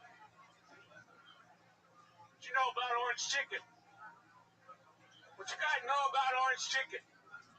Orange chicken is the best chicken ever invented, man. Whoever came up with orange chicken is a fucking genius, man. I love it, man. What you know about chocolate milk? What you know about chocolate milk, dog? Whoever made up chocolate milk should be awarded a medal, dude. Hold on. Fuck it. I don't know if black chicks got chocolate milk coming out their titties, but if they do, I'm gonna marry one. I'm gonna have one as my slave. And every day I'm gonna suck on her titties. All right, there you go. Yeah. Hey, what you know about stand-up comedy?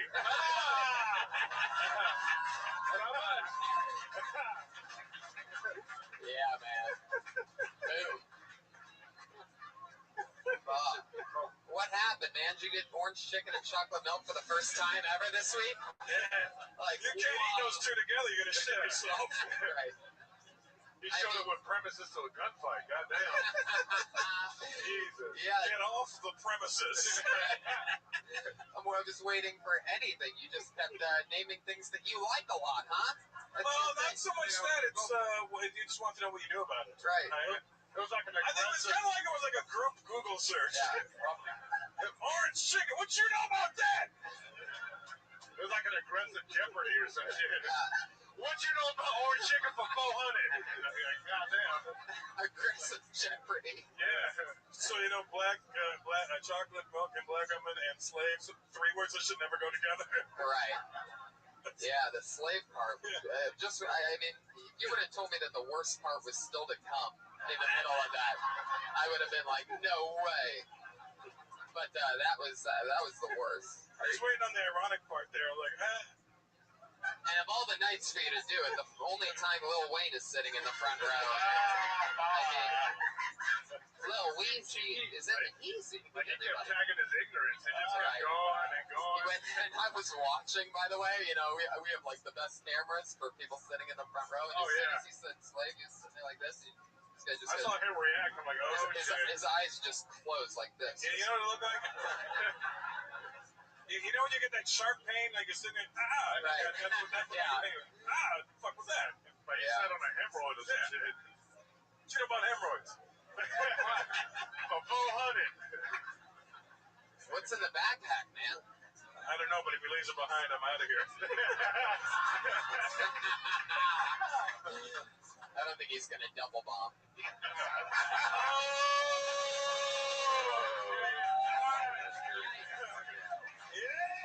Yikes! Fatality. I mean, last time you were on, you did the kind of the same. You were on before? Yeah. And you did the same thing, kind of, where you're not really doing material, and if you are, it's like what? Like, is this? Do you really want to be a comic, like, or like the autistic alternative comedy scene, or? Like, do you watch a lot of Josh and go, I could do this? Like, nothing personal, Josh. Look like Tito Ortiz after a fight. Yeah, he does. And did something happen? Nothing. I mean, really, like, do you really like have a set, or do you just fucking around? You don't do. That's not like your thing. You're not just the premise guy, and right when people think you're about to do a joke, you just go into the next thing. Just working it out. That's a good angle. It sort of is. I mean, well, I don't know. Not really. Well, it's at least a good premise. Yeah. You do have good premises. I was certain you were going to say something about orange chicken, but you said nothing. Yeah. Like the chocolate milk, the black woman breastfeeding, like you know, that's in the that's right up with Asian girls have a slanted pussy. That's right up there with that. Yeah. Where you go? Great. Yeah. You hit all levels of bad tonight, which is hard to do. You did. You went over the line at one point with your slave reference. You went hacky with the chocolate milk. and you didn't do punchlines at all, which is the... You underachieved on the overachieving chicken. Right. Doing bad, you're the best, man. No, so Jeremy, like, do you eat orange chicken a lot? Yeah, I like orange chicken. You like it a lot. Have you ever had it with chocolate milk? Yeah. I like orange chicken. Just for the sake of comedy, you should have a third item with it. Because comedy's in threes. Or zeros in your case. That was the one, everybody? Really? Everybody's starting to feel bad for him. You see that? No. The tides have turned. Even the black guy's like, hey man, stop fucking with him. No, hey man, I got chocolate milk in my titties.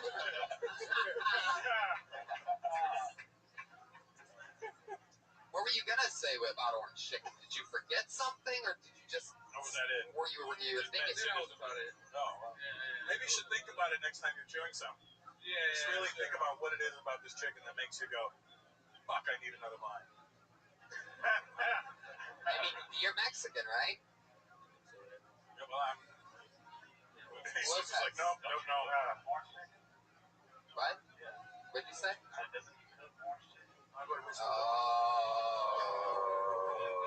Mexican joke. He's anti-Asian, so if you say orange chicken 5 times around him, he starts to flip out.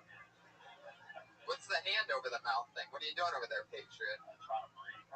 You can take off that mask if you want to. So you literally can't breathe after all, huh? Yeah. The shirt is burning through your chest. You can take off that mask if you really want to. Yeah, if you want to. Oh yeah, just put it back on. So easy. I could never wear that thing. My nose was too fucking big. Fuck yeah. Your mustache is much more patriotic than that mask. That's amazing. You and Jesus look at each other and do each other's mustaches. We take turns doing each other's shit. You look like he's getting ready for bed and shit. Hey, Jeremy, what you know about mustaches? Not much. I can't remind it. He does look like he's getting ready for bed. Yeah, like, take your ass to bed. You got school in the morning. He got on his fucking underoos. Oh my god. Jeremy Lopez, what do you wear to bed? What do I wear to bed? Yeah. That's what I'm wearing on right now. What scares you? What are you afraid of? Changing apparently. What you know about intimacy? The dark. Dark's good. You're afraid of the dark. Oh, me too. Oh, hey, he has a name. Darkness. This guy's a serious black guy too. He even has the Bluetooth around his neck right now, just waiting to take a Those phone are call. headphones. Oh shit. I think somebody just threw something. Oh, it was Lainey. She just realized there's a black guy sitting in front of her. She's from Beverly Hills. That's the sound of a white lady grabbing her purse. Oh my god, that is what it was. Holy shit. She held it so tight it broke the strap. She was like, oh shit. She snatched her own purse. I'm gonna steal it first. Okay, Jeremy, fun times. All right, have a good day. Good job, Jeremy. Yeah. I mean, for us. Right. He'll come here. I think we just helped him. I don't think they'll ever go on stage. No, I think he'll do the exact same thing. You say we help him or... Seems like there's a good Mexican joke in orange chicken. Orange I think Joe Coy did that already. Oh, really? That's why as soon as it started, it was Joe Coy's joke. Holy shit. This young lady made her debut on this show 2 weeks ago, her LA comedy scene debut, and she blew our minds. We've been starstruck ever since. This is her second time ever on the show. I'm excited to have her back. Sometimes this bucket pays off. You know, it's rough. But it's fun to have somebody back who I'm excited to see again. Her name is Jessica Wellington, everybody.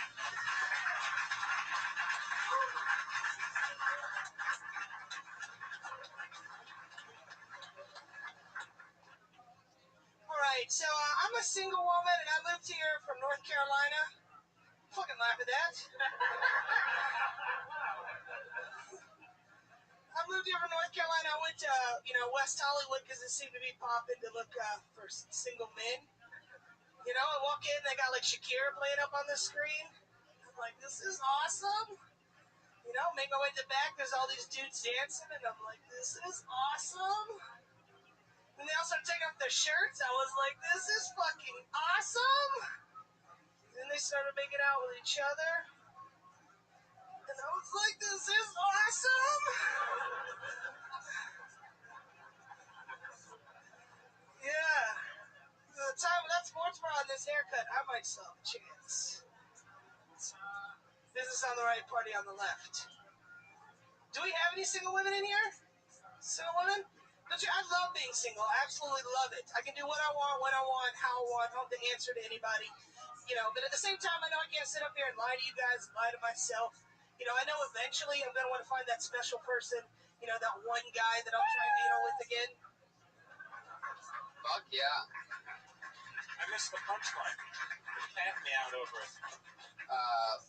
There was the one guy that I missed the punch under the fucking. Oh, the one guy that I'll try anal with again. Oh, there you go. See that? I'm mad that I missed that. Yeah.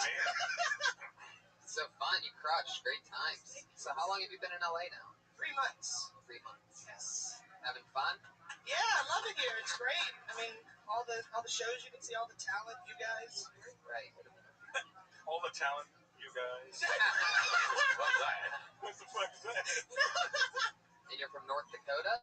North Carolina. Carolina. Tony. Yeah. You need dairy in your life. Yeah, right? Just a little bit off. Heck yeah. So. Which part of North Carolina? Mount Olive, Goldsboro. Seymour Johnson. That's what you want. Boom. You're on fire. Come on, son. I've been on stage in a while. I love it. A lot of build up in here. Yeah. So tell us more. How long have you been telling jokes? 3 years this January. What was your home club? Comedy Spot, Sacramento. Oh, you started up there. Yeah, and I just moved down here. So. Not really. Right. No, and I was in the Air Force for 6 years, so I left. Now you're in the Air Force. Yeah. Boom. So I did there. Spinneroonie. Good hair. And how long were you in Sacramento for? 3.5 years. Yeah. Interesting. I'm going there tomorrow night. Stop bragging. No, I know. Where are you? I'm doing Doug Loves Movies at the Punchline. Oh, yeah. Just one night and then coming back. You might see my roommate, Ngayo. Who? Ngayo Belam. That's a hell of a name. Yeah. He's usually on that podcast. Does he run marathons? No, but he juggles, he does comedy, he sings, he's like... Throwback. What scares to you? the early 90s. Yeah. What are you afraid of? You seem like such a tough person. No, I saw her. No, I'm really She's a sensitive soul. Right. But you were in the Air Force. I guess the hardest part has been like just making friends here because people expect you to be on all the time and to be funny. It's like I'm not that way all the time. Right. And you always when you meet new people here, you have to be the creep and you have to be okay with that. It's like you just have to enter a conversation with like, hey, what you guys talking about? Yeah. It's so true. When I started here, I stood around silent, completely silent for like the first year. Just listening to everything. I honestly did the same thing. Finding out exactly how everybody communicated and just, Yeah, I felt like an alien. Yeah. Right. That's what it feels I like. came from Canada, so it was twice as bad. Oh, man, yeah. Yeah. Because then I'd watch somebody have to go to the hospital and they'd call me drunk. Oh, they're both good. Oh, Americans. Did you start in Toronto? Yeah, 25 years ago. Wow. Yeah. Amazing. Here we are. Here you are. Kill Tony podcast 25 That's years right. later. You were free Monday at 8 p.m. That's right. See, Jessica, so good things can happen if you wait. It's true. I love it. So, what scares you, though? Just that? Having to communicate with people? Like social anxiety a little bit? Yeah, a little bit. What really scares you? I'm confused with this scare. Yeah, what's he getting into like this like Dr. Phil shit? What scares you? It's my favorite question. It's the Ron Funches question. He famously asked it to people when he was on the show, and it's always an intriguing thing to find. What's your favorite new material that's not right on the surface?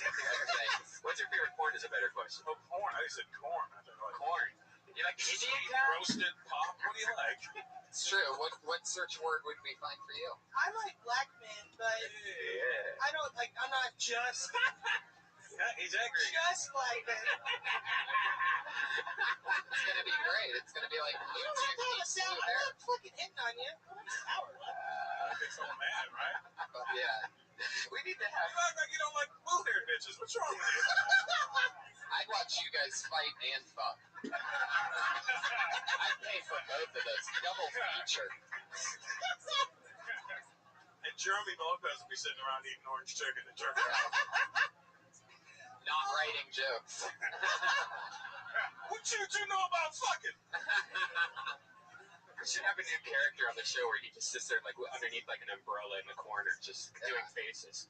The lounging, It's a P. Diddy umbrella. I love it. I like any man that can piss my dad off, so Oh, it works. like guy is. Yeah.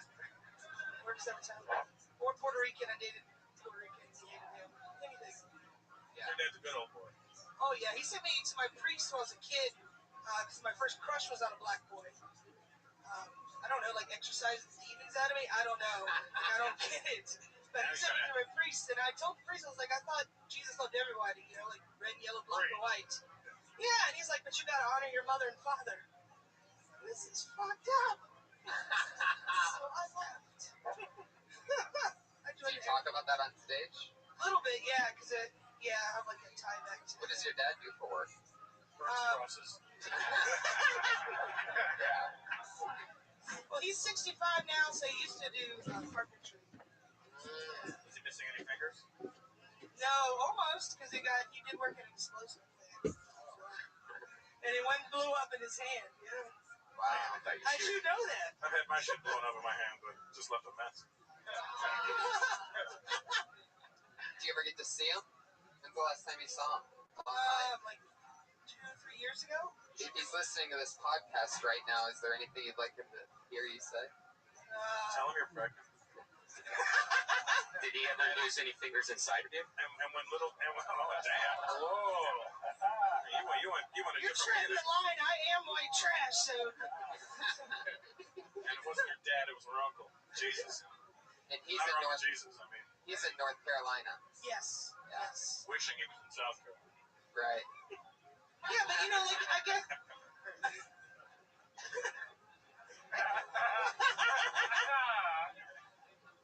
I love it. Well, it was fun times having you on again. Thank you for having me. I really appreciate Yeah. it. Jessica Wellington is on Twitter. She's the Duchess _101. The Duchess _101. It's like a webcam name. Might be. Well, hey, you know, she was right up Jesus' alley. Yeah, not bad. BBW. Yeah. Heck yeah. Big blue white girl. She got good.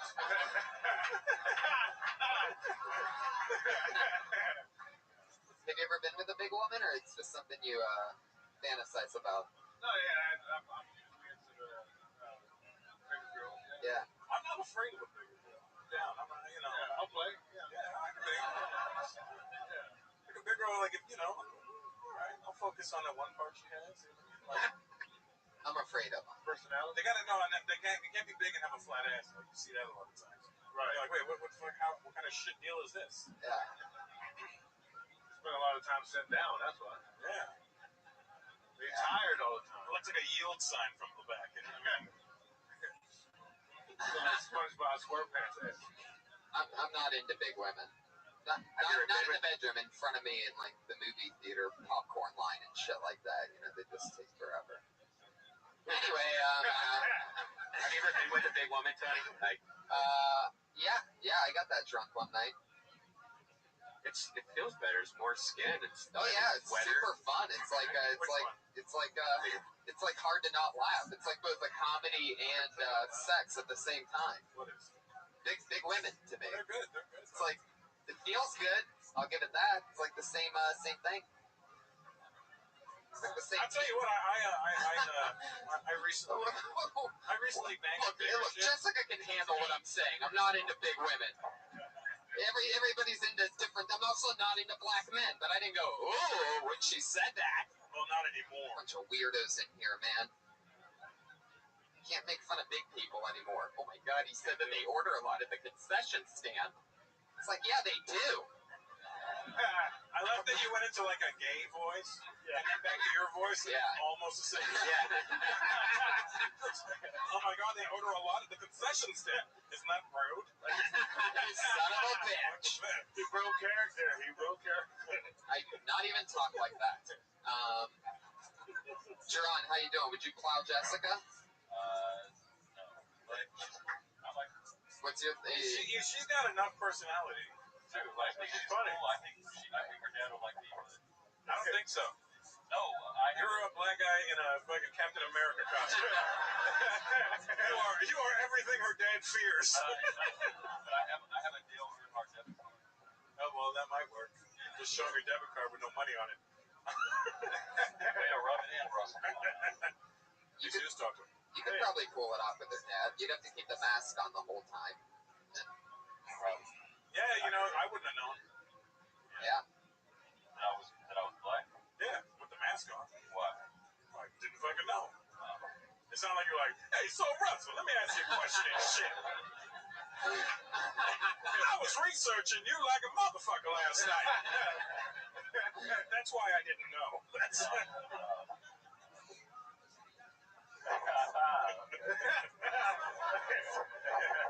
Have you been with a big woman before? Almost. Until she took her thing off my house. What? Wow, now that's a crazy Not one. my fault. I wouldn't have been able to have sex with her. I'm not saying that big women are bad or anything. He's just saying leave your shirt on. It wouldn't have been possible. How old are you? 25. That's the problem. Yeah. Well, no, I'm 44. At this age, you're like, all right, I'll take that. Sure, why not? Yeah, motherfucker, big bitch, I don't care. You gotta do them all. Find out. Yeah, I don't know. You don't even know sometimes. Like I did this big chick, and she was big ass on her. She was good. But there's like skinny chicks with big ass. No, yeah, but those are fake. This is real. You can tell by the ankles and legs. From the knees down, if it's skinny like that ass, ain't real. Yeah, you're gonna get into big women. About 26, 27. I'm 35. Beers in one night, and you'll totally end up with. Stepped on your toe. But no, you made it better. You played right into it. 35. They just didn't hear us because they're not ready for shit that's smart to happen in the middle of nowhere. Anyway, your next comedian is Robin Ryan. Oh snap! Sounds like a new name to me. Oh shit!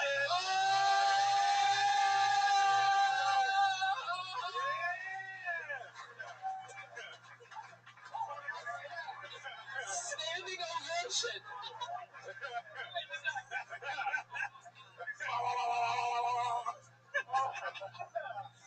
Hey, this is like your second coming. Guys, one more time. Give it up for Robin Ryan. See? Fuck yeah. I really wanted to be like my mom when I was a kid. And the problem with that is my mom is just a really butch lesbian. She taught me to be like her. So I'm not very good at being a girl. I didn't know that bras had cup sizes until I was like in my 20s. And I just had like one boob down here for years. We'd go to Target and she'd be like, you can pick any of the sports bras you want. So I did.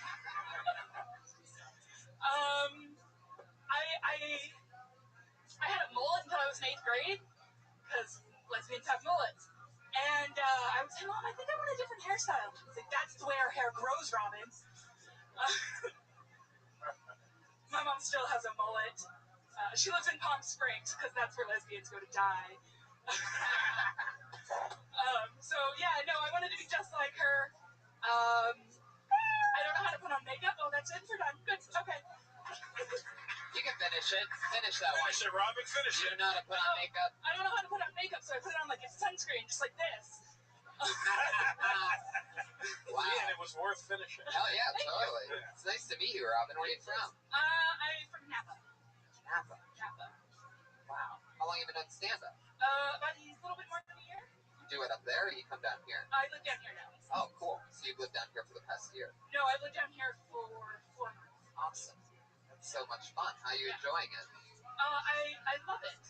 you ever miss your mom, you can go to Santa Monica.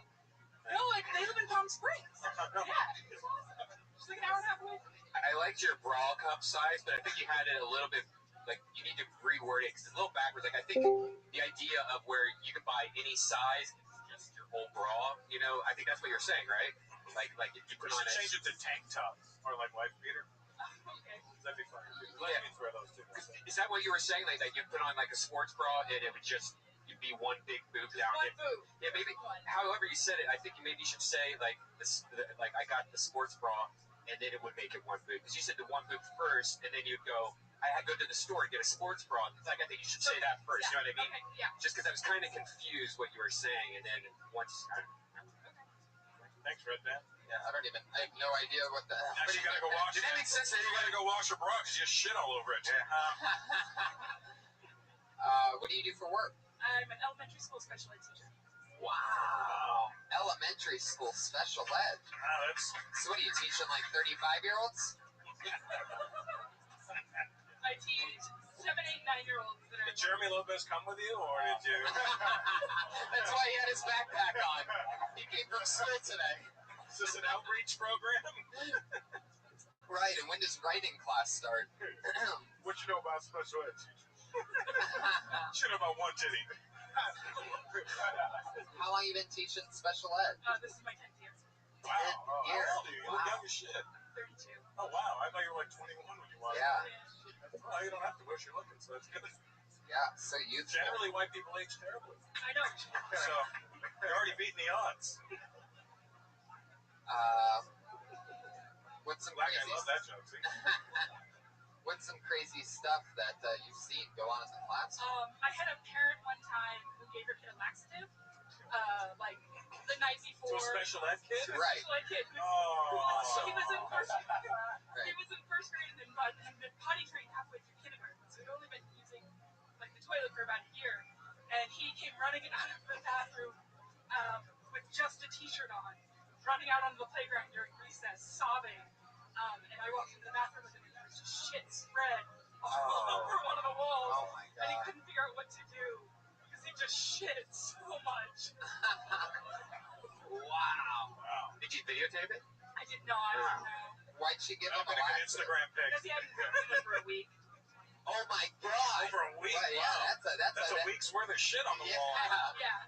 That's a Is there critical a fan in there? Because it would have been amazing. You know, if they had that. I just called the janitor. I don't have shit. Wow. What kind of, like, do you work with autistic kids? Or Yeah, mostly? the students that I work with have autism and a lot of ADHD and like specific So you're an ABA instructor too? I'm not. Or you're not? No, I'm not. Are you gonna hire her for something? You're also a comedian and a principal. Yeah, so was I. Yeah. Yeah, so was I. But back in the 80s, there was no diagnosis for ADHD or Right. ADHD. They just Yeah, thought I it was was in special class for a long time. Oh, me too. Yeah, I'm with you, Tits. I had regular school, but they made me take Ritalin every day. What? They didn't Yeah. need a color Teachers book. appreciated that. Yeah. Thank God they didn't have that shit in the 80s. They used to call me down to the office, like, after lunch, if you forgot to go take your pill, they just go over the entire school intercom and rattle off all the kids with ADD that are so ADD that they forget to take their medicine. Like, looking back on it, I'm like, how the fuck did this go on? And it bothered me then, big time, which was, like totally embarrassing back then. But, well, I just smoked it all away. I just remember reading books. Like, I remember reading books with those big-ass headphones before they were cool. You want to go outside. Like me. Like, I was, like, the book would be done, stop turning pages, but the audio kept going. I'm like, shit. Yeah. I can't even find this. Yeah. It's like being in church and the priest is like, what page? Yeah. And you look like, what fucking page are we on here? God did what? Yeah, you know. That's pretty cool. So, are there a lot of things that you talk about the special ed thing in your stand-up at all? I do. Yeah. You have such a fun charisma. Like, I love how you laugh at yourself and stuff. That's funny. Yeah. I think you got a natural funniness. Thank you. It's an easy thing for you. It should be an easy road for you to go down. I hope so. No, no. Stay with the tards. They need you because.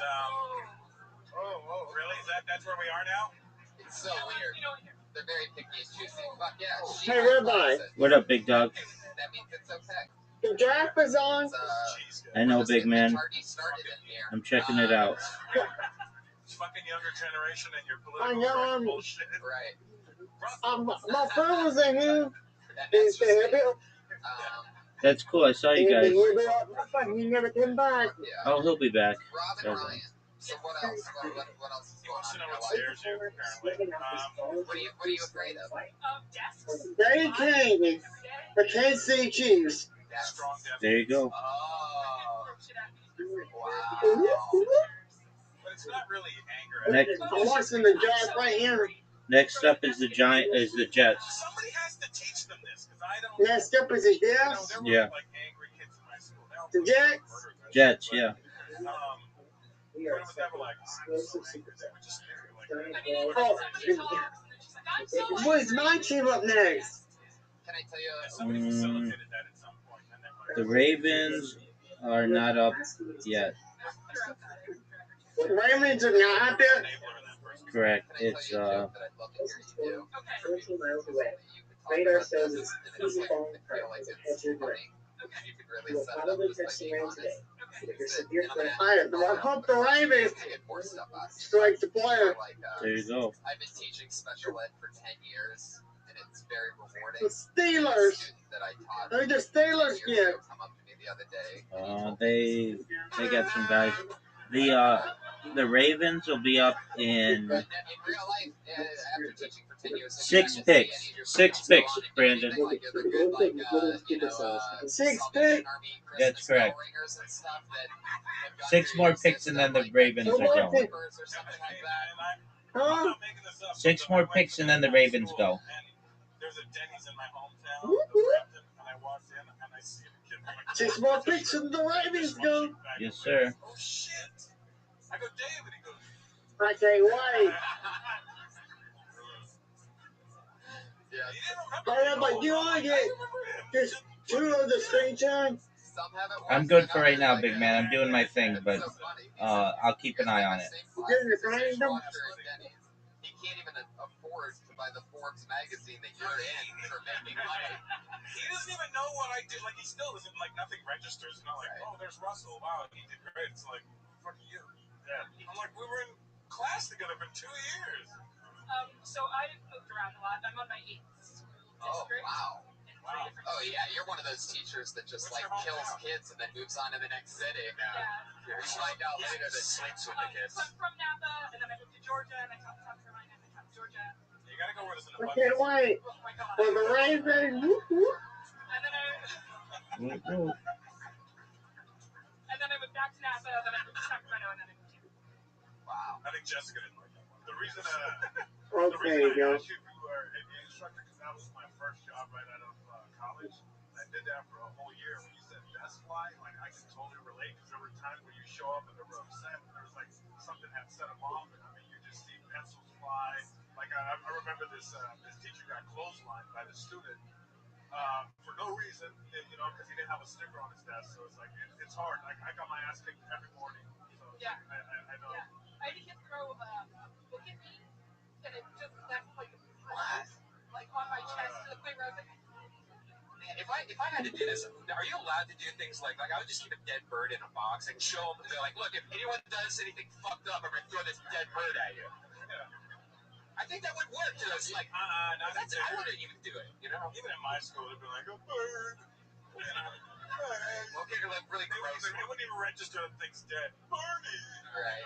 no, because then I would just have people like all day long be like, did you see the dead bird? There's a dead bird. You just go see the dead bird. There's a dead bird. Well, then poop. A big turd. It's a cow turd. Or just have the laxative kids shit on people. You should have taken the whole class and gone, see this? This is what you're gonna get. He's actually the favorite kid I've ever had. What's it? I guess Because he's the shit. Oh my god, where'd it go? Why do you like Lost the Discord there, Rabbi. shit on the walls like that every day? What happened, big man? He's one that I get updates about. My friend is the vice principal at the school. I found that there I am. There you go. Mute, and he would just sit there, and then he was like a super sweet kid, and we got him to play with the other kids, and he was so now he's reading and he's talking and he has friends, so he's fine right now. How old is he? Remember, Super Bowl story. The one that's bringing April, you to Kentucky. See what I'm trying? This is very like he's laughing at that. I'm working on something right now, big man. At least the tarts aren't here. Okay, I mean, and it's on the black screen. Yeah. ABC. Yeah, why is that? Robin, so did you know Jessica from Sacramento? Yeah. Oh, that's I don't know. Okay, so here. I don't know how to fix it. Where'd you guys meet at? So here's what I think is the reason because of that. Is it showing on your end? No, it's on CBS and ABC.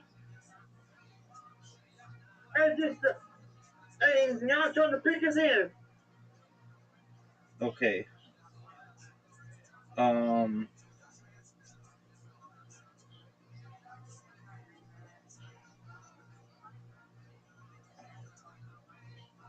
not used to seeing this, Mikey.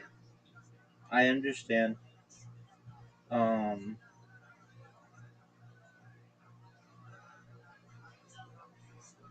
Okay, so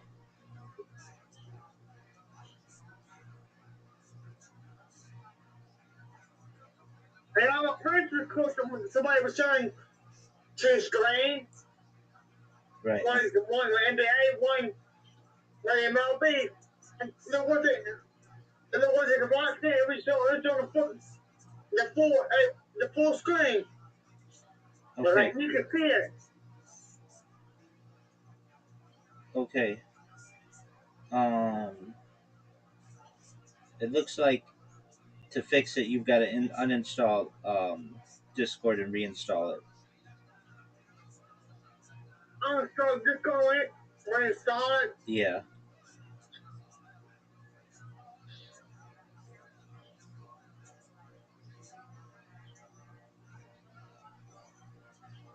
And so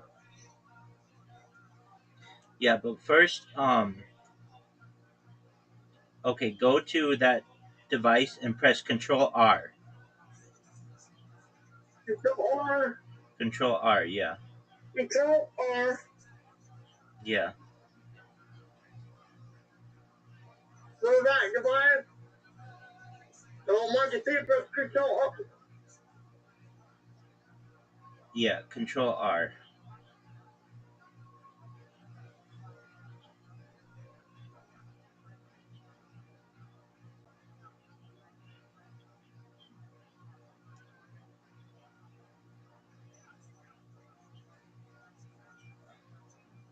Are you on a desktop computer, Brandon? Yeah. Okay, another thing you can do is go to the settings of that computer, whatever one's showing black, and Most of them are showing black. what'd you say? It's pitch black. Okay, I understand. Go to that. I understand. Go to that computer and go to right now. go to user settings. So go to your okay. Then go to advanced.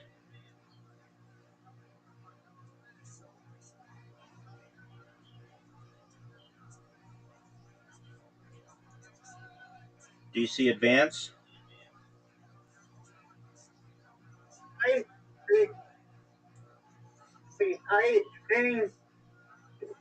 in this.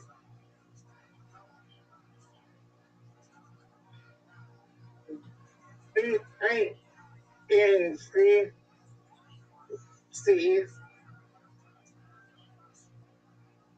Do you your phone make devices? Okay, do you see advanced? Subscriptions, account policy. Keep reading. Order history, payment, boxing, rewards, subscriptions, tasks, as it's going to school, other, Windows backup, family, your accounts, late devices, signing options, your info. You don't see advanced? No. Are you using the browser or are you using the app? I'm using the browser. Oh, that's why.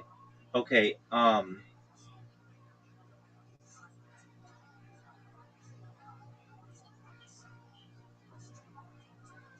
Okay. I can see what game. I can see what I have. No, A you. gaming PC. No, you don't have to do that right now.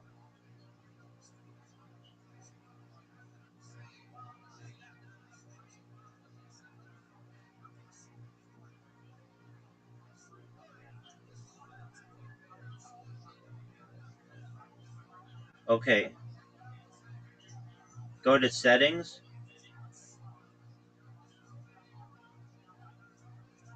Okay. Yeah. Okay. Did it used to work? It used to. No, it was on a black screen. It never worked? Oh, my habit on my CBS screen it was. But when I touched the CBS, the ABC, the big black. Okay, so it works for some things but not others? It worked for CBS. But for CBS, the ABC, on the duo, on the dynamic screen, like, like this, like this, it doesn't work. But what's on CBS?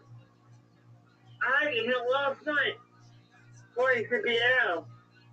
Okay. And what's on CBS? But now on ABC. Okay. So go to. Are you using Chrome? I'm using Microsoft. Are you using Edge? No. Okay. Are you using a browser? Internet browser, yeah. Okay, what browser?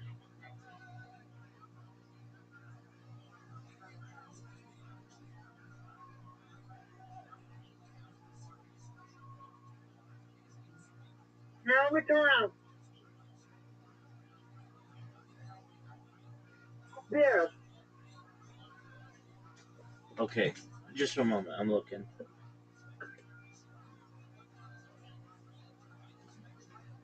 Okay. Oh, okay, I see. Okay. Are you using the app or are you using Chrome or are you using. I see what you're showing me, but I can't tell. Is it the app or is it the web browser?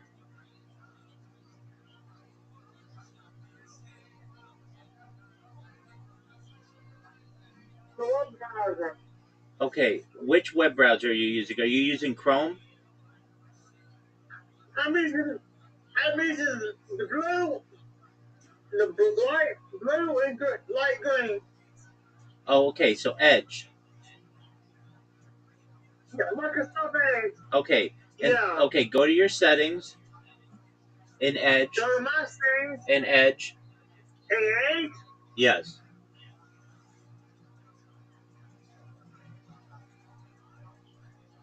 Are you there? Yep. Okay, in the search, type in the word hardware. HARD. HARD. Yeah, WARE.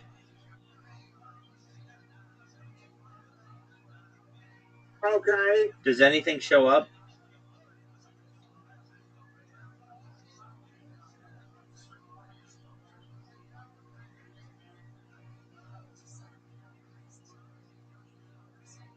Does anything show up?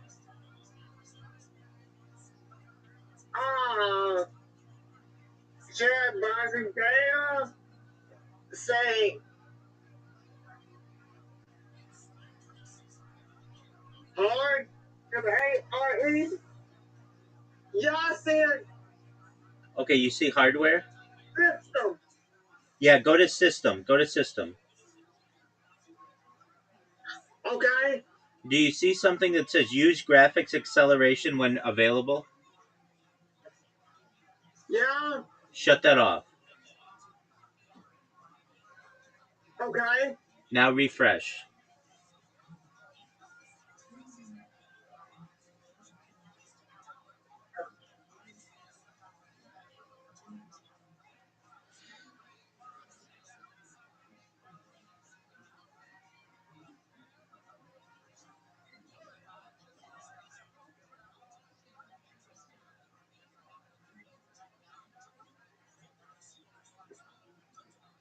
Now try it.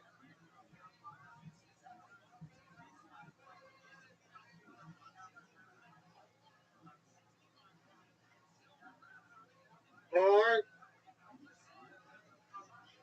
Now go to Discord and try to share it. See if there's still a black screen.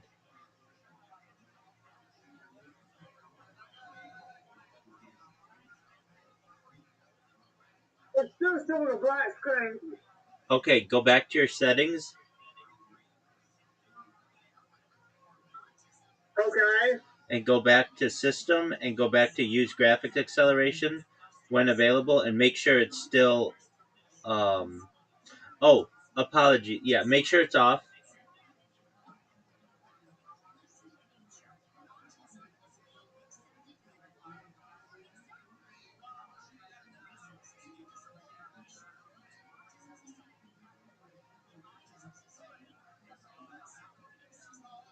There it is. Is it off? Sorry, man.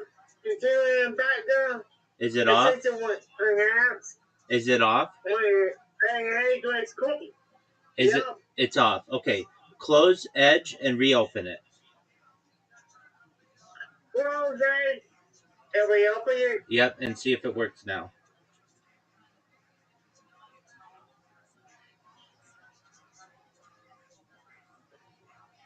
Close Edge. Correct. Reopen it. Correct.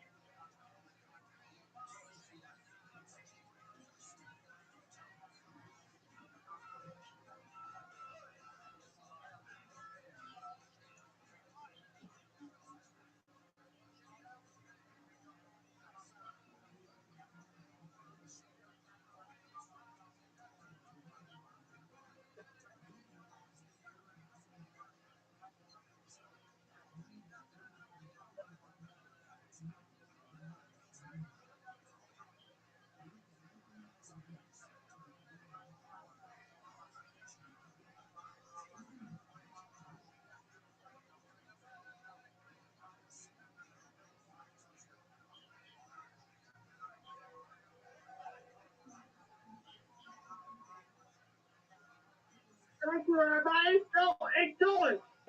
There you go. It's fixed. Yeah. Okay, there you go, big man. Raven's pick his hand. There you go. Whoop, whoop. Whoop, whoop. Raven's pick his hand. There you go, big man. Get ready. Who they gonna choose? I don't know.